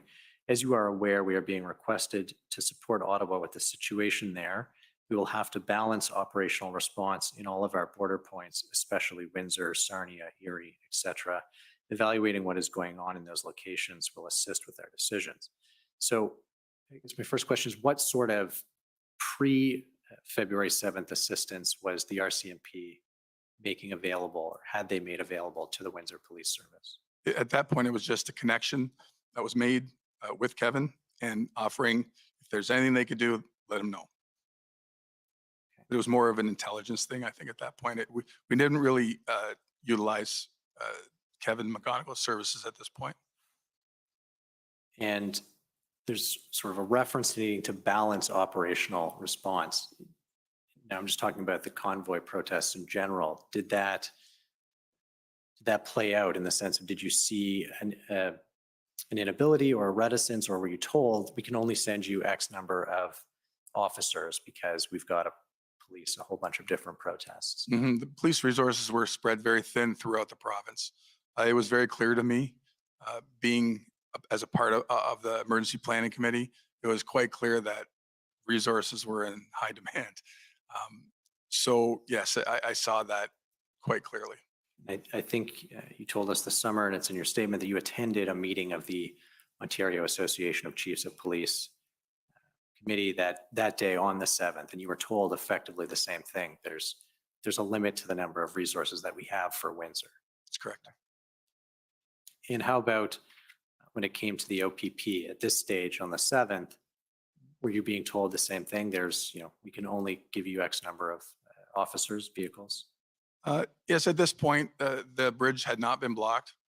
So we were, we were okay with just having boots on the ground, providing traffic, resources at that point.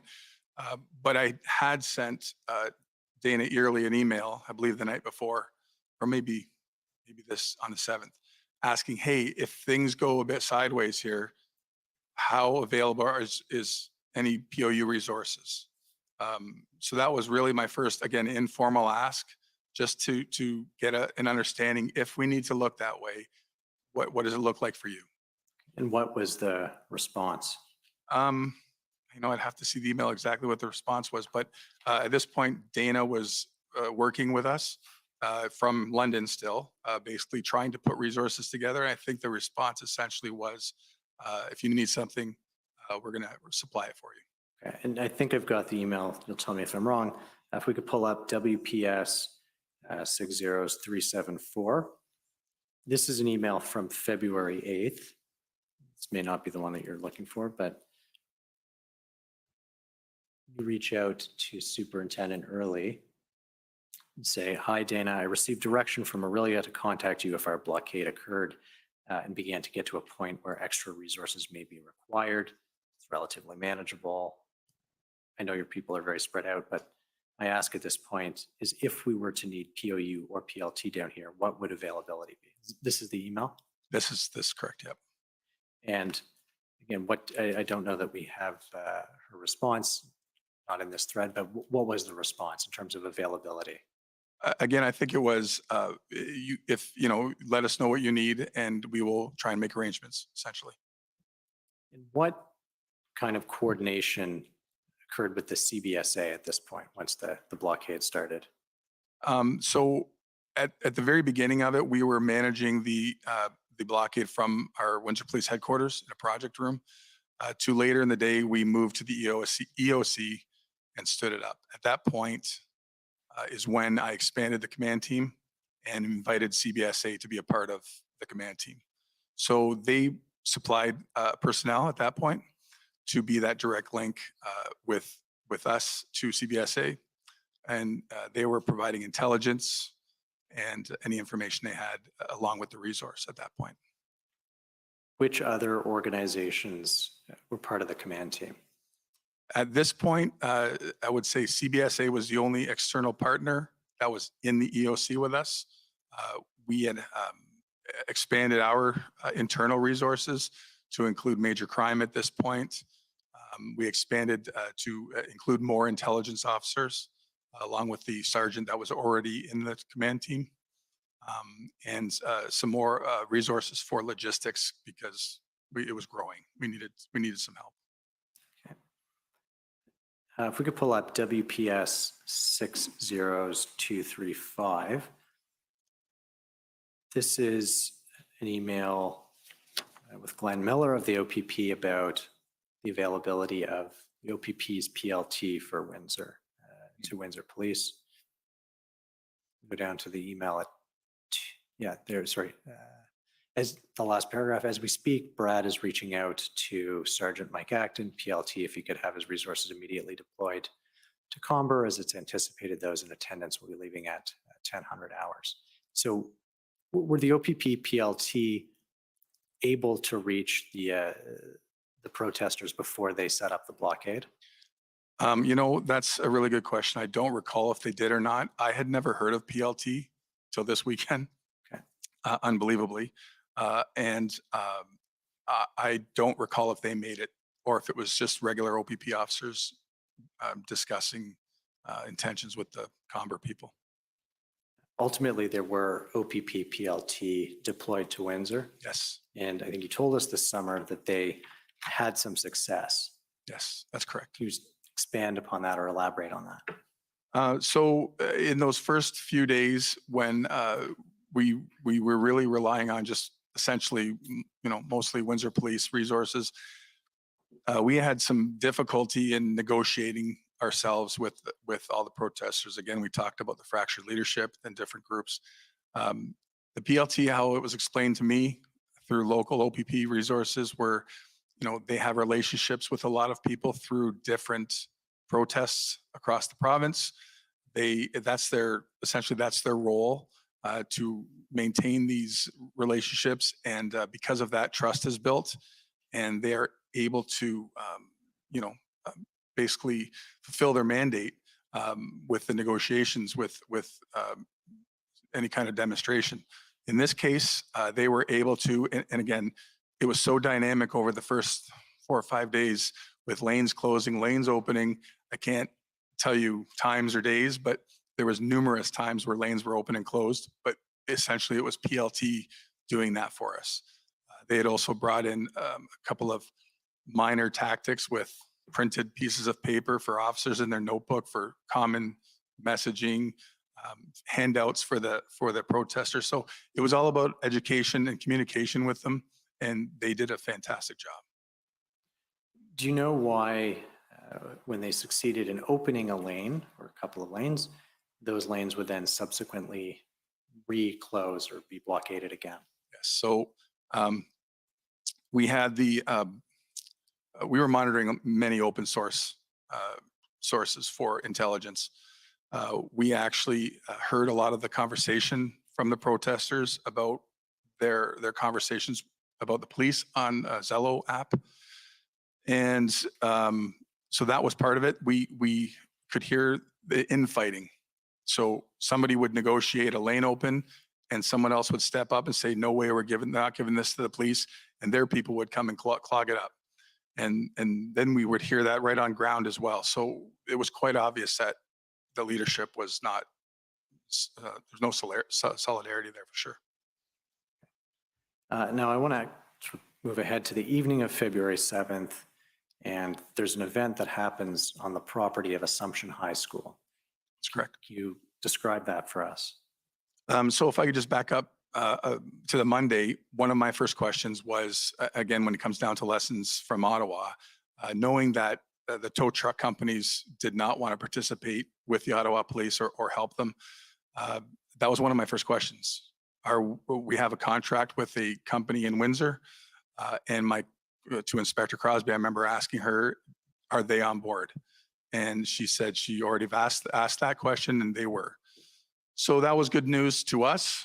And that first night, again, we were trying to keep protesters off of private property, and Assumption High School is, as the mayor said, right in the protest area on Huron Church between Tecumseh and College.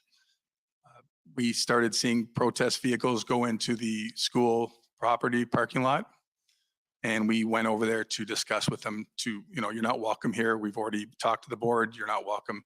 It's time to go. And we kind of gave them an ultimatum saying, listen, you have 10, 15 minutes to move. We're going to tow you. So we held the tow trucks back out of sight as best we could. Again, not wanting to escalate things, and somebody spotted one of the tow trucks, and we had some altercations, or sorry, not altercations.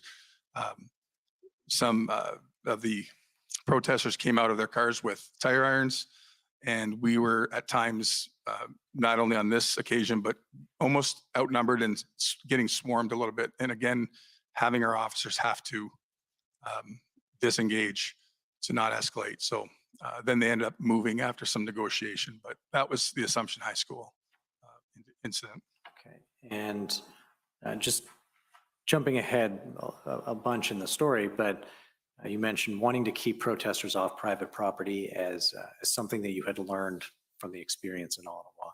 Yes. And once the blockade was cleared, my understanding is there was a decision made within the Windsor Police Service not to set up an alternative protest site on private property or sort of away from Huron Church Road, and that was also a sort of lesson drawn from Ottawa. That's correct. So can you tell us what that lesson is and why that decision was made? So under the Trespass to Property Act, we cannot remove someone from private property without, we act as an agent for the owner. If they are not, if they're willing to have someone go to their property and not be removed, then the police have no authority there to remove them. So we did not want to give any kind of spot for the protesters to basically congregate. Essentially right there at Tecumseh Road, we have very large parking lots. There's a grocery store and numerous, it's a strip mall essentially. So it's a very big parking lot. So that could have really led to some another protest area essentially. Plus we had smaller businesses, the cab company, all these places that we just did not want to interfere with business any more than we already had, and keep things under control. Okay. So there was no option to continue protesting in the way that had been the case once the blockade was cleared. That's correct. Sort of going back in time to the establishment of the blockade, can you tell us how that unfolded the evening of the 7th? So we had carried through with the plan that we had talked about with trying to control the intersection of College and Huron Church, which is the first intersection south of the entrance to the bridge. And what we did, we established control of it with traffic officers, our traffic enforcement officers, by basically just letting 2 or 3 cars go at a time. And if they went on the bridge and crossed, then we'd let another 2 or 3. So that's how we controlled it for quite a while, actually. Same with coming off the bridge. We would try and do that best we could. And then I think doing that for some time, it was frustrating the protesters. Again, we're listening to open source media, and they were getting frustrated with us. So I think the comment was, one of them basically said, I wonder what happens if I just stop my truck right here in the southbound lanes. And that's what happened. That truck stopped, a pickup truck stopped, I would say 200-300 meters south of College. Another one stopped and another one stopped. And next thing you know, all three lanes were blocked. And that's how it started. So from there, the traffic started to clog up very quickly. And within probably 20 minutes, there was a line of semi trucks that were just regular commuters for industry, creating a line of trucks miles into Detroit and Michigan. So that's how it started. And I understand early in the blockade, a number of trucks sort of stranded on the bridge. Is that right? How were they cleared? How and why? So the why would be, people were stuck on this bridge for hours. The bridge is almost 100 years old. So we were worried about structural integrity of the bridge. We were worried about commerce. We were worried about people having no, food, water, washrooms being up on the bridge. We wanted to get that bridge cleared off. So the how was very difficult. So again, the geography of the bridge, there's one main entrance that comes out onto Huron Church Road, which is southbound. There's a secondary entrance or exit, sorry. If I said entrance the first time, I meant exit. There's a secondary exit that turns to the west and goes up a small road, part of Huron Church beside the bridge towards Wyandotte. And then the only other access to the bridge is off of Wyandotte Street. It's an entrance. So at that point, again, very dynamic. There was blockages at all three at times. So at points we were using an entrance on the north side of the bridge for exiting. We were trying to get out that secondary exit, which was impossible because cars and trucks had clogged that small section of Huron Church just west of the bridge almost instantly. There was a decision made at one point by myself to allow trucks access to College westbound, which I didn't want to do because that was our emergency route for fire, because their fire station is just east of Huron Church. And if protesters clogged College, we were in a bad way. But there was just no other decision to make at that point. We literally had to do what we could to clear that bridge. So, and again, with negotiations through all that to allow us to essentially, open this part, open that part, to eventually clear the bridge. And I think the bridge was cleared of traffic by about 10:20 at night. So they were up there a while. I want to pull up WPS 60356. This is an email from February 7th, and it's regarding the Ambassador Bridge Corporation, the president of the corporation. So you're not on it, but Gary Williams sent an email to, looks like M. Murphy. I don't know if you know who that is. Mark Murphy's an inspector of patrol. And it's essentially relaying a conversation that Gary Williams has had with the president of the Ambassador Bridge Corp. And Mark says, I will forward to DeGraff and Crowley to deal with. Thanks for the heads up. So first of all, did you get that email and sort of deal with it? I don't know if I got this email, but I definitely got a message either directly from Murphy or from our communication center, our 911 center, that this call was coming into them as well. The bridge company was not happy with us. I think they thought we were blocking the bridge. And we were just trying to tell them we are doing the best we can. And my question to them was, have you stopped letting trucks on the bridge? Because that just wouldn't help us to continue to let trucks on the bridge. So at some point, they started routing traffic to the Blue Water Bridge, which at this point they had no issues there. So, do you know why they thought Windsor Police was blocking the bridge? I don't have a clue. And how was this your only sort of contact with the company, or did the Ambassador Bridge Corporation weigh in or sort of get in touch with the Windsor Police throughout that week? Yeah, I can't say I didn't have any more conversation or contact with the bridge company at that point. That was my only contact with them. Okay. Do you know if anyone, do you know if Chief Mizuno or Deputy Chief Belair did? No, I don't. No. And how about just, again, generally speaking, other interests, unions? There was some evidence this morning about Stellantis, this new EV battery manufacturer, I think. But what was the sort of economic pressure like from the businesses in Windsor? So being in the EOC, I mean, we were approximately 10 kilometers away from the bridge.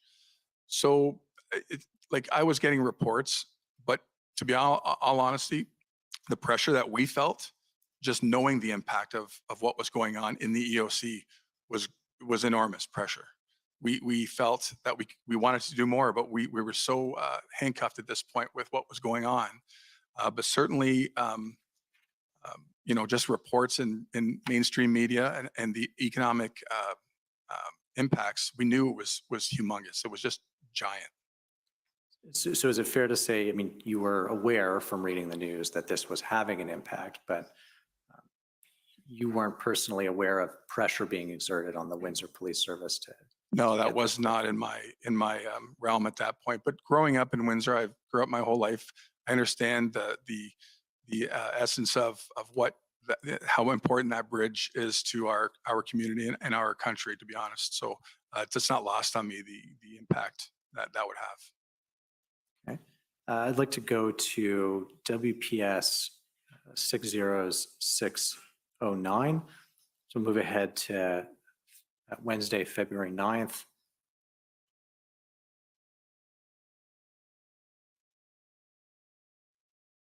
This is an email from you to Jen Crosby and Inspector DeGraff saying, I was asked by Jay to put something together to present to the OPP for a request for 100 officers to assist and include how, why, what, etc. Further down that paragraph, the 100 officer request does not include POU. And so the attachment, which is the next number, 610,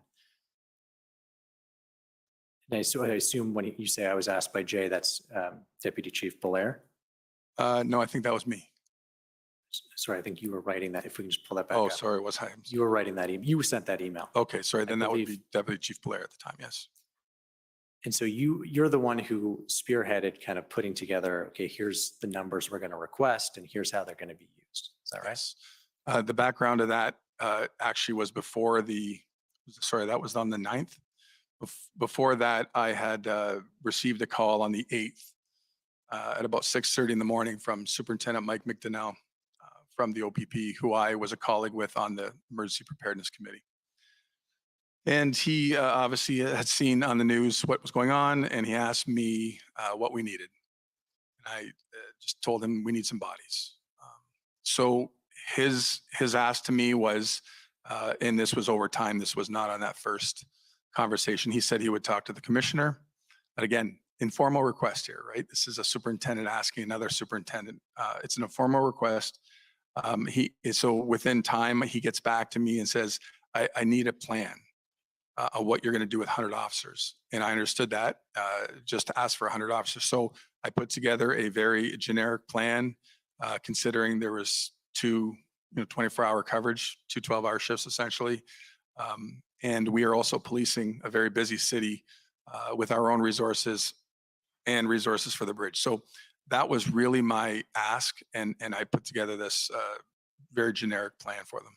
Okay. And just so I want to make sure I understood correctly, it was McDonnell who suggested the 100 officer figure to you? No, he asked me what we needed.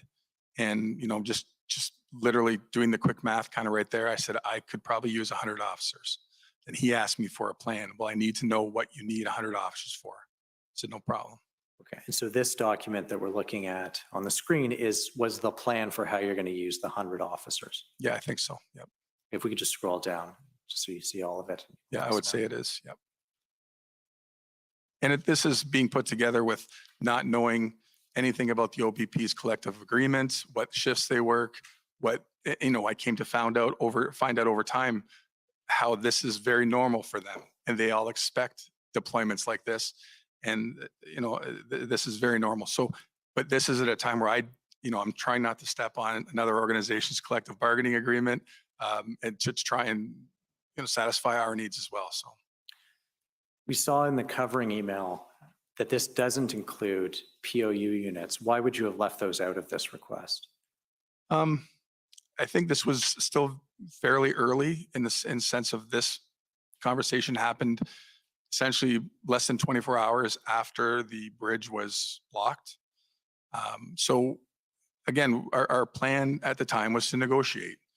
We had set up a perimeter and to negotiate with them. And at the time, we thought hopefully we could get there at the end of it through negotiation.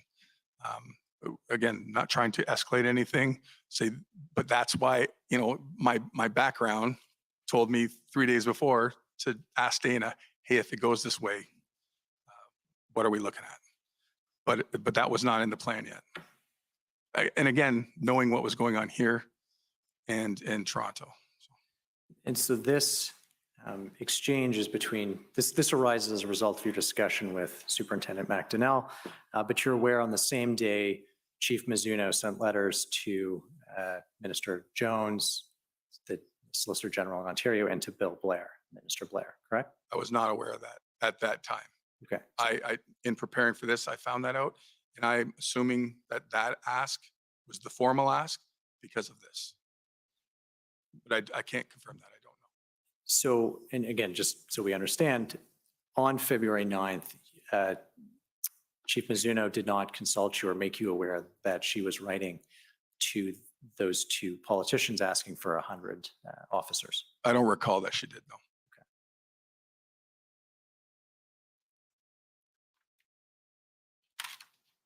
Now, if we could pull up WPS 60827.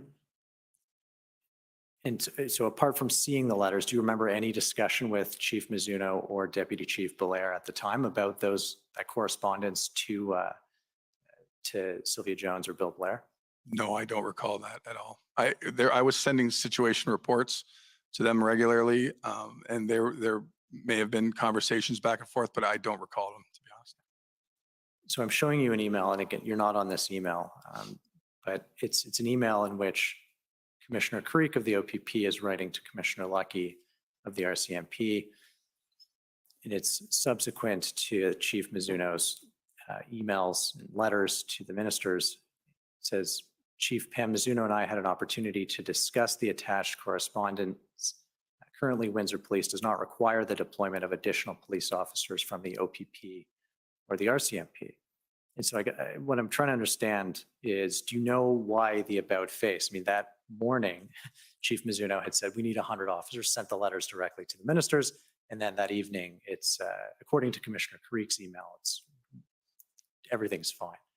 Yeah, I can't explain this. I did not know about this when it happened. I mean, if you look at the time, it's 11:20 at night on the 9th. I was working straight midnights at that point. And if I would have known this at the time, I understand there was mass confusion to a situation that we've never dealt with. So I can't explain this email. I did not know about it at the time.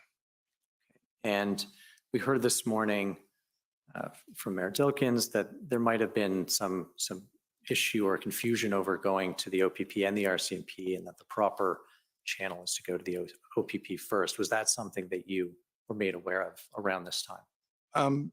No, but the Police Services Act of Ontario is quite clear that if we can't provide our own, for instance, in this case, public order unit, we need to go to the OPP. And our directive, our policy says that as well. So, thank you, Deputy Chief. Commissioner, as I believe you know, the balance of the examination will be completed by my colleague Guillaume. We're sort of 15 minutes prior to the break. I don't know if you'd like Guillaume to start now or take the break early. This might be a good time to take the break then, if you're going to change council then. So we'll take the afternoon break for 15 minutes. Thank you, Deputy Chief. The commission is in recess for 15 minutes. La commission est levée pour 15 minutes.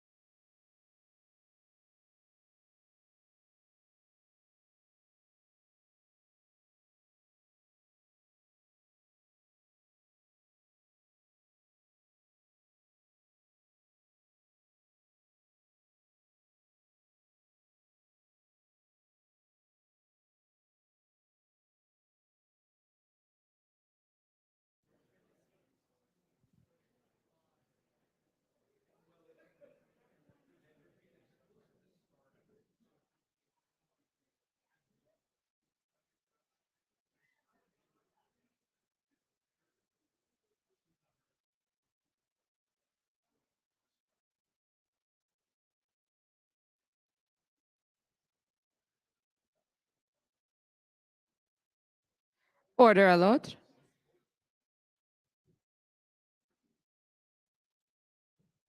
The commission is reconvened. La commission reprend. Good afternoon. I'm Guillaume Sirois, Commission Counsel. I will be leading you from the events of February 10th. In the morning of February 10th, this is when Superintendent Dana Early from the OPP arrived in Windsor. That's correct. I would like to pull up WTS .0000022.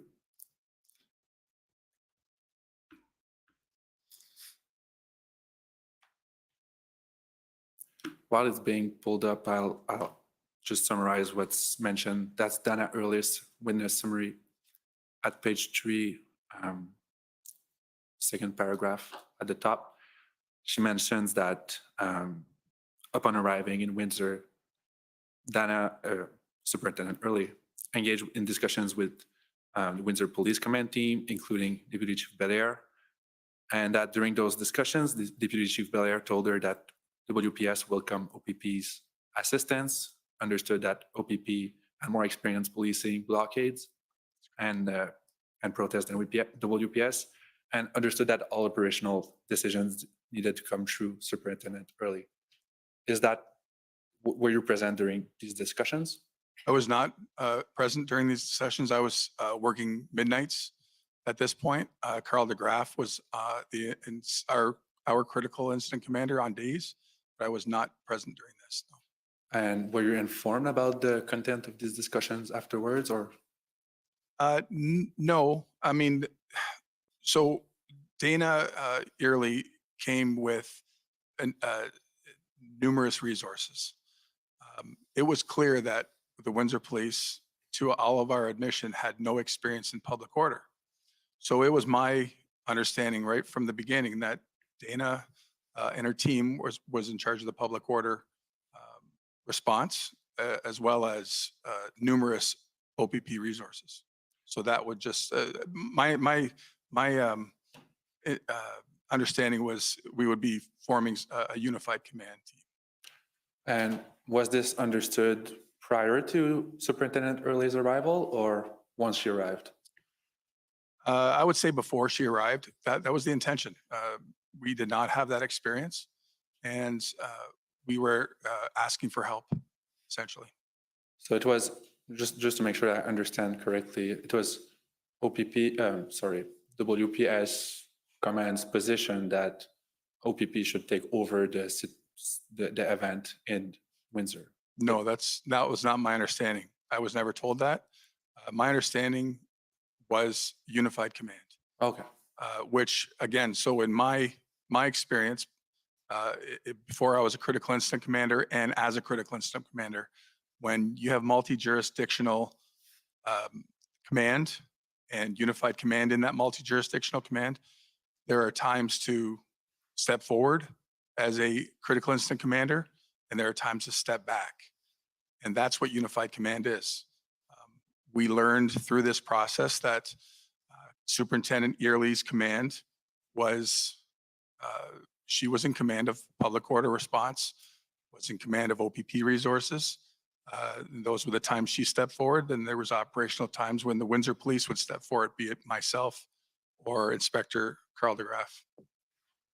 So you would say that OPP was in charge of the POU response and PLT perhaps, and WPS maintained control of the overall operation? It was, again, this unified command. I can't say anyone was in charge of the overall operation.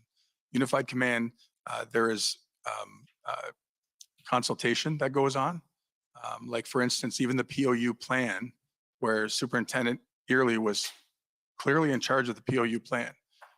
She consulted us on it after that it was done. She would consult us any issues, any logistical issues, any Windsor issues. So that is the true meaning of that unified command. So I was not part of those discussions, so that was not my understanding. Okay. So in the same paragraph, we see that that Superintendent Early later called Craig Abrams and informed him that Windsor has told us being us being OPP, this is now ours. And Superintendent Early explained that she meant that OPP was in charge and that WPS will be working alongside OPP. That's not your understanding of how it took place? Well, I agree with the working alongside. Yes, that's 100%. I agree with that. I don't know about this. I was never informed of this. I would say that, yes, we worked alongside each other. And again, that concept of stepping forward and stepping back in unified command was present right from the immediate arrival of Superintendent Early and her team. And I would also say that Windsor Police was always the police of jurisdiction. We never were not the police of jurisdiction through this event. I think we can come back to the witness summary later on, but I would like to pull up WPS 00702 at page 27. Because I think I just want to understand who was taking decisions and who was giving advice and so on in the command structure. Because I understand that the idea of coming forward and giving some space to the other command, but I just want to make sure I understand properly how this works in practice. Okay. In that, this is a document that the debrief, do you recognize this? Yes, I do. This is something that you prepared? It's not my document, no. Okay, but it was prepared after the Freedom Convoy events to make a debrief of the events and have recommendations moving forward. That's correct. And if we can go at page 27, please.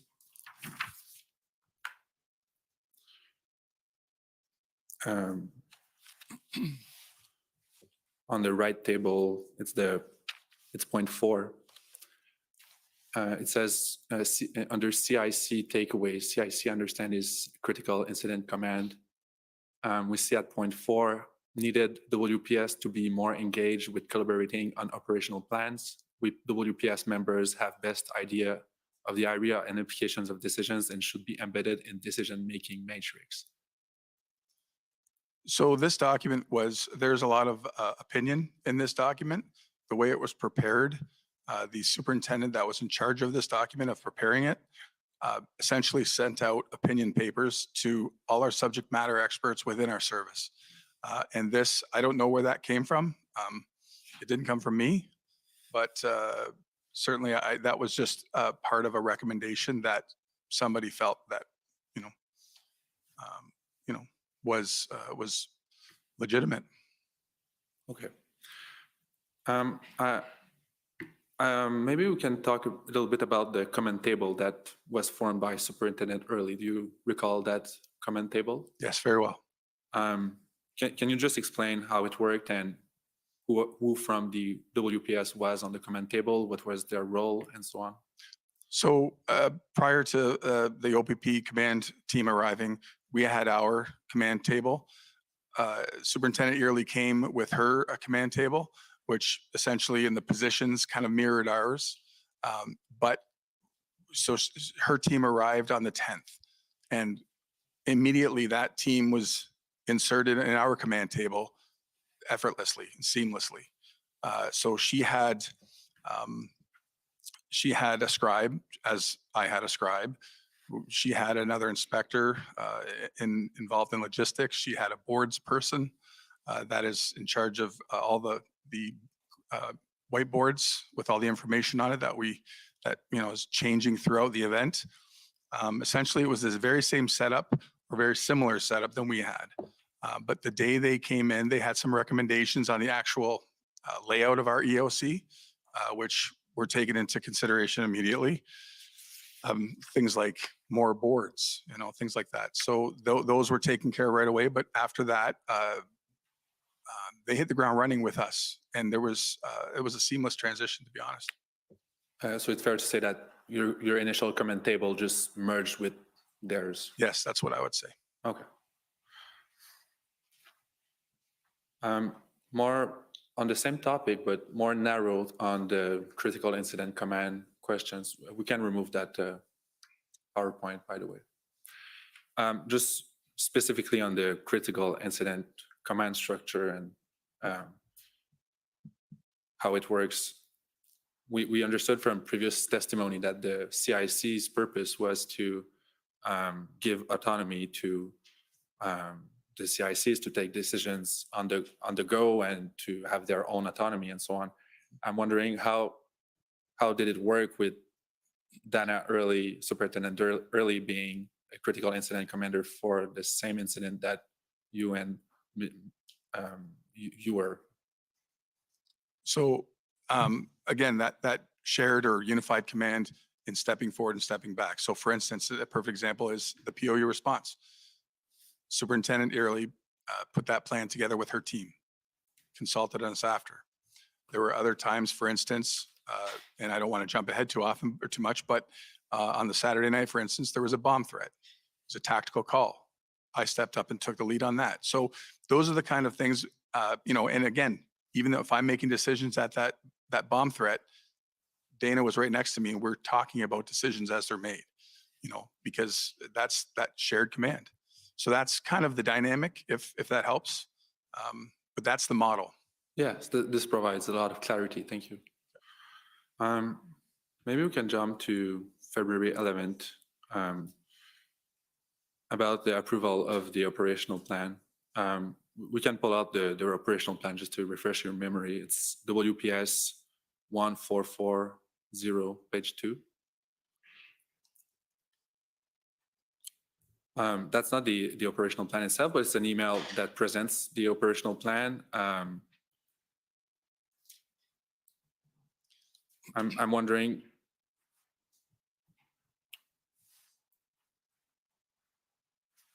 it says that it's Inspector Yunan who was in the planning team under under Superintendent Early, and emails are about the plan, and he says, please reply all with your approval of the plan so that our municipal partners have the recorded approval.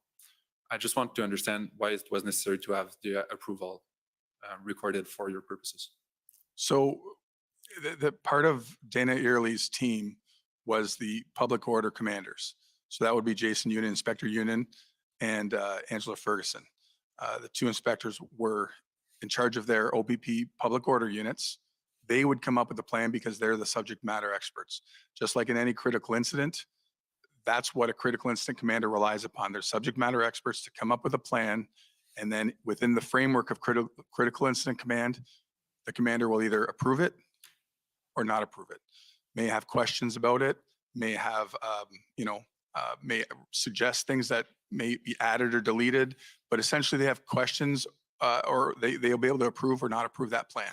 So it's as a critical incident commander, it's not Superintendent Early's job, or even maybe not even her subject matter expertise, to physically make that plan.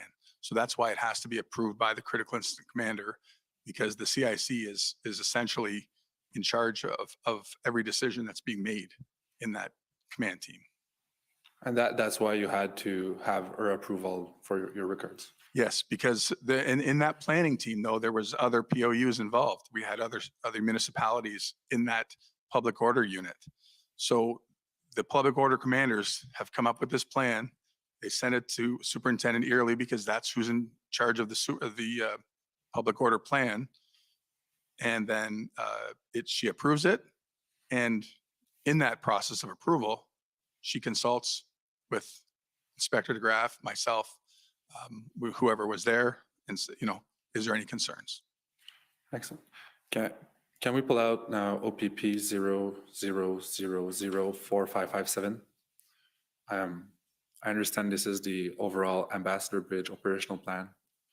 Just have a few questions on it. I'm wondering, it took only 2 days, in fact, to come up with that plan. Do you have any insight as to why it was so quick? Well, this is why you rely on your subject matter experts. So, this planning informally starts with those first few phone calls and emails to Superintendent Early, hey, we might need some public order help. So the situational reports were going to her and her team before they even came to Windsor. So they knew the geography, they knew what was going on with us, they knew what was happening with the protesters. So when they get there, subject matter experts can work very quickly to come up with a plan to essentially clear the bridge. And that's what happened. And on February 11th as well, not only the plans were approved, but the province declared a state of emergency under the EMCPA, and there was a civil injunction that went into effect. That's correct. It was quite a busy day. Yes, it was a very busy day, actually. Did either of those, either the declaration of emergency or the injunction, have any effect on the plan or the operation itself? I would say the injunction was impactful for us. It allowed, obviously, just another tool for us during the whole planning of everything, but it allowed us to really focus on exterior or perimeter roads as opposed to just here in Church. So if there was parking and that came into play later, but towing cars off of side streets, the injunction was very helpful for things like that. It was another tool. Plus, of course, it was another charge that we would be able to lay if we had arrested anybody. The emergency for the under the EMPCA really, I don't think was much of a consideration for us for this plan. And so I understand that charges were laid under the breaking of court order criminal offense under the criminal code. You know if these charges were laid during the operations or afterwards? Well, the arrests were made during public order action on the 12th and 13th, and the subsequent charges were laid after that. Like, the investigators then take the files and lay the information subsequent to the arrests. But prior to the injunction, we already had reasonable grounds for criminal mischief. Like I said, the injunction was simply another charge that we would be able to lay on the protesters upon arrest. And I would like to move to the operation itself. I think we can remove that, the plan. You explained in your witness summary that there was perhaps around 730 officers that participated in the operation and approximately 500 OPP officers that were present. Is that? Those were estimations. I think at my point, I was never involved in the scheduling. I was involved in some discussions with the officers. We had scheduling out of our training branch. It was hectic. We had people reporting that we didn't know were reporting. And I mean, you can imagine the logistical, it was very difficult for our schedulers. So those were estimations, judging by what we knew the OPP had sent and other municipalities had sent us. And do you have any understanding or insight about why so many officers were sent in the end, despite the fact that only 100 officers were asked at the beginning? I really don't have that information. I think that's probably better directed at the OPP. But I would say, like, from my point of view, the original ask of 100 officers was simply an initial response to the beginnings of the blockade. The blockade grew enormously throughout the week, and it really peaked on the Saturday night to really, and I call it the highest point of incivility that I've seen in a long time. So I would say that's probably why. The number of officers, the conditions we were working in, it was cold, the snow, public order had done their thing that morning on the Saturday. They started their action. So I would say just, and then I wouldn't say that there were 700 officers at one point. I would say there was probably in and out, because there was officers going from Windsor to Ottawa and to Toronto and all these other things. They were in and out and almost interchangeable at times, from my understanding anyways. And what was WPS role during the operation itself? You mentioned a bomb threat.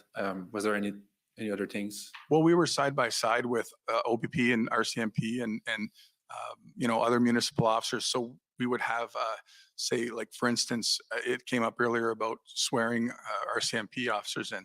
So before we could swear the RCMP officers in for provincial legislation, we would have to pair them with a municipal officer or an OPP officer to ensure that they would have those abilities to enact provincial offenses. So we had, at times, we had an OPP cruiser with 2 Windsor police officers in it. Like, it was shared resources for perimeter control, for any kind of uprising that we might need, like the bomb caller. We had an abandoned house fire at one point in the area. So these are the kind of things that we were trying to manage, that perimeter with the boots on the ground, those initial officers other than POU. Okay, and the operation lasted from the February 12th to the 13th? That's correct. And would you consider the operation a success? Yes, I would consider it a very successful. We had, eventually, I think we charged 44 people. I think that was the number. We had no injuries, no property damage, and we were able to clear that bridge relatively quickly, in my book anyways. And now moving on from the operation, on February 13, I understand that WPS, the Windsor Police, and the OPP both adopted a joint traffic plan. That's correct. We can pull up the plan if possible. It's WPS 00000711.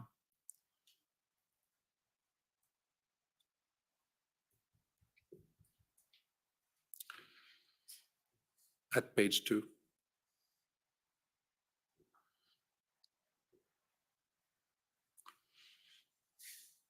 So the goal of that plan was to prevent a further blockade. That's correct. And if we go at page 2, there's that mission statement, which is basically the same of the February 9th operational plan, about establishing and maintaining a safe flow of traffic, respecting individuals' charter rights. If we move, it's here as well. The immediate action plan, it says what you mentioned, that if members observe an imminent highway blockade and form reasonable grounds of an offense is about to be committed, officers will intervene to prevent a blockade if it is safe to do so. I'm just curious as to how both interact, preventing a blockade and respecting individuals' charter rights and freedom. So at this point, when we had basically control of the area through Jersey barriers and police presence, we had no problems with protesters that were still in the area on sidewalks. And there wasn't very many of them, but there were a handful, mostly up at the Tecumseh Road area at Huron Church. And that was okay. So that was still respecting people's right to come out and protest on the sidewalk. We don't want you to block critical infrastructure. And then relying again on the OPP's experience in these long drawn out, protracted demonstrations, we adopted this plan that mostly was from their experience. And so we were able to control that area from essentially EC Row Expressway to the bridge through Jersey barriers.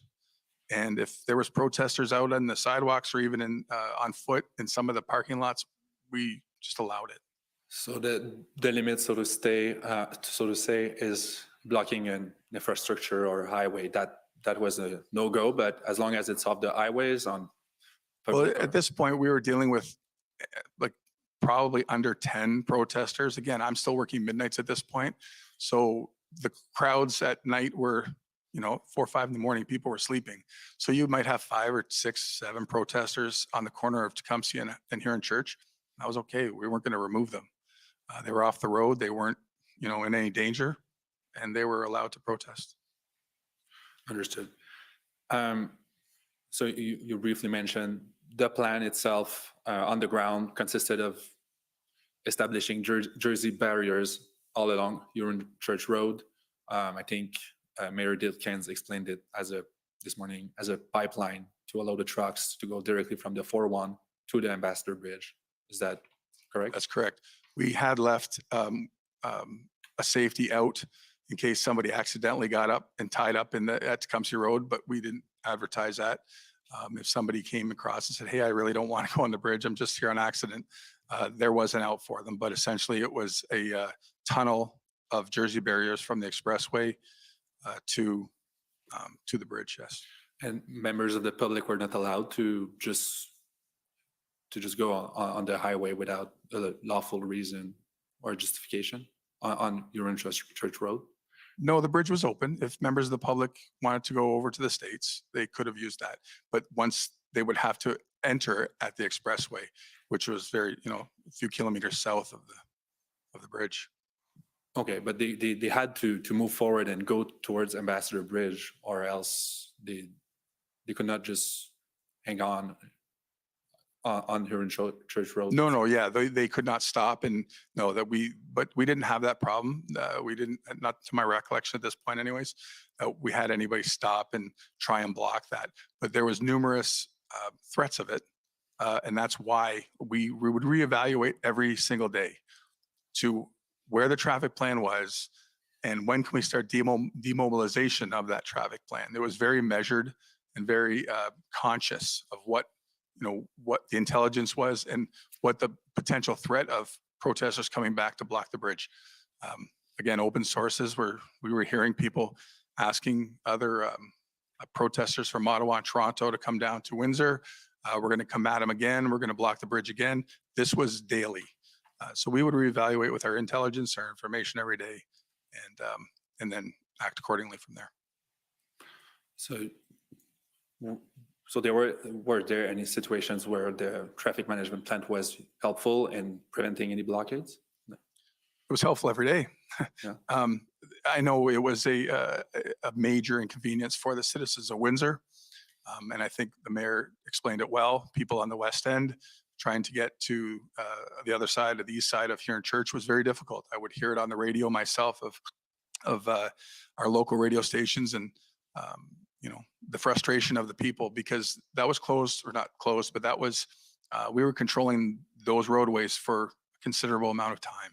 So we understood the frustration, but that's why we would reevaluate every day. We really understood the importance of maintaining that posture there by the bridge to ensure that we wouldn't lose it again.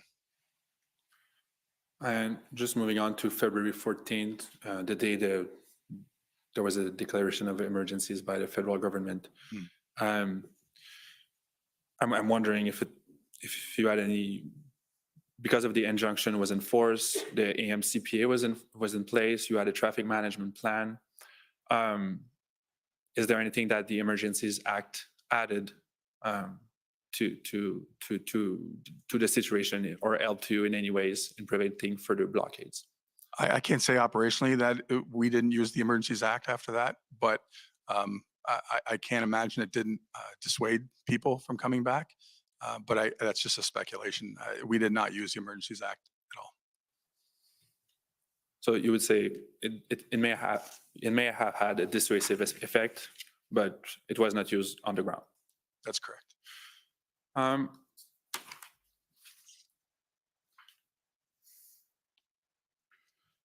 And moving further down the timeline, just to wrap up the Windsor story, the WPS and OPP adopted a demobilization plan as well, which it lasted until March 13 to fully demobilize. I think OPP,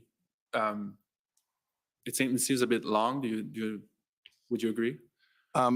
Well, yeah, if I'm a citizen of Windsor trying to cross, yeah, it seemed long, but we really felt it was necessary. And again, we're relying on the experience of the Ontario Provincial Police in these matters. So we would take their advice.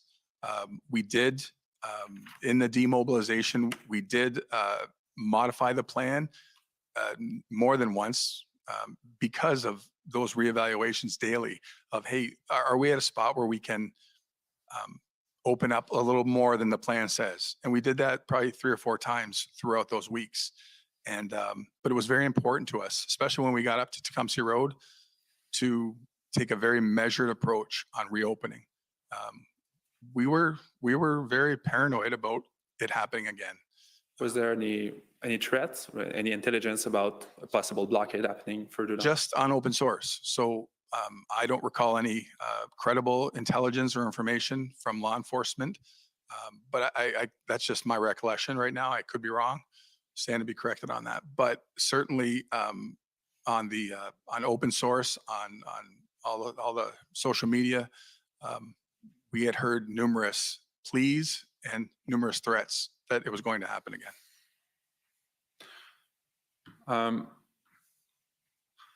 Now that the Windsor story is complete, I just want to go to lessons learned, concluding questions for just a few questions.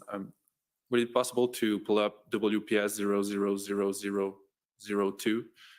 It's the same documents that we viewed earlier about the debriefing by WPS about the Freedom Convoy event. If we can go on page 19, please.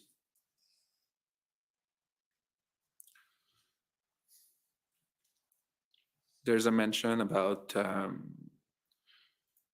it's areas to improve about the initial patrol response, which I understand is before the blockade happened or before OPP arrived.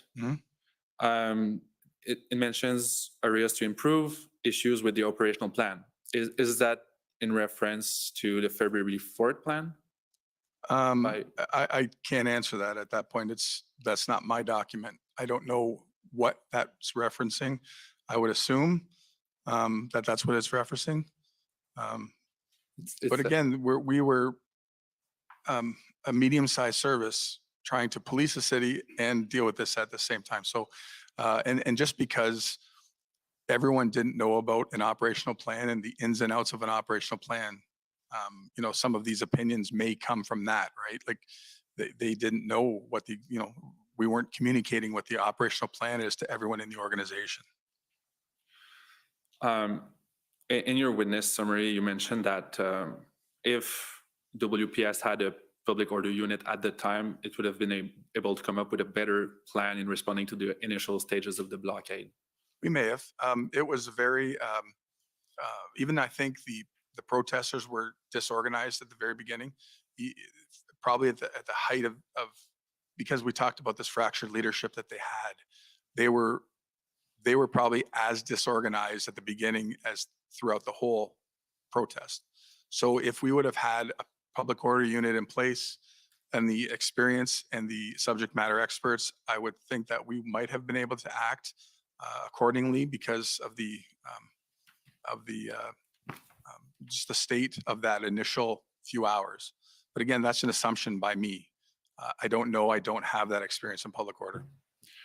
And it says also on that same slide, on the second point on the left side, extremely resource intensive, only a fraction of patrol officers remained to take calls. Patrol personnel were totally burned out. So it was not just a POU issue, it was a resource issue as well. It was an enormous resource issue. Again, this is an opinion that someone had, but certainly we had nowhere else to draw from other than our regular patrol and investigative personnel to police the bridge.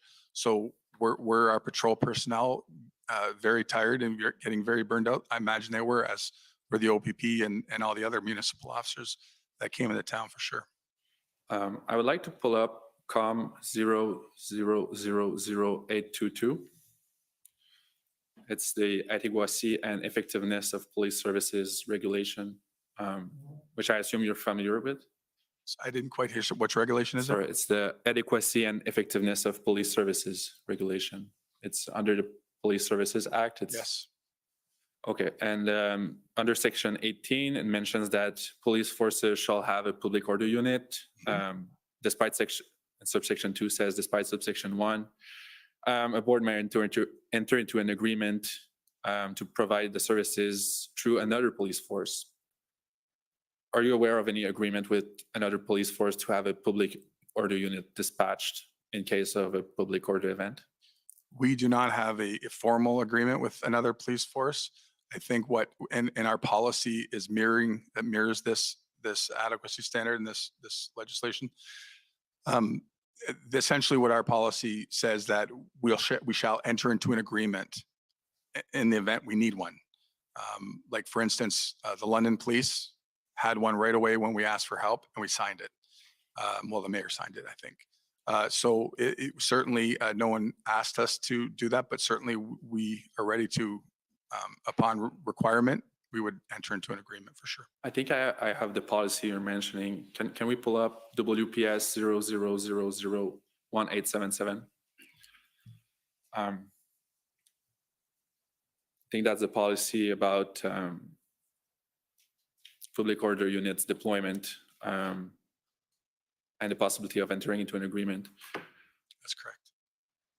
Do you recognize? Yep, that's correct. That's Is that the one you were mentioning? Exactly. Okay. Is this the version that was enforced during the Freedom Convoy events? Yes, I'm assuming it is, yes. Okay. Can we go at point D on page 2, please? As you mentioned, it says that the service shall provide a service of a public order unit through the provisions of an agreement with the OPP. That's correct. I'm just not sure I understand why such an agreement was not entered upon prior to the Freedom Convoy events. And so that is very explainable. So the OPP provides many services to many municipal services throughout the province. For instance, we don't have a dive team. We don't have an agreement to use the dive team. When we need to use the divers, we have a formal request, chief, to the commissioner. We would like to use your dive team for this investigation. No problem. They get sent down. There's no agreement. We need a technical expert in, say, in vehicles with extracting information from the computers. The OPP have those. Informal request goes to our chief, to the commissioner, comes back, no problem. Here you go. So there's no agreement for any of that. It's a chief to chief request. And certainly this is no different. If the commissioner would have come and said, hey, we have an agreement, would you please sign it? I'm pretty sure our board would have signed it immediately. but this offer from the commissioner never came to.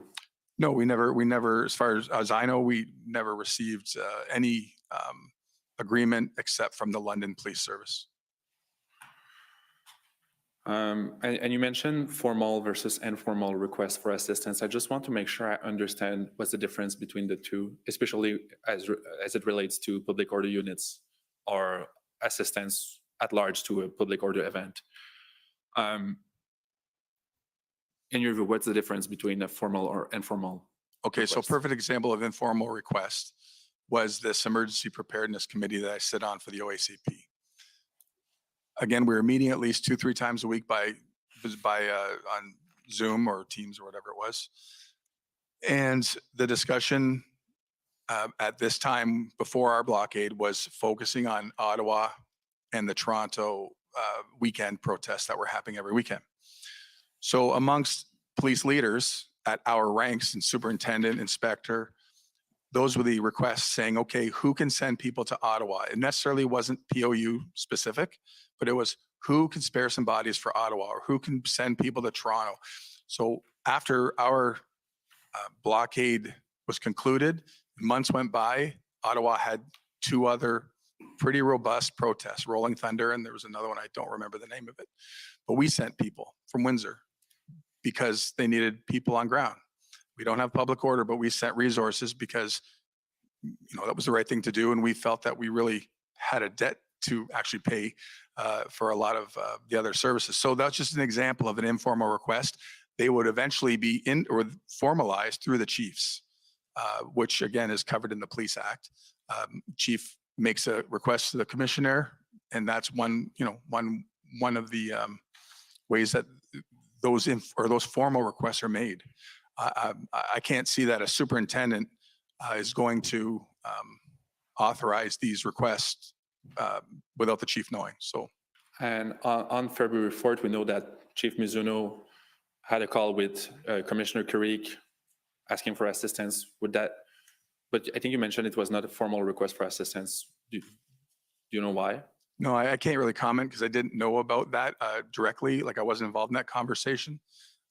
What I did get, what I think my testimony was that Chief Mizuno asked me to contact Chief Superintendent Thibb because that was a small request and that wasn't a POU request. That was a local request to get local resources from the local detachments. And I don't think that is something that necessarily the commissioner was concerned with, a local request to the local detachments.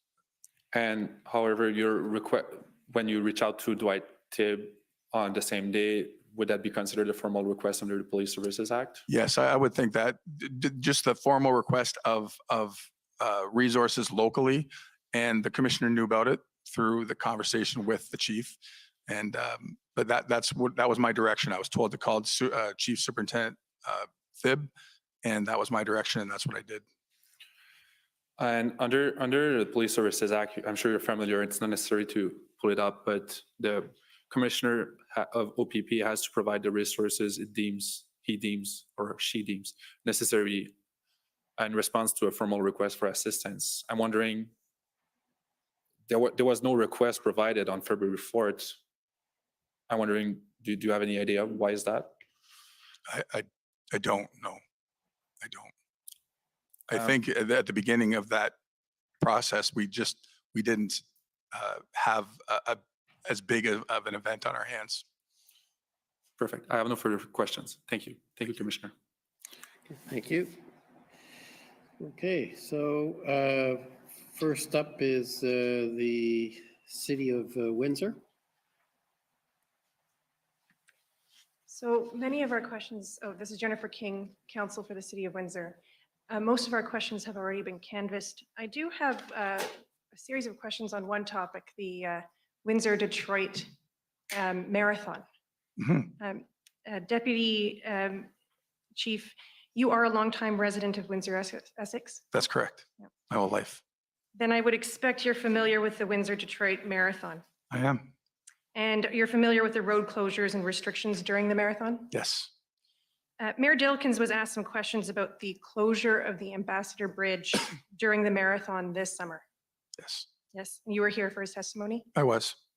You'll agree with me that generally during the marathon, traffic is only restricted on the bridge, not entirely closed. Well, that's a good question. I don't know that. I've never run the marathon, so I don't know. I would like to, but no, I don't know if it's restricted or completely closed, but either way, it's for a very small period of time. Okay, and so that's generally early in the morning on a Sunday? It's always on a Sunday. I've worked it. It's always on a Sunday. It's usually very early, like 6, 7 in the morning, yes, for maybe a couple hours. Okay, well, it's our understanding that generally it's only entirely closed this year. It was only entirely closed this year because there was construction at the same time. Were you aware that there was construction on the bridge this year? Yes. Okay, thank you. Thank you. Those are all of my questions. Okay, thank you. Next is the Government of Canada.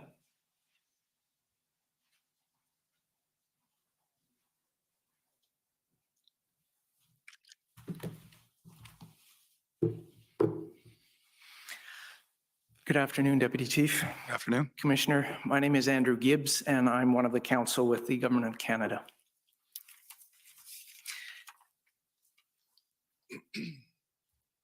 Just briefly touching on some of the testimony you've given already, you mentioned that the leadership was quite divided and you used the word faction. Fractured. Fractured. Yes, that's how I would describe it. Yes, that was my opinion. Okay, and so there were in fact multiple leaders and it made it very difficult to determine who was in charge. That's correct. That's what it seemed like. You also described the situation as dynamic. Would you say it was fluid? Yes. Unpredictable? Yes. Volatile? Yes. And aggressive? Yes, at times. At times.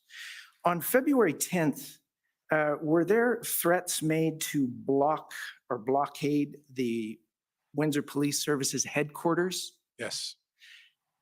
And why would that have been a concern to you? Well, I mean, it impacts our daily operations greatly. Our fleet vehicles are parked in the basement. I would imagine exiting and entering the building, if it's blocked, would be very difficult. It would impact our employees coming in and out of work, I would imagine. It would just impact every piece of our operating, our operations every day. And for those of us who are not police officers, that would mean you couldn't come and help people if they called 911. That's exactly right. Were there also threats to block the Windsor-Detroit Tunnel Yes, there were. and the Windsor Airport? Yes, there were. And those threats did not materialize, No, but you couldn't ignore them. no, we had to deploy resources to all three of those places that you mentioned, as well as, very concerning, that whole corridor where our headquarters is, it has hospitals and essential services that if that area got blocked, it would have caused enormous problems for us, and not mentioning the tunnel with what the mayor said was thousands of people going over there to work. You also mentioned, just in terms of general public safety and officer safety concerns, there was a bomb threat at the mayor's house. Yes, That also took resources. I believe he mentioned 2 to 3 police cars were there for a week or 2. yes, that's correct. There was a bomb threat behind the police lines on February 12th. Is that correct? That's correct. And it turned out to be not credible, That's correct. but the threat was made. That we had to deal with. Yes, it was And it was made and we had to investigated. put resources to it, investigate it. And yes, Was there also a drone flying over, a protester drone flying over the police enforcement operation on February 12th? I imagine there was. I don't know for sure, but I imagine that there was all kinds of live footage that we were watching in the EOC that was open source, and that was part of it. Okay, thank you. And you mentioned that it was cold and there was snow. The officers were putting in a lot of overtime. Yes, I canceled the days off from, I think I'd have to check the dates, but I canceled a week of rest days of our own officers, let alone the ask from the OPP and the municipal forces to be away from home and cancel their days off as well. So yes, it was long days. So there was a lot of tension. Absolutely. And I think you said people were burnt out. Yes. There are also mention of children being involved. I believe the mayor mentioned that children were involved at the protest, and particularly when the police enforcement action was scheduled to take place on February 12th. Yes. What impact does the presence of children in a mass protest have on police operations?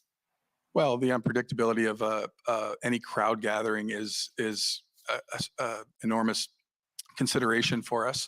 But in something like that, we had to make plans with Children's Aid Society on arrest plans. We had resources dedicated to just Children's Aid. Obviously, there's a huge safety concern. There was talk on open source communications that they were going to use children as human shields at one point. So there was all kinds of considerations for us to keep the welfare of children, very, safe. Mr. Clerk, can we please turn up OPP 404539 and go to page 41 on this point?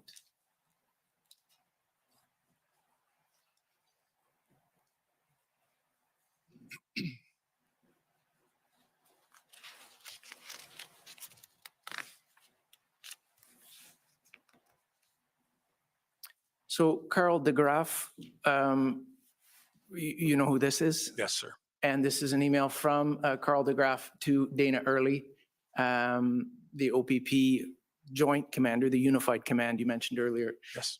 FYI regarding using children as a defensive tactic, and this is sent on February 11th. If you'll scroll down, please, Clerk.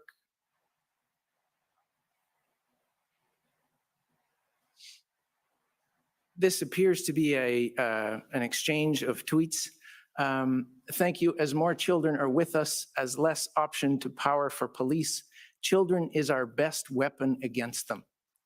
And someone responds essentially that this is an evil strategy. Children are not weapons or human shields. If this man wants to bring his family to a protest, he can do his research and should beware of people who speak like you. Going down to the last tweet. It is a war they prepare for us with guns, cold water, and gas. Is that consistent with the information that you were receiving with respect to children being used as what you said, human shields? That's correct. Thank you. I only have a few minutes left, so I understand that in summary, you've answered a lot of these questions already, but I think you'd mentioned that they were burnt out, the officers were burnt out. I think I believe you said they were spread very thin across the province. Is that correct? That was my opinion, that police resources across the province were getting spread thin, yes. So that would involve all police resources. Certainly, because of the asks on the EPC committee and the public order being spread thin, and for sure. And so there are a series of documents, I won't go through them, but you were taken at one point to the justification for the 100 officers. And if that, Mr. Clerk, is at WPS 60610, and Commission Council took you to some of the basic numbers. I'd like to go to page 2, where you mentioned that, scroll down a bit, I think there should be a reference that says that currently officers are being outnumbered and surrounded by protesters when confronted or approached. Yes. Is that an accurate description? Absolutely. I watched it myself on open source YouTube channels. And you mentioned that you were trying to continue the regular Windsor policing at that time. It's correct. Because regular city life involves all sorts of things that sometimes require police assistance. Yes, we have a very busy police service, yes. And would you think it would be fair to say that every city in the province of Ontario would involve that type of requirements for their police services? Absolutely. And they were also being stretched thin? Yes. And you mentioned that this would happen essentially across the country, would it not? It's my opinion, yes, for sure. And so turning lastly to the resurgence, you've mentioned that you were quite concerned, or the Windsor Police Force were quite concerned, as was the mayor, that they could return, the protesters could return. That's correct. And in fact, Interim Chief Belair submitted an affidavit in support of the Windsor City motion to extend the injunction indefinitely. Is that correct? That's correct. And I won't pull it up, but Interim Chief Belair swore an affidavit, which is found at WPS 6049, and in particular at paragraphs 44 to 54. He states that based on, and I'm paraphrasing, but based on monitoring of social media, demonstrators are asking more locals to join, more vehicles are traveling to the area, social media indicating further action from protesters expected, quote, it's not over, quote, regroup, quote, we are not done, quote, slow roll is next, and finally, quote, civil wartime. Anti-police comments are also observed, and the February 15th convoy of several transport trucks from Ottawa en route to Windsor was intercepted by police. That's correct. And in fact, Justice Morowitz, based on that evidence and other evidence, granted the interim injunction indefinitely. That's correct. Now, you stated that you did not use the Emergencies Act, sir, but is it fair to say that that's because this resurgence did not materialize? Yes, that's fair to say for sure. So in fact, we don't know if it would have been needed. Absolutely. And finally, with all of these local protests in all of the cities that you'd mentioned, including Sarnia, Toronto, Ottawa, Cornwall, Quebec City, Emerson, Coutts, and Surrey, British Columbia, and others, when the location and duration of a blockade is unpredictable, and when police resources are stretched thin, and the officers are exhausted, would you agree that this leads to an increased risk of safety and security for the officers and the general public? Certainly could. And that would exist wherever those protests may pop up? That's correct. Those are my questions. Thank you very much, sir. Thank you. Next is the Democracy Fund.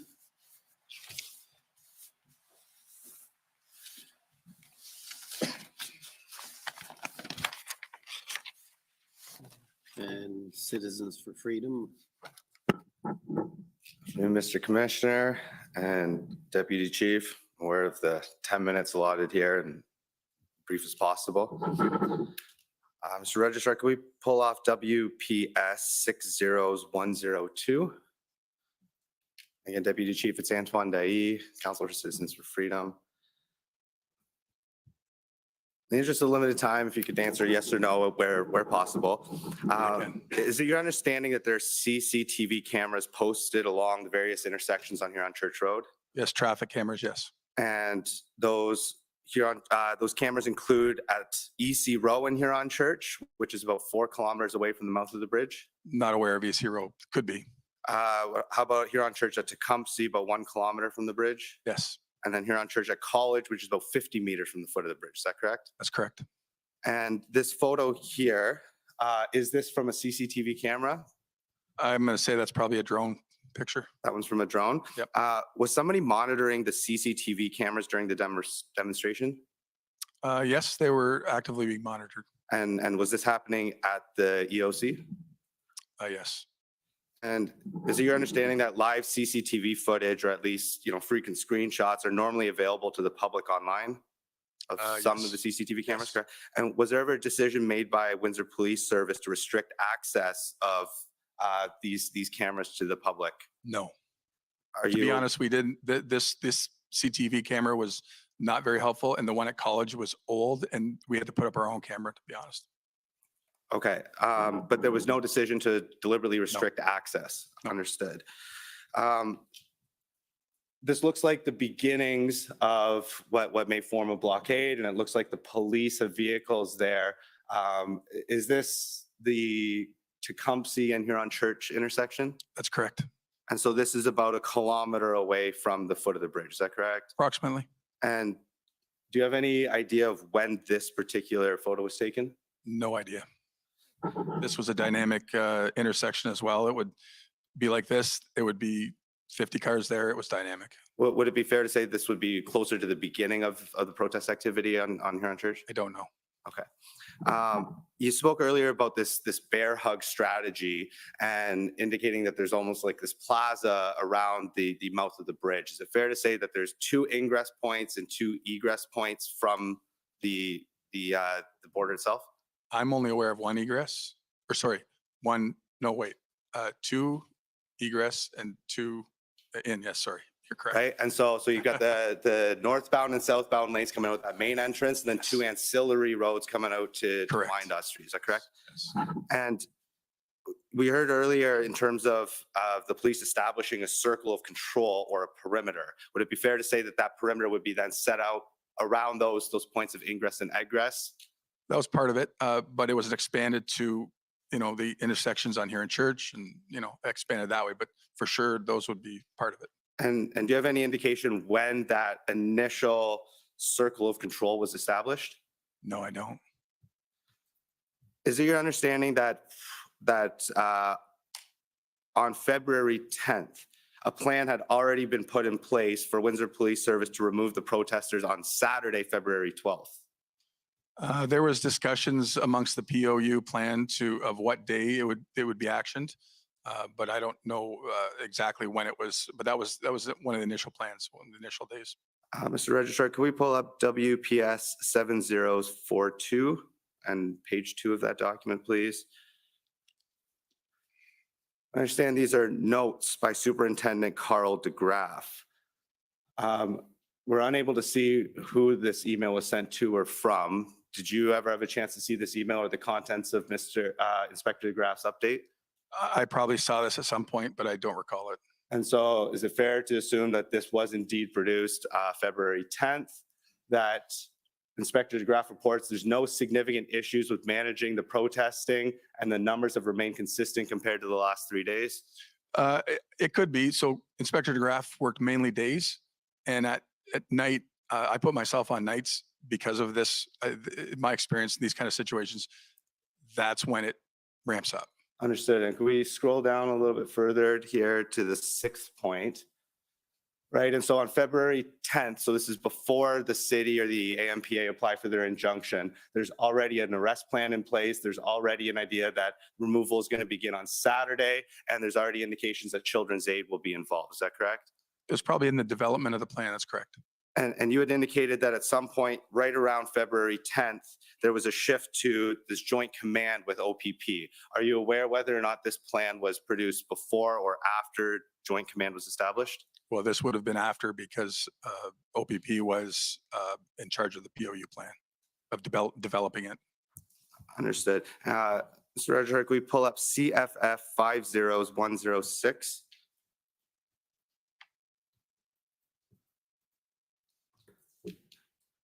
So Deputy Chief, you spent some time in the EOC and had a good visual in terms of what was going on throughout the week? 21 days. All right, and so is this an accurate depiction, I suppose, of the protests and the police on February 12th being the Saturday? That looks accurate, yeah. And can you identify which intersection this is at?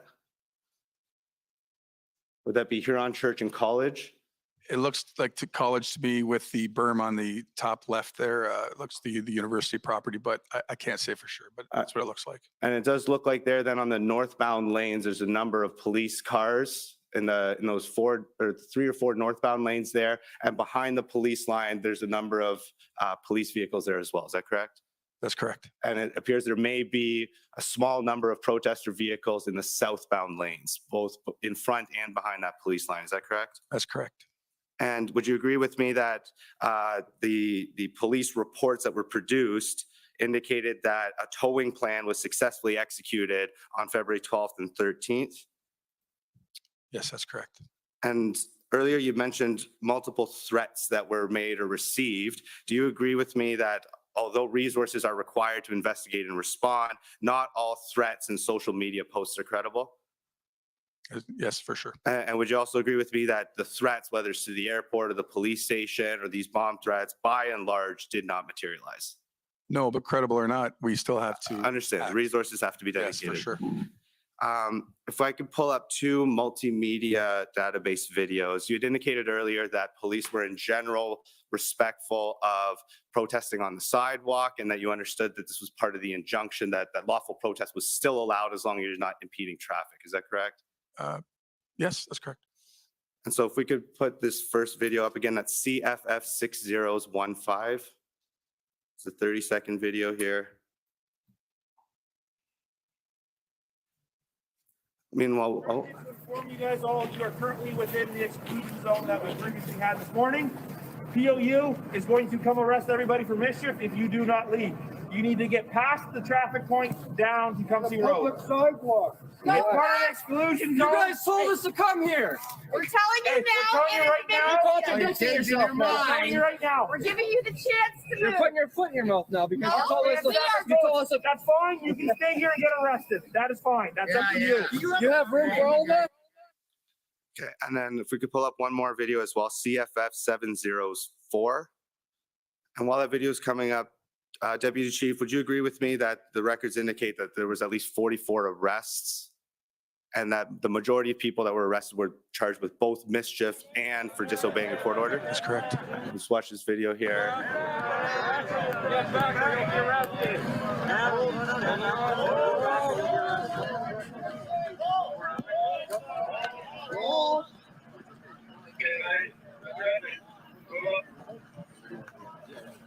Back. Back. Pressing. Whoa. Move back now. Back or you'll be arrested. Would you agree with me that it appears that there's a woman sitting peacefully on the grass there being arrested? Yes, but the roadway here under legislation is fence line to fence line. Okay, I This, we're trying to establish a perimeter in a controlled area. That's what we're doing. but the sidewalk and the grass are both on the interior of the fence lines that you're alluding to. Yes. Do we agree that she's not impeding vehicular traffic from her location there? I can agree with that, but we're trying to clear out an area, so that's why she is getting arrested. Understood.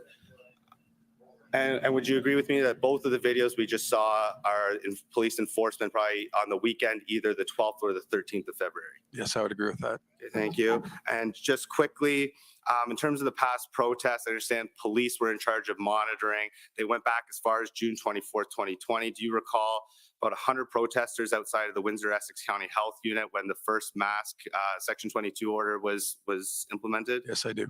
And do you also recall hundreds of protesters in front of City Hall when the city implemented a more restrictive mask mandate than the health unit did? Yeah, I believe so.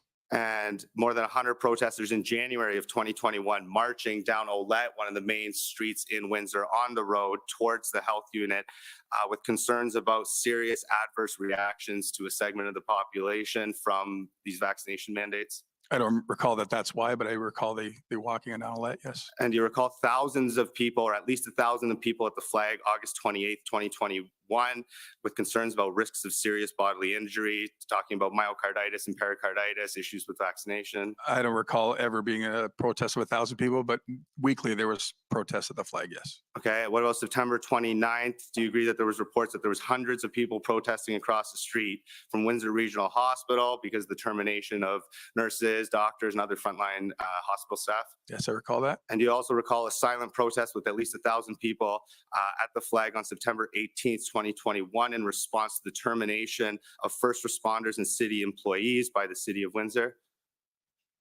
Again, the reason I don't know, but yes, protests were happening weekly. And do you also recall that instead of placing employees on a leave of absence until the end of the COVID-19 period as provided for in the Employment Standards Act and the Infectious Disease Emergency Leave, that the city of Windsor made a choice, an intimidating choice, threatening the economic security of many of its employees, that they would be terminated rather than on a leave of absence if they refused to accept the government's medicine into their body?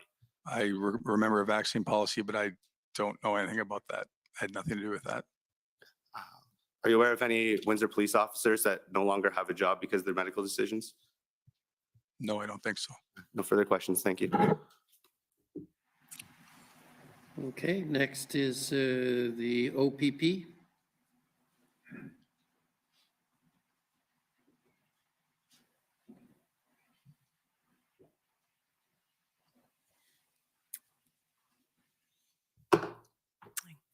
Commissioner, good afternoon.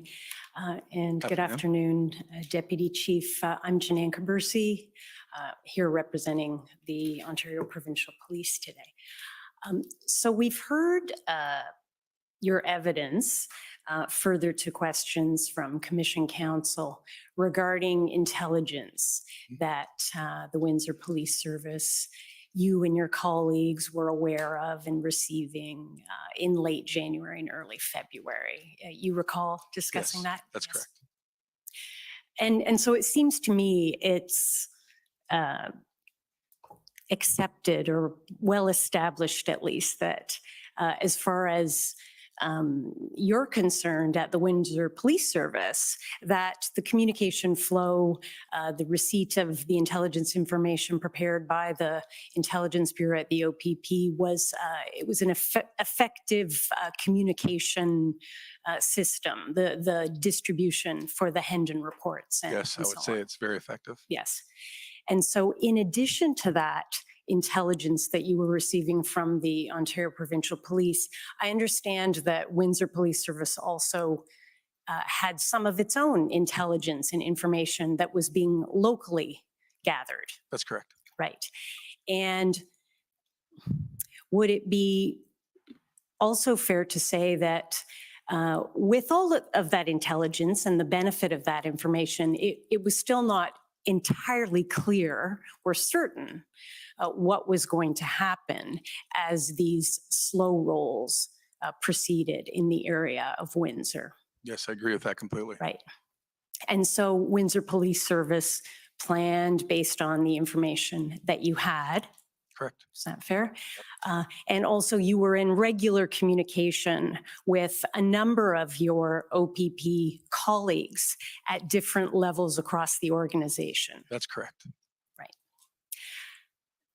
And so can we say that there was effective communication information sharing and cooperation that was taking place between the OPP and the Windsor Police Service throughout this time period. Yes, I could say that. Okay.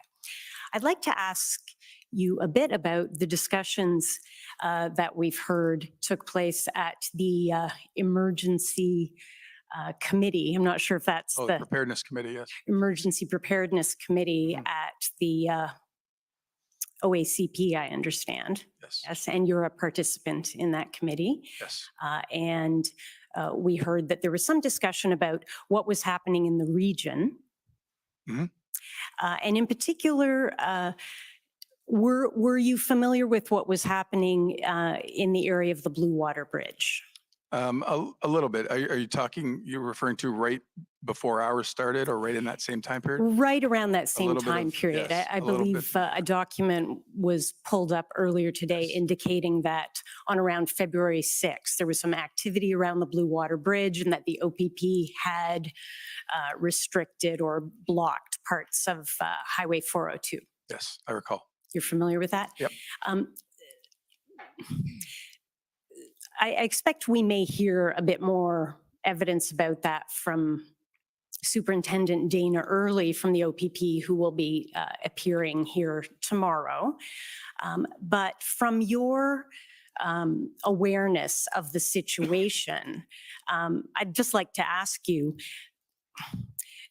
is it possible or was it considered as an option in Windsor to try to execute something similar to what was done in the area of the Blue Water Bridge? Or are there simply differences in the situation that, lead to different decisions about planning? Certainly, yes. We had those conversations.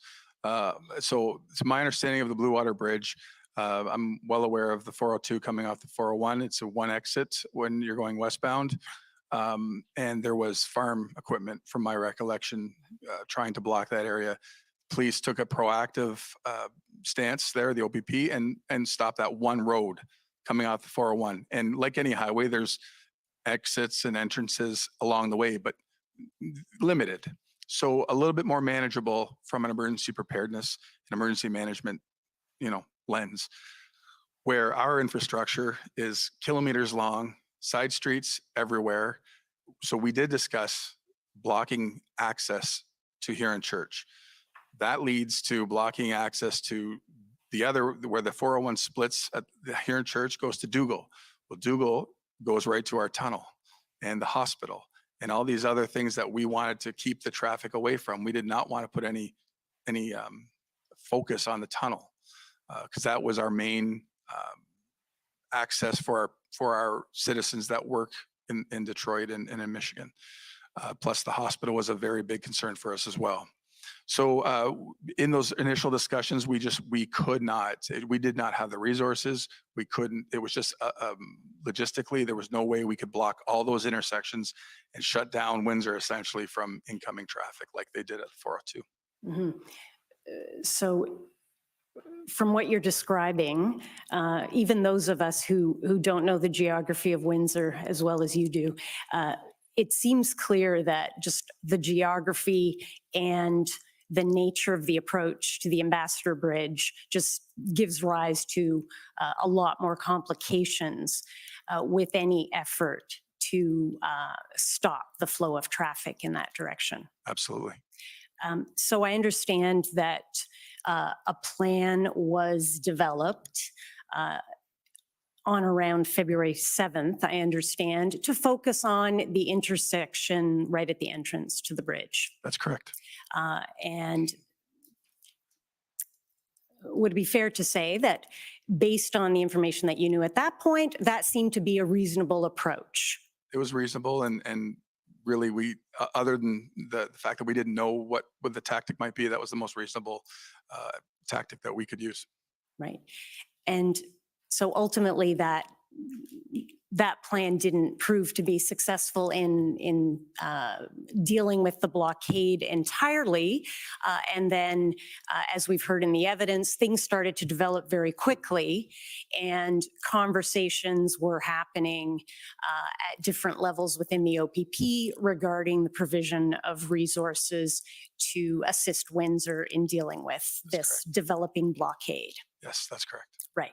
And we heard that a team of PLT officers was among the first of the officers that were deployed to Windsor to assist and lend their expertise.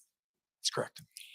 And then in addition to that, there's been some discussion of the request for 100 officers. So I'd just like you to make clear for us when we're referring to those 100 officers, is it correct that you're referring to frontline uniform officers who might be described as officers who could take on general duties? That's correct. Patrolling, monitoring intersections. That's exactly what. Those sorts of duties. Yes, that's correct. So that number of officers certainly doesn't include the number of officers that might be required for a public order unit operation. Absolutely not. Right. And those determinations came later after the shared command or unified command, as it's also been referred to, was established starting on around February 10th when Superintendent Early arrived. Correct. Okay.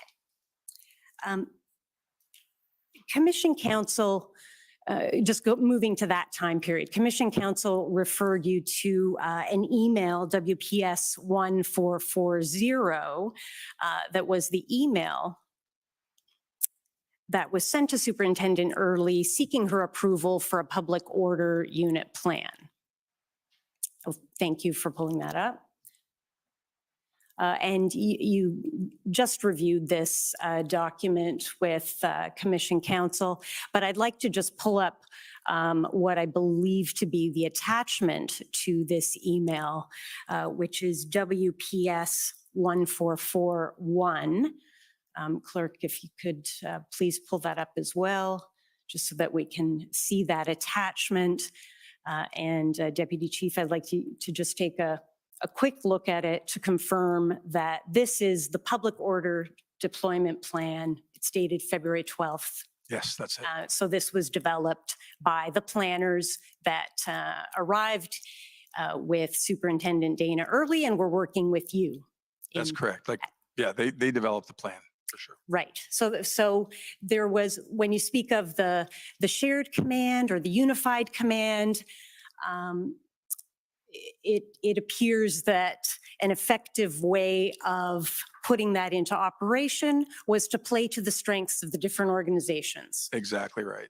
Right. And since the OPP had POU experience and then some other planning experience, that was taken care of by the OPP team. Absolutely, 100%. That was the again, especially with my background, that was the ask. That was the ask for them to come in and provide us their experience, and that's what they did admirably.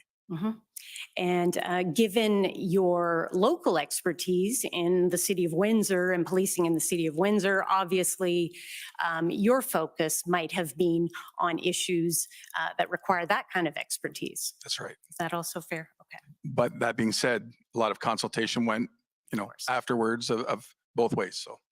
Of course.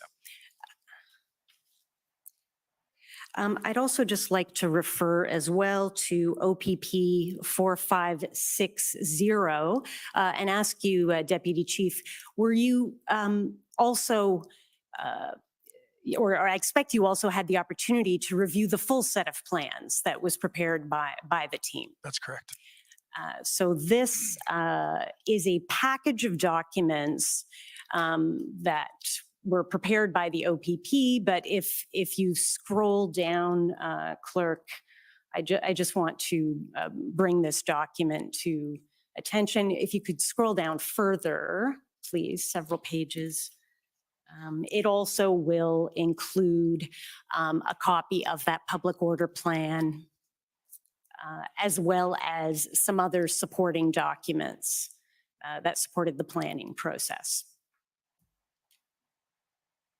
Okay, we can leave that for now. I expect we'll look at that in more detail with Superintendent Early.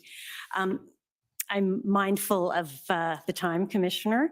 So I would like to also ask you, Deputy Chief, so as the plan was then, ready to be implemented, as determined by the command team, and this happened fairly quickly, as I understand it. That's correct. Some might be surprised to see that a plan containing all the required elements was produced within a matter of days, but that is the reality. Well, that's a testament to the experience that they bring. Okay. And we've heard some reference to the effectiveness of the OPP PLT officers who came onto the scene to support the work that some of the Windsor Police Service liaison officers had also been working towards in developing rapport and communication with the protesters. Yes? That's correct. I take it you became aware that on the 11th of February, there was an effort to come to some kind of resolution with the protesters who had indicated through a PLT officer that the protesters would like to speak to someone from the provincial government, and they were asking for a letter essentially to that effect. Yes, that's correct. You're familiar with that? Yes. So I'd just like to pull up that document. Mr. Clerk, it's WPS 1454. I believe my friend, Mr. Curry, I think alluded to this earlier, but I just like to pull it up on the screen and Deputy Chief, have you take a look at it. Right, so if we scroll down a little bit, we see that this is February 11th. It's addressed to Commissioner Parikh. And if we continue to scroll down, it's from Sylvia Jones. And it says the Government of Ontario is proposing that a meeting occur within an agreeable time period with a select group of protest leadership and so on. So you're familiar with this resolution attempt Yes, that was undertaken. I understand that this letter was delivered to the protesters on the evening of February 11th. Yes, I'm correct. aware of that. But ultimately, it unfortunately did not lead to a resolution of the blockade. That's correct. Of the bridge. And in that regard, what I mean is the bridge continued to be blocked. That's correct. Okay. I might just have one moment.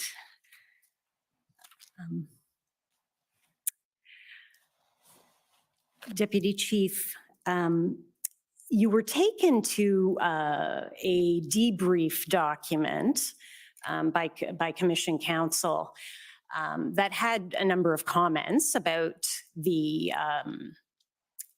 experience that had taken place throughout the protest and the blockade, and then the resolution of the blockade. And you noted that you thought it was, expressing opinions of particular individuals that were present there. I'd just like to ask you what, in your view, if you were asked to debrief, what would you say were the lessons learned, the things that worked or things that didn't work?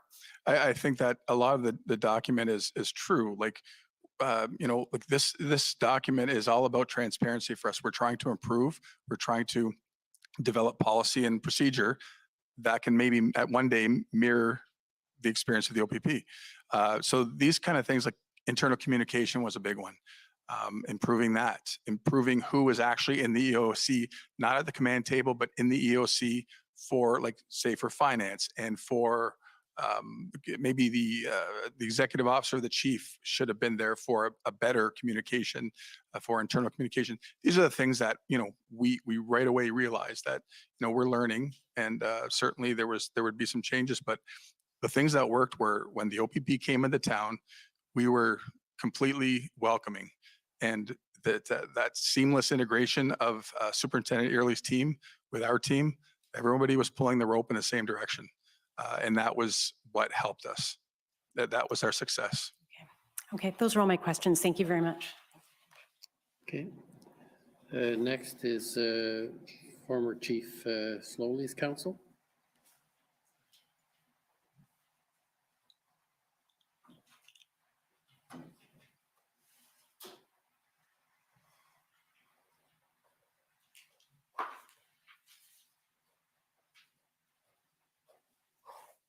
Thank you, Commissioner. Deputy Chief Tom Curry for former Chief Slowly. Just a few minutes and just a few questions. Just to get your help as a person who's been in policing as long as you have been and holding the roles that you are holding, the positions and ranks that you have held. You mentioned the limitations on the service's ability to act on information as opposed to intelligence. Do you recall that? I don't know. I don't, like, if that's what I said, I don't know if we had an inability to act on information. It was the inability, or maybe the desire to act on information at times that was not legitimate or confirmed or things like that. That's maybe what I meant. Maybe I can ask you about this. Your colleague, who's in the role now of chief, Chief Belair. Yes. He gave a statement to the Commission Council. I'm not going to turn it up, but can I just read you this? He isn't going to testify, so I'm just going to get you to see whether he has captured the idea that that I understood you were expressing.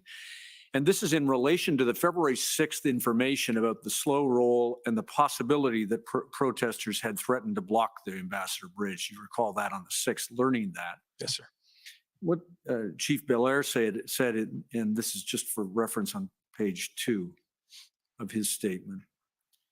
He said, however, he stated that he was reluctant to interfere with the flow of traffic to and from the bridge in the absence of compelling intelligence because of the importance of the bridge to international trade. Okay. Is that a sentiment that you agree with? As a critical incident commander, I mean, I can't disagree with it, but I certainly was not willing to interject in that point to escalate the situation. Right. In other words, you weren't going to be, on the basis of what you had heard of a threat, you weren't going to go closing roads all over town and disrupt things. And I don't know how, when you say earlier that you were following the events in Ottawa, you understood that that was a much larger, much more significant and complex protest than the one that you were dealing with. I would agree. The number of vehicles that actually blocked this critical infrastructure strikes me as a very small number. Do you agree? Well, compared to what Ottawa was dealing with, I would say yes. But I mean, we at times we were estimating up to 100, 150 vehicles. 150. And the low end, for the commissioner's purposes, sometimes I saw numbers that were below 50 even as they came and went. I'd have to trust you on that. I don't. Okay. No, we'll. I mean, my intelligence was going by drone shots and things like that. I'm 10 kilometers away, right? Very hard to get actual information about it. Tell the commissioner, if you would, please, where were these plates? Where were these vehicles coming from? What do you got on the plates? Ontario. Most of them. There were some locals.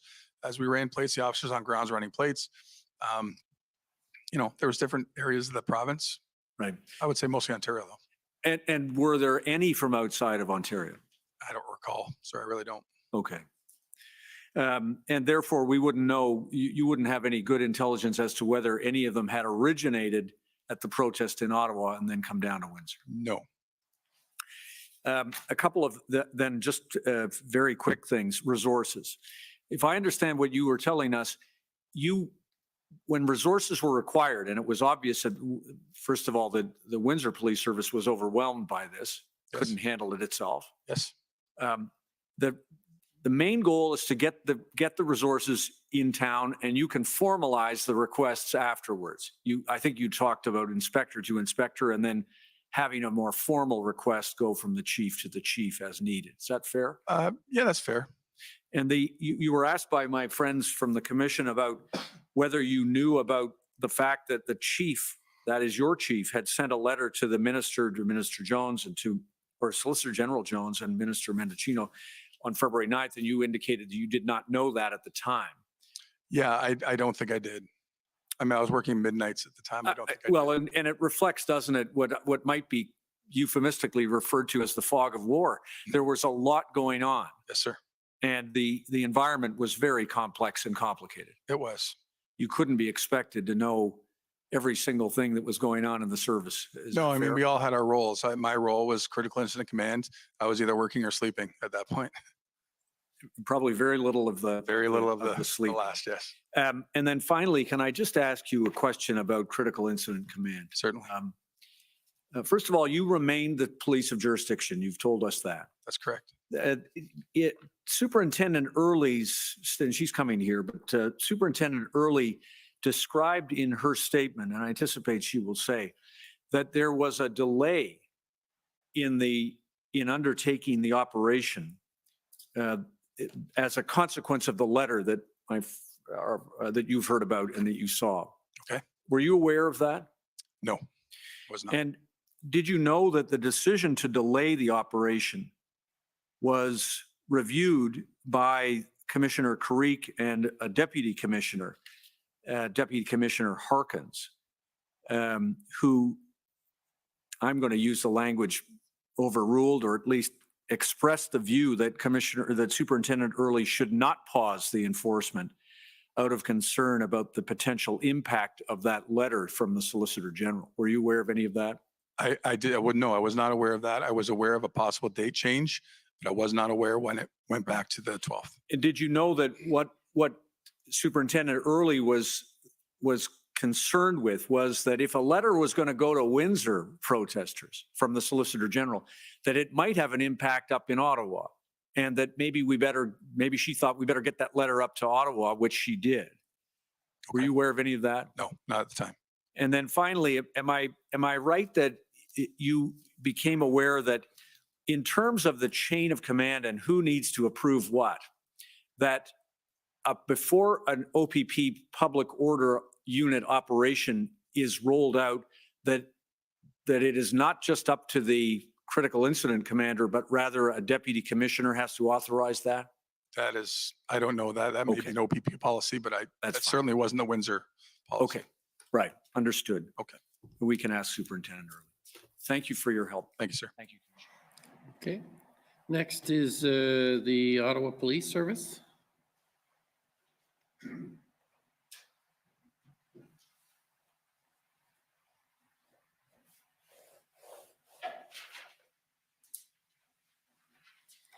Good afternoon, Deputy Chief Crowley. My name is David Michikowski. I'm counsel for the Ottawa Police Service. Afternoon. You served as the critical incident commander during the day shift, is that correct? Or during the night shift. Night shift, correct? Yes. And in that regard, am I correct that you had operational autonomy to make necessary decisions under the incident command system? That's correct. And so you would be operating at the operational level? That's correct. And the level above you would be the chief at the strategic level? That's correct. But there's only one level above you, correct? That's correct. And so unlike in Ottawa, where we had an incident commander, an event commander, and a major incident commander, and then a chief, that wasn't comparable to the situation in Windsor, was it? No, you're correct in saying that. And Chief Mizuno and Deputy Belair respected your autonomy and didn't interfere with your operational decisions? Completely respected it, yes. And that's an important aspect of how the incident command system is supposed to work. Am I correct? You're correct. And you shared command with the OPP, but that's because the Windsor Police Service recognized that in an operation of this nature, the OPP obviously had much more experience and expertise than the Windsor Police Service. That's correct. Yes. Lessons learned from Ottawa. I believe you learned a number of lessons based on what had happened in Ottawa, and these are things that you would not otherwise have known. Is that fair? That's fair. And so in fact, I won't call up the document, but I believe in one of the documents, you talked about benefiting from the hindsight of Ottawa's experience, of enjoying the benefits of the hindsight from Ottawa's experience. And that impacted how Windsor decided to proceed, correct? On certain things, the things that I talked about earlier, certainly, but not everything. I mean, like for instance, when the OPP came down and we, started to share command and work as a team, that was just the way it went. Like that was an accepted practice in my book. That's how I want it to work. Sure. And I'm sure Superintendent Early will say the same thing, or should say the same thing, because it just worked that way. And another example of learning from Ottawa was, I believe we saw in one of the documents, again, I won't turn it up, when it came to looking at the message to be given to demonstrators. I think it was a bit of a cut and paste from what Ottawa had done, correct? I can't confirm that, sorry. I can call up the document if that'll help. It's WPS 401017.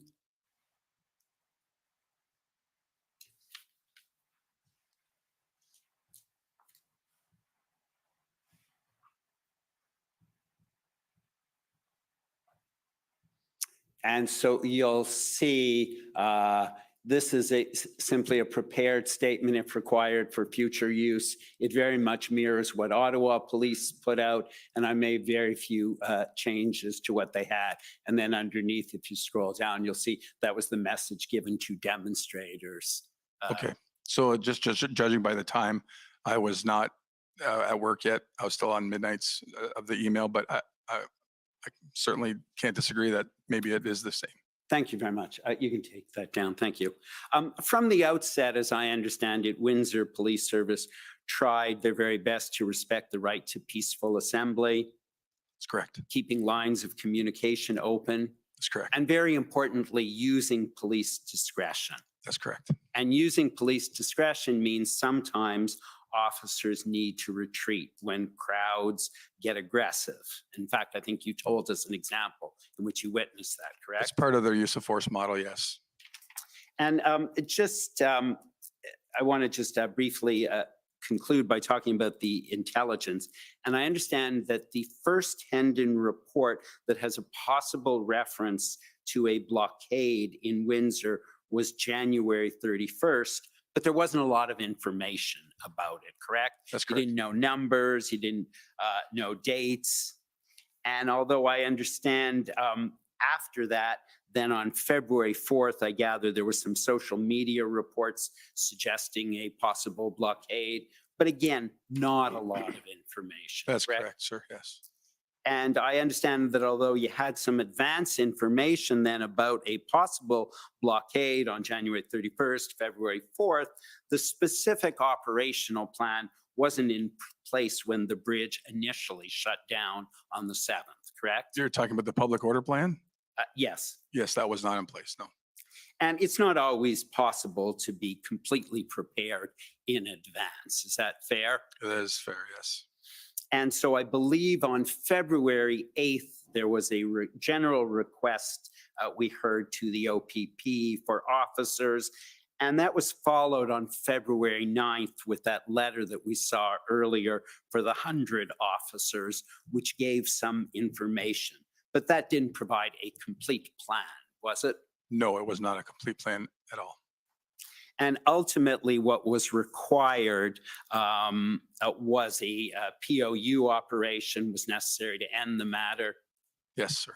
And that means there's going to be arrests, there's going to be criminal charges. Likely.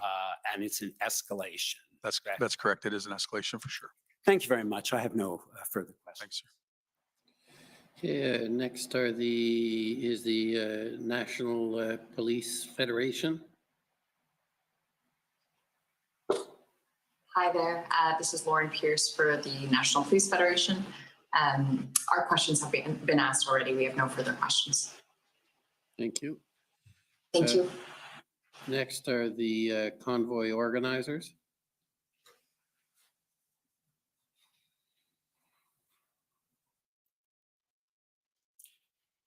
Good evening. For the record, Brendan Miller, appearing as counsel for Freedom Corp, which represents the protesters that were in the city of Ottawa in January, February.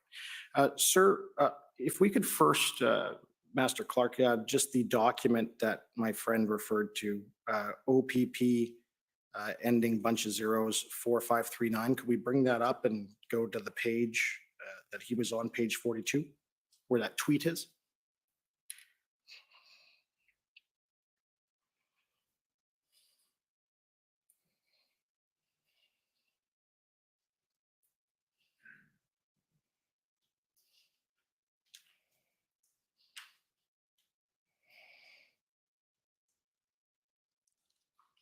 Okay, so that's the tweet that my friend put to you earlier. Fair?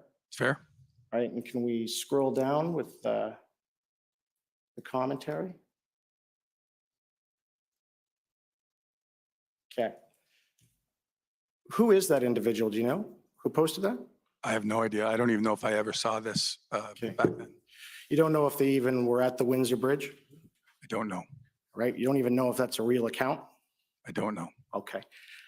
Can you agree with me? I just want to put sort of as I understand, and these are not my words I'm about to put to you, but I want to know if you agree with the following with respect to online social media and spaces. So the anonymity of an online space allows individuals to post commentary that they would not normally say in public. Many posts in this space are best articulated, and again, this is not my words, as shit posting. Confirmation bias. Strategic analysis must be driven by direct evidence collection and assessment as opposed to reliance on social media posting as it lacks context and where the poster's bias may not be considered. Would you agree with that? Potentially, yes, but I can say that, like I said, I don't even think I saw this, but when it talks about real evidence, when I heard the protesters themselves on the open chat talking about human shields, children as human shields, and seeing a picture with children holding hands across the intersection at here in church and college in the early stages, that's hard evidence for me. Okay. And of course, you followed up on investigating that and making sure that, you know, that wasn't an issue? Our special investigations unit was definitely involved, and they deal with the children, the crimes against children, along with CAS for sure. Okay. Can we scroll down to page 44, please? Okay, and so this is your an OPP intelligence assessment of Windsor. Can we scroll down? And you want to just take a minute to read that? What's the date on this, sir? 12th. Okay, thank you. 4 a.m.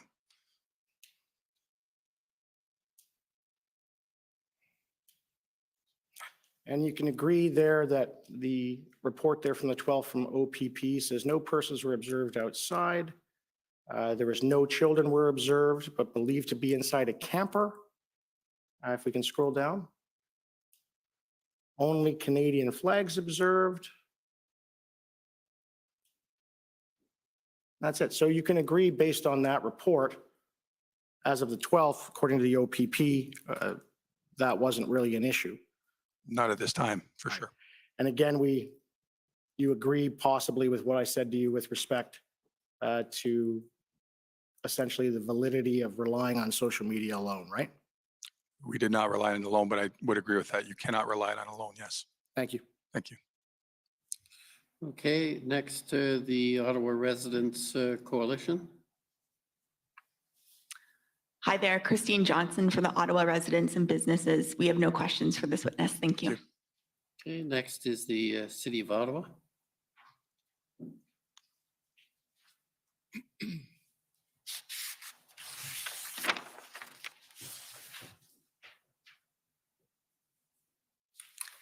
Good evening, Deputy Chief. My name's Anne Tardif. I'm one of the lawyers representing the City of Ottawa. Good evening. Mr. Clerk, if we could put up WPS 60216.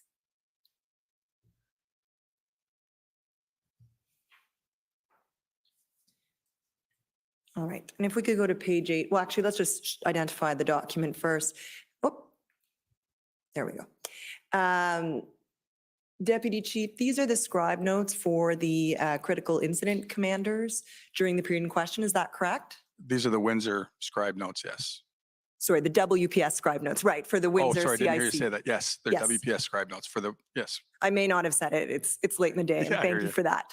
And so these would have been scribe notes for you during what we're calling the midnight shifts and Inspector DeGraff during the day shift. Fair? That's correct, yes. Okay.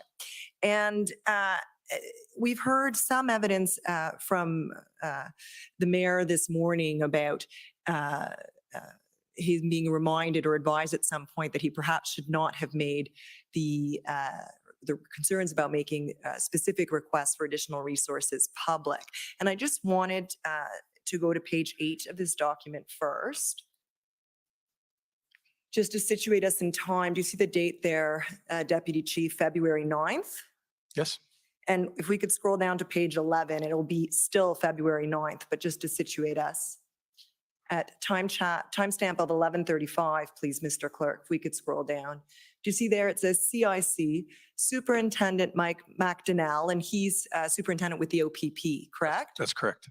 And then it says comms OPP liaison via phone, CIC relay message from him, being Superintendent McDonnell, to Chief and also to Mayor, not discuss any requests for additional resources, goes against / contrary messaging from OPP and our CMP, prompts protesters to gather strength and intensity, that should perhaps be intensify, presence. You see that? Yes. So I take it that Superintendent McDonnell from the OPP was asking the Windsor CIC to relay to the Chief of Police and to the Mayor their advice or their request that any request for additional resources not be discussed publicly. Is that fair? That's fair, yes. And if we scroll to the 11:35 timestamp, that message, I guess, was relayed, correct?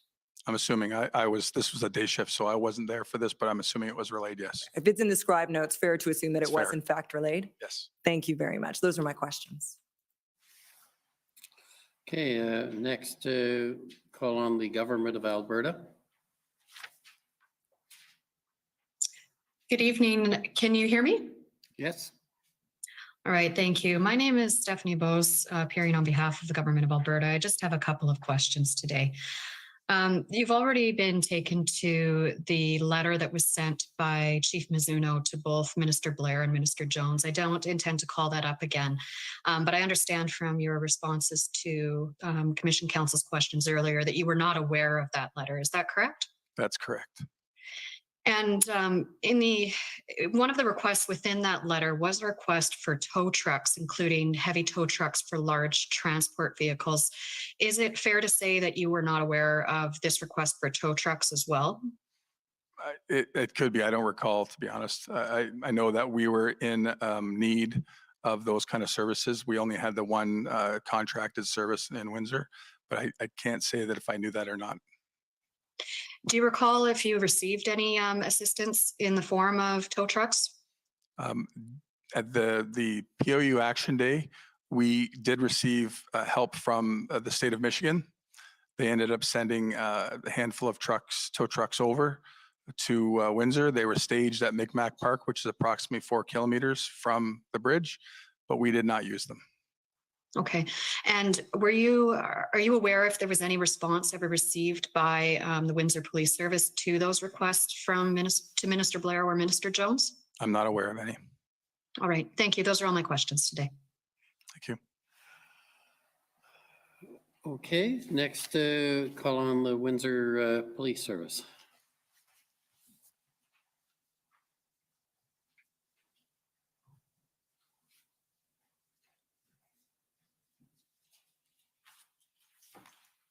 Thank you, Mr. Commissioner. I am Tom McCrae for Windsor Police Service.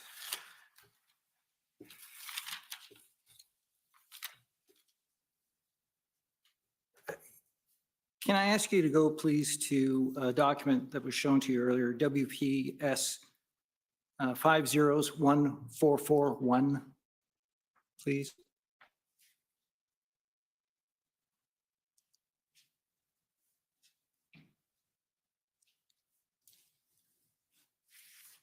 Could you please tell us whose flashes are on that first page? That would be the Ontario Provincial Police, the Windsor Police, the London Police, and the flash of the RCMP. In addition to those police services, who else assisted Windsor Police Service in its operations at the Ambassador Bridge? We had assistance from the Hamilton Police Service, from the Waterloo Police Service. Off the top of my head, that may be it. Thank you. Could I ask Mr. Clerk that you call up a witness statement of Catherine Diodati? It's 6062.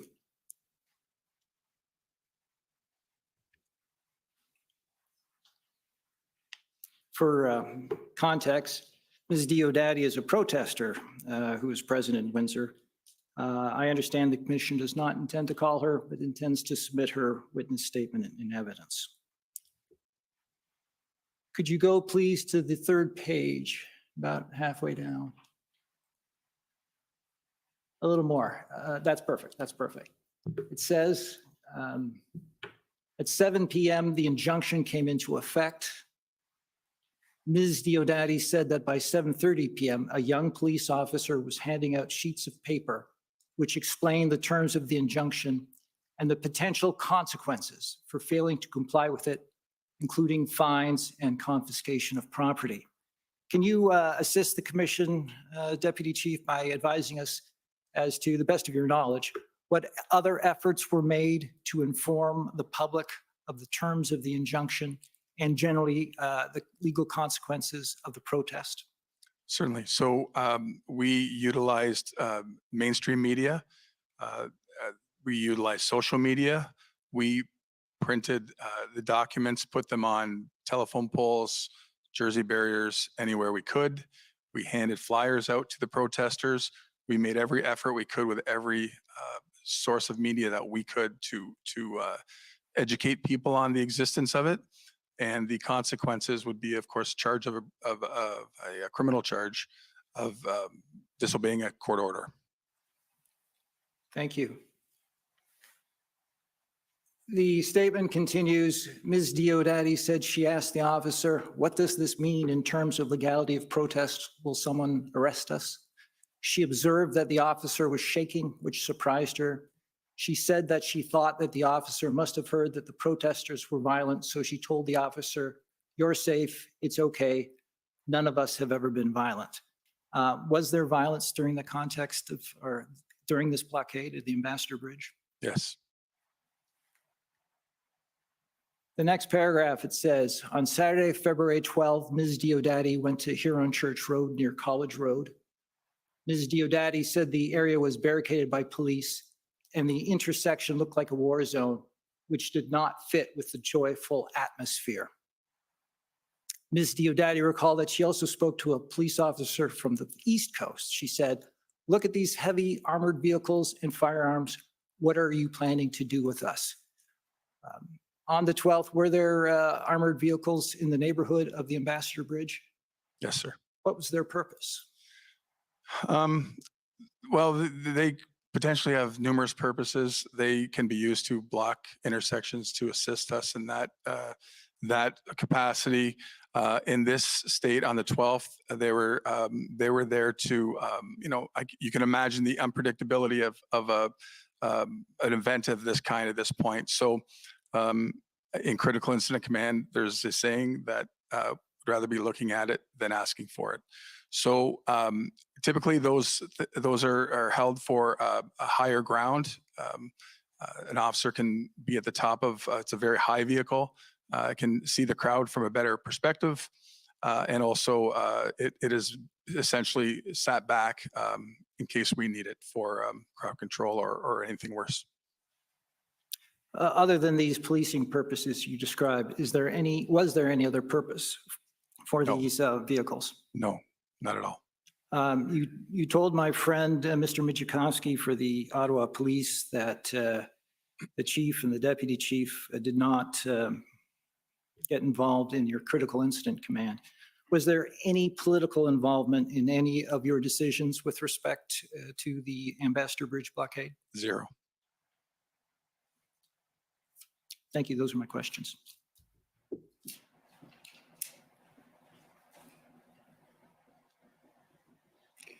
Any reexamination? None, Commissioner. Okay, I haven't got much, I just, one thing I'm confused about, and that arises from the videos that were shown by Citizens for Freedom, and you saw and the arrest of the person who was on the ground. How does that fit in? I thought you testified that they could continue to protest on the sidewalk, and this person doesn't seem to have been on the street, and I'm trying to understand exactly, maybe I don't know the geography. Yes, sorry, sir. So let me explain. When I said that about the protesters on the sidewalk, that was outside of the area of control that we had tried to establish. So once after the 13th, we established basically from the bridge to Tecumseh Road and a little bit to the east. So there's a Canadian Tire, for instance, right on that northeast corner. If they're on that sidewalk outside of our Jersey barriers, we had no problem with that. If they're inside the area of control that we were trying to establish, they were asked to leave, and if they weren't, they were arrested. So that arrest and that video that we were shown, that is in that area of control on Huron Church, north of Tecumseh Road, between the Tecumseh Road and the bridge. That is the area that public order was clearing of vehicles and of pedestrians, essentially. So again, once that area of control was determined and established, anyone outside of it could stay on the sidewalk, no problem.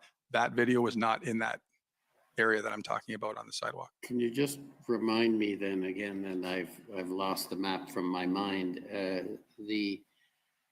the area of control, if you call it, was from the bridge to Tecumseh Road, is that?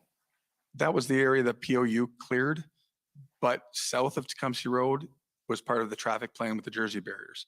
But that was another area of protesters if they were on the sidewalk in that area, which they weren't. But if they were, no problem. They were out of that area of control, south of Tecumseh Road. So that's, yes, from Tecumseh to the bridge was the area that we were trying to maintain. No protesters. And how far is it from Tecumseh to the expressway? 2 kilometers or so. So the bridge to Tecumseh would be about 1 kilometer? I'd say 2 or 3, maybe, yeah, 2. So about half of the Huron Church Road would be, if you like, not available on the sidewalks for protesters, but the other half would be. That's correct. Based on their areas of protest for that week, because they had areas at Tecumseh Road, at the south side of the bridge and the north side of the bridge. That was the area we were trying to clear. Okay, and you talked about being at the Emergency Preparedness Committee of the Chiefs of Police and discussion there. Yes. Were there meetings of that group during this period in early February when the protests were going on? Yes, sir, there were. And by Zoom. Oh, so you weren't a party to those meetings? I wasn't personally because, again, I was on midnights. Inspector DeGraff would have tuned into those. But when I flipped over to days about halfway through, I would be on those meetings when they were scheduled, yes. Okay, and were there discussions at those meetings about the available resources for POU units across the province? That's correct. That's correct. There's a POU hub. That's how we try and work it within the province of distributing necessary resources in these cases. Yes. So there was those discussions at those meetings. And were those discussions, did they include what was needed for Ottawa? And were there enough POU units to deal with the Ottawa situation in Ontario? Yes, in my opinion, and being a part of that committee, it seemed like there was. And so were you part of those discussions? I was on those meetings, but because Windsor didn't have POU officers to offer, because we don't have a POU, I was just a part of it. I wasn't an active part of it because I had nothing to offer at that point. Okay, thank you. So I think that completes the evidence. Thank you for your attendance and your evidence. And we will adjourn till tomorrow morning at 9:30.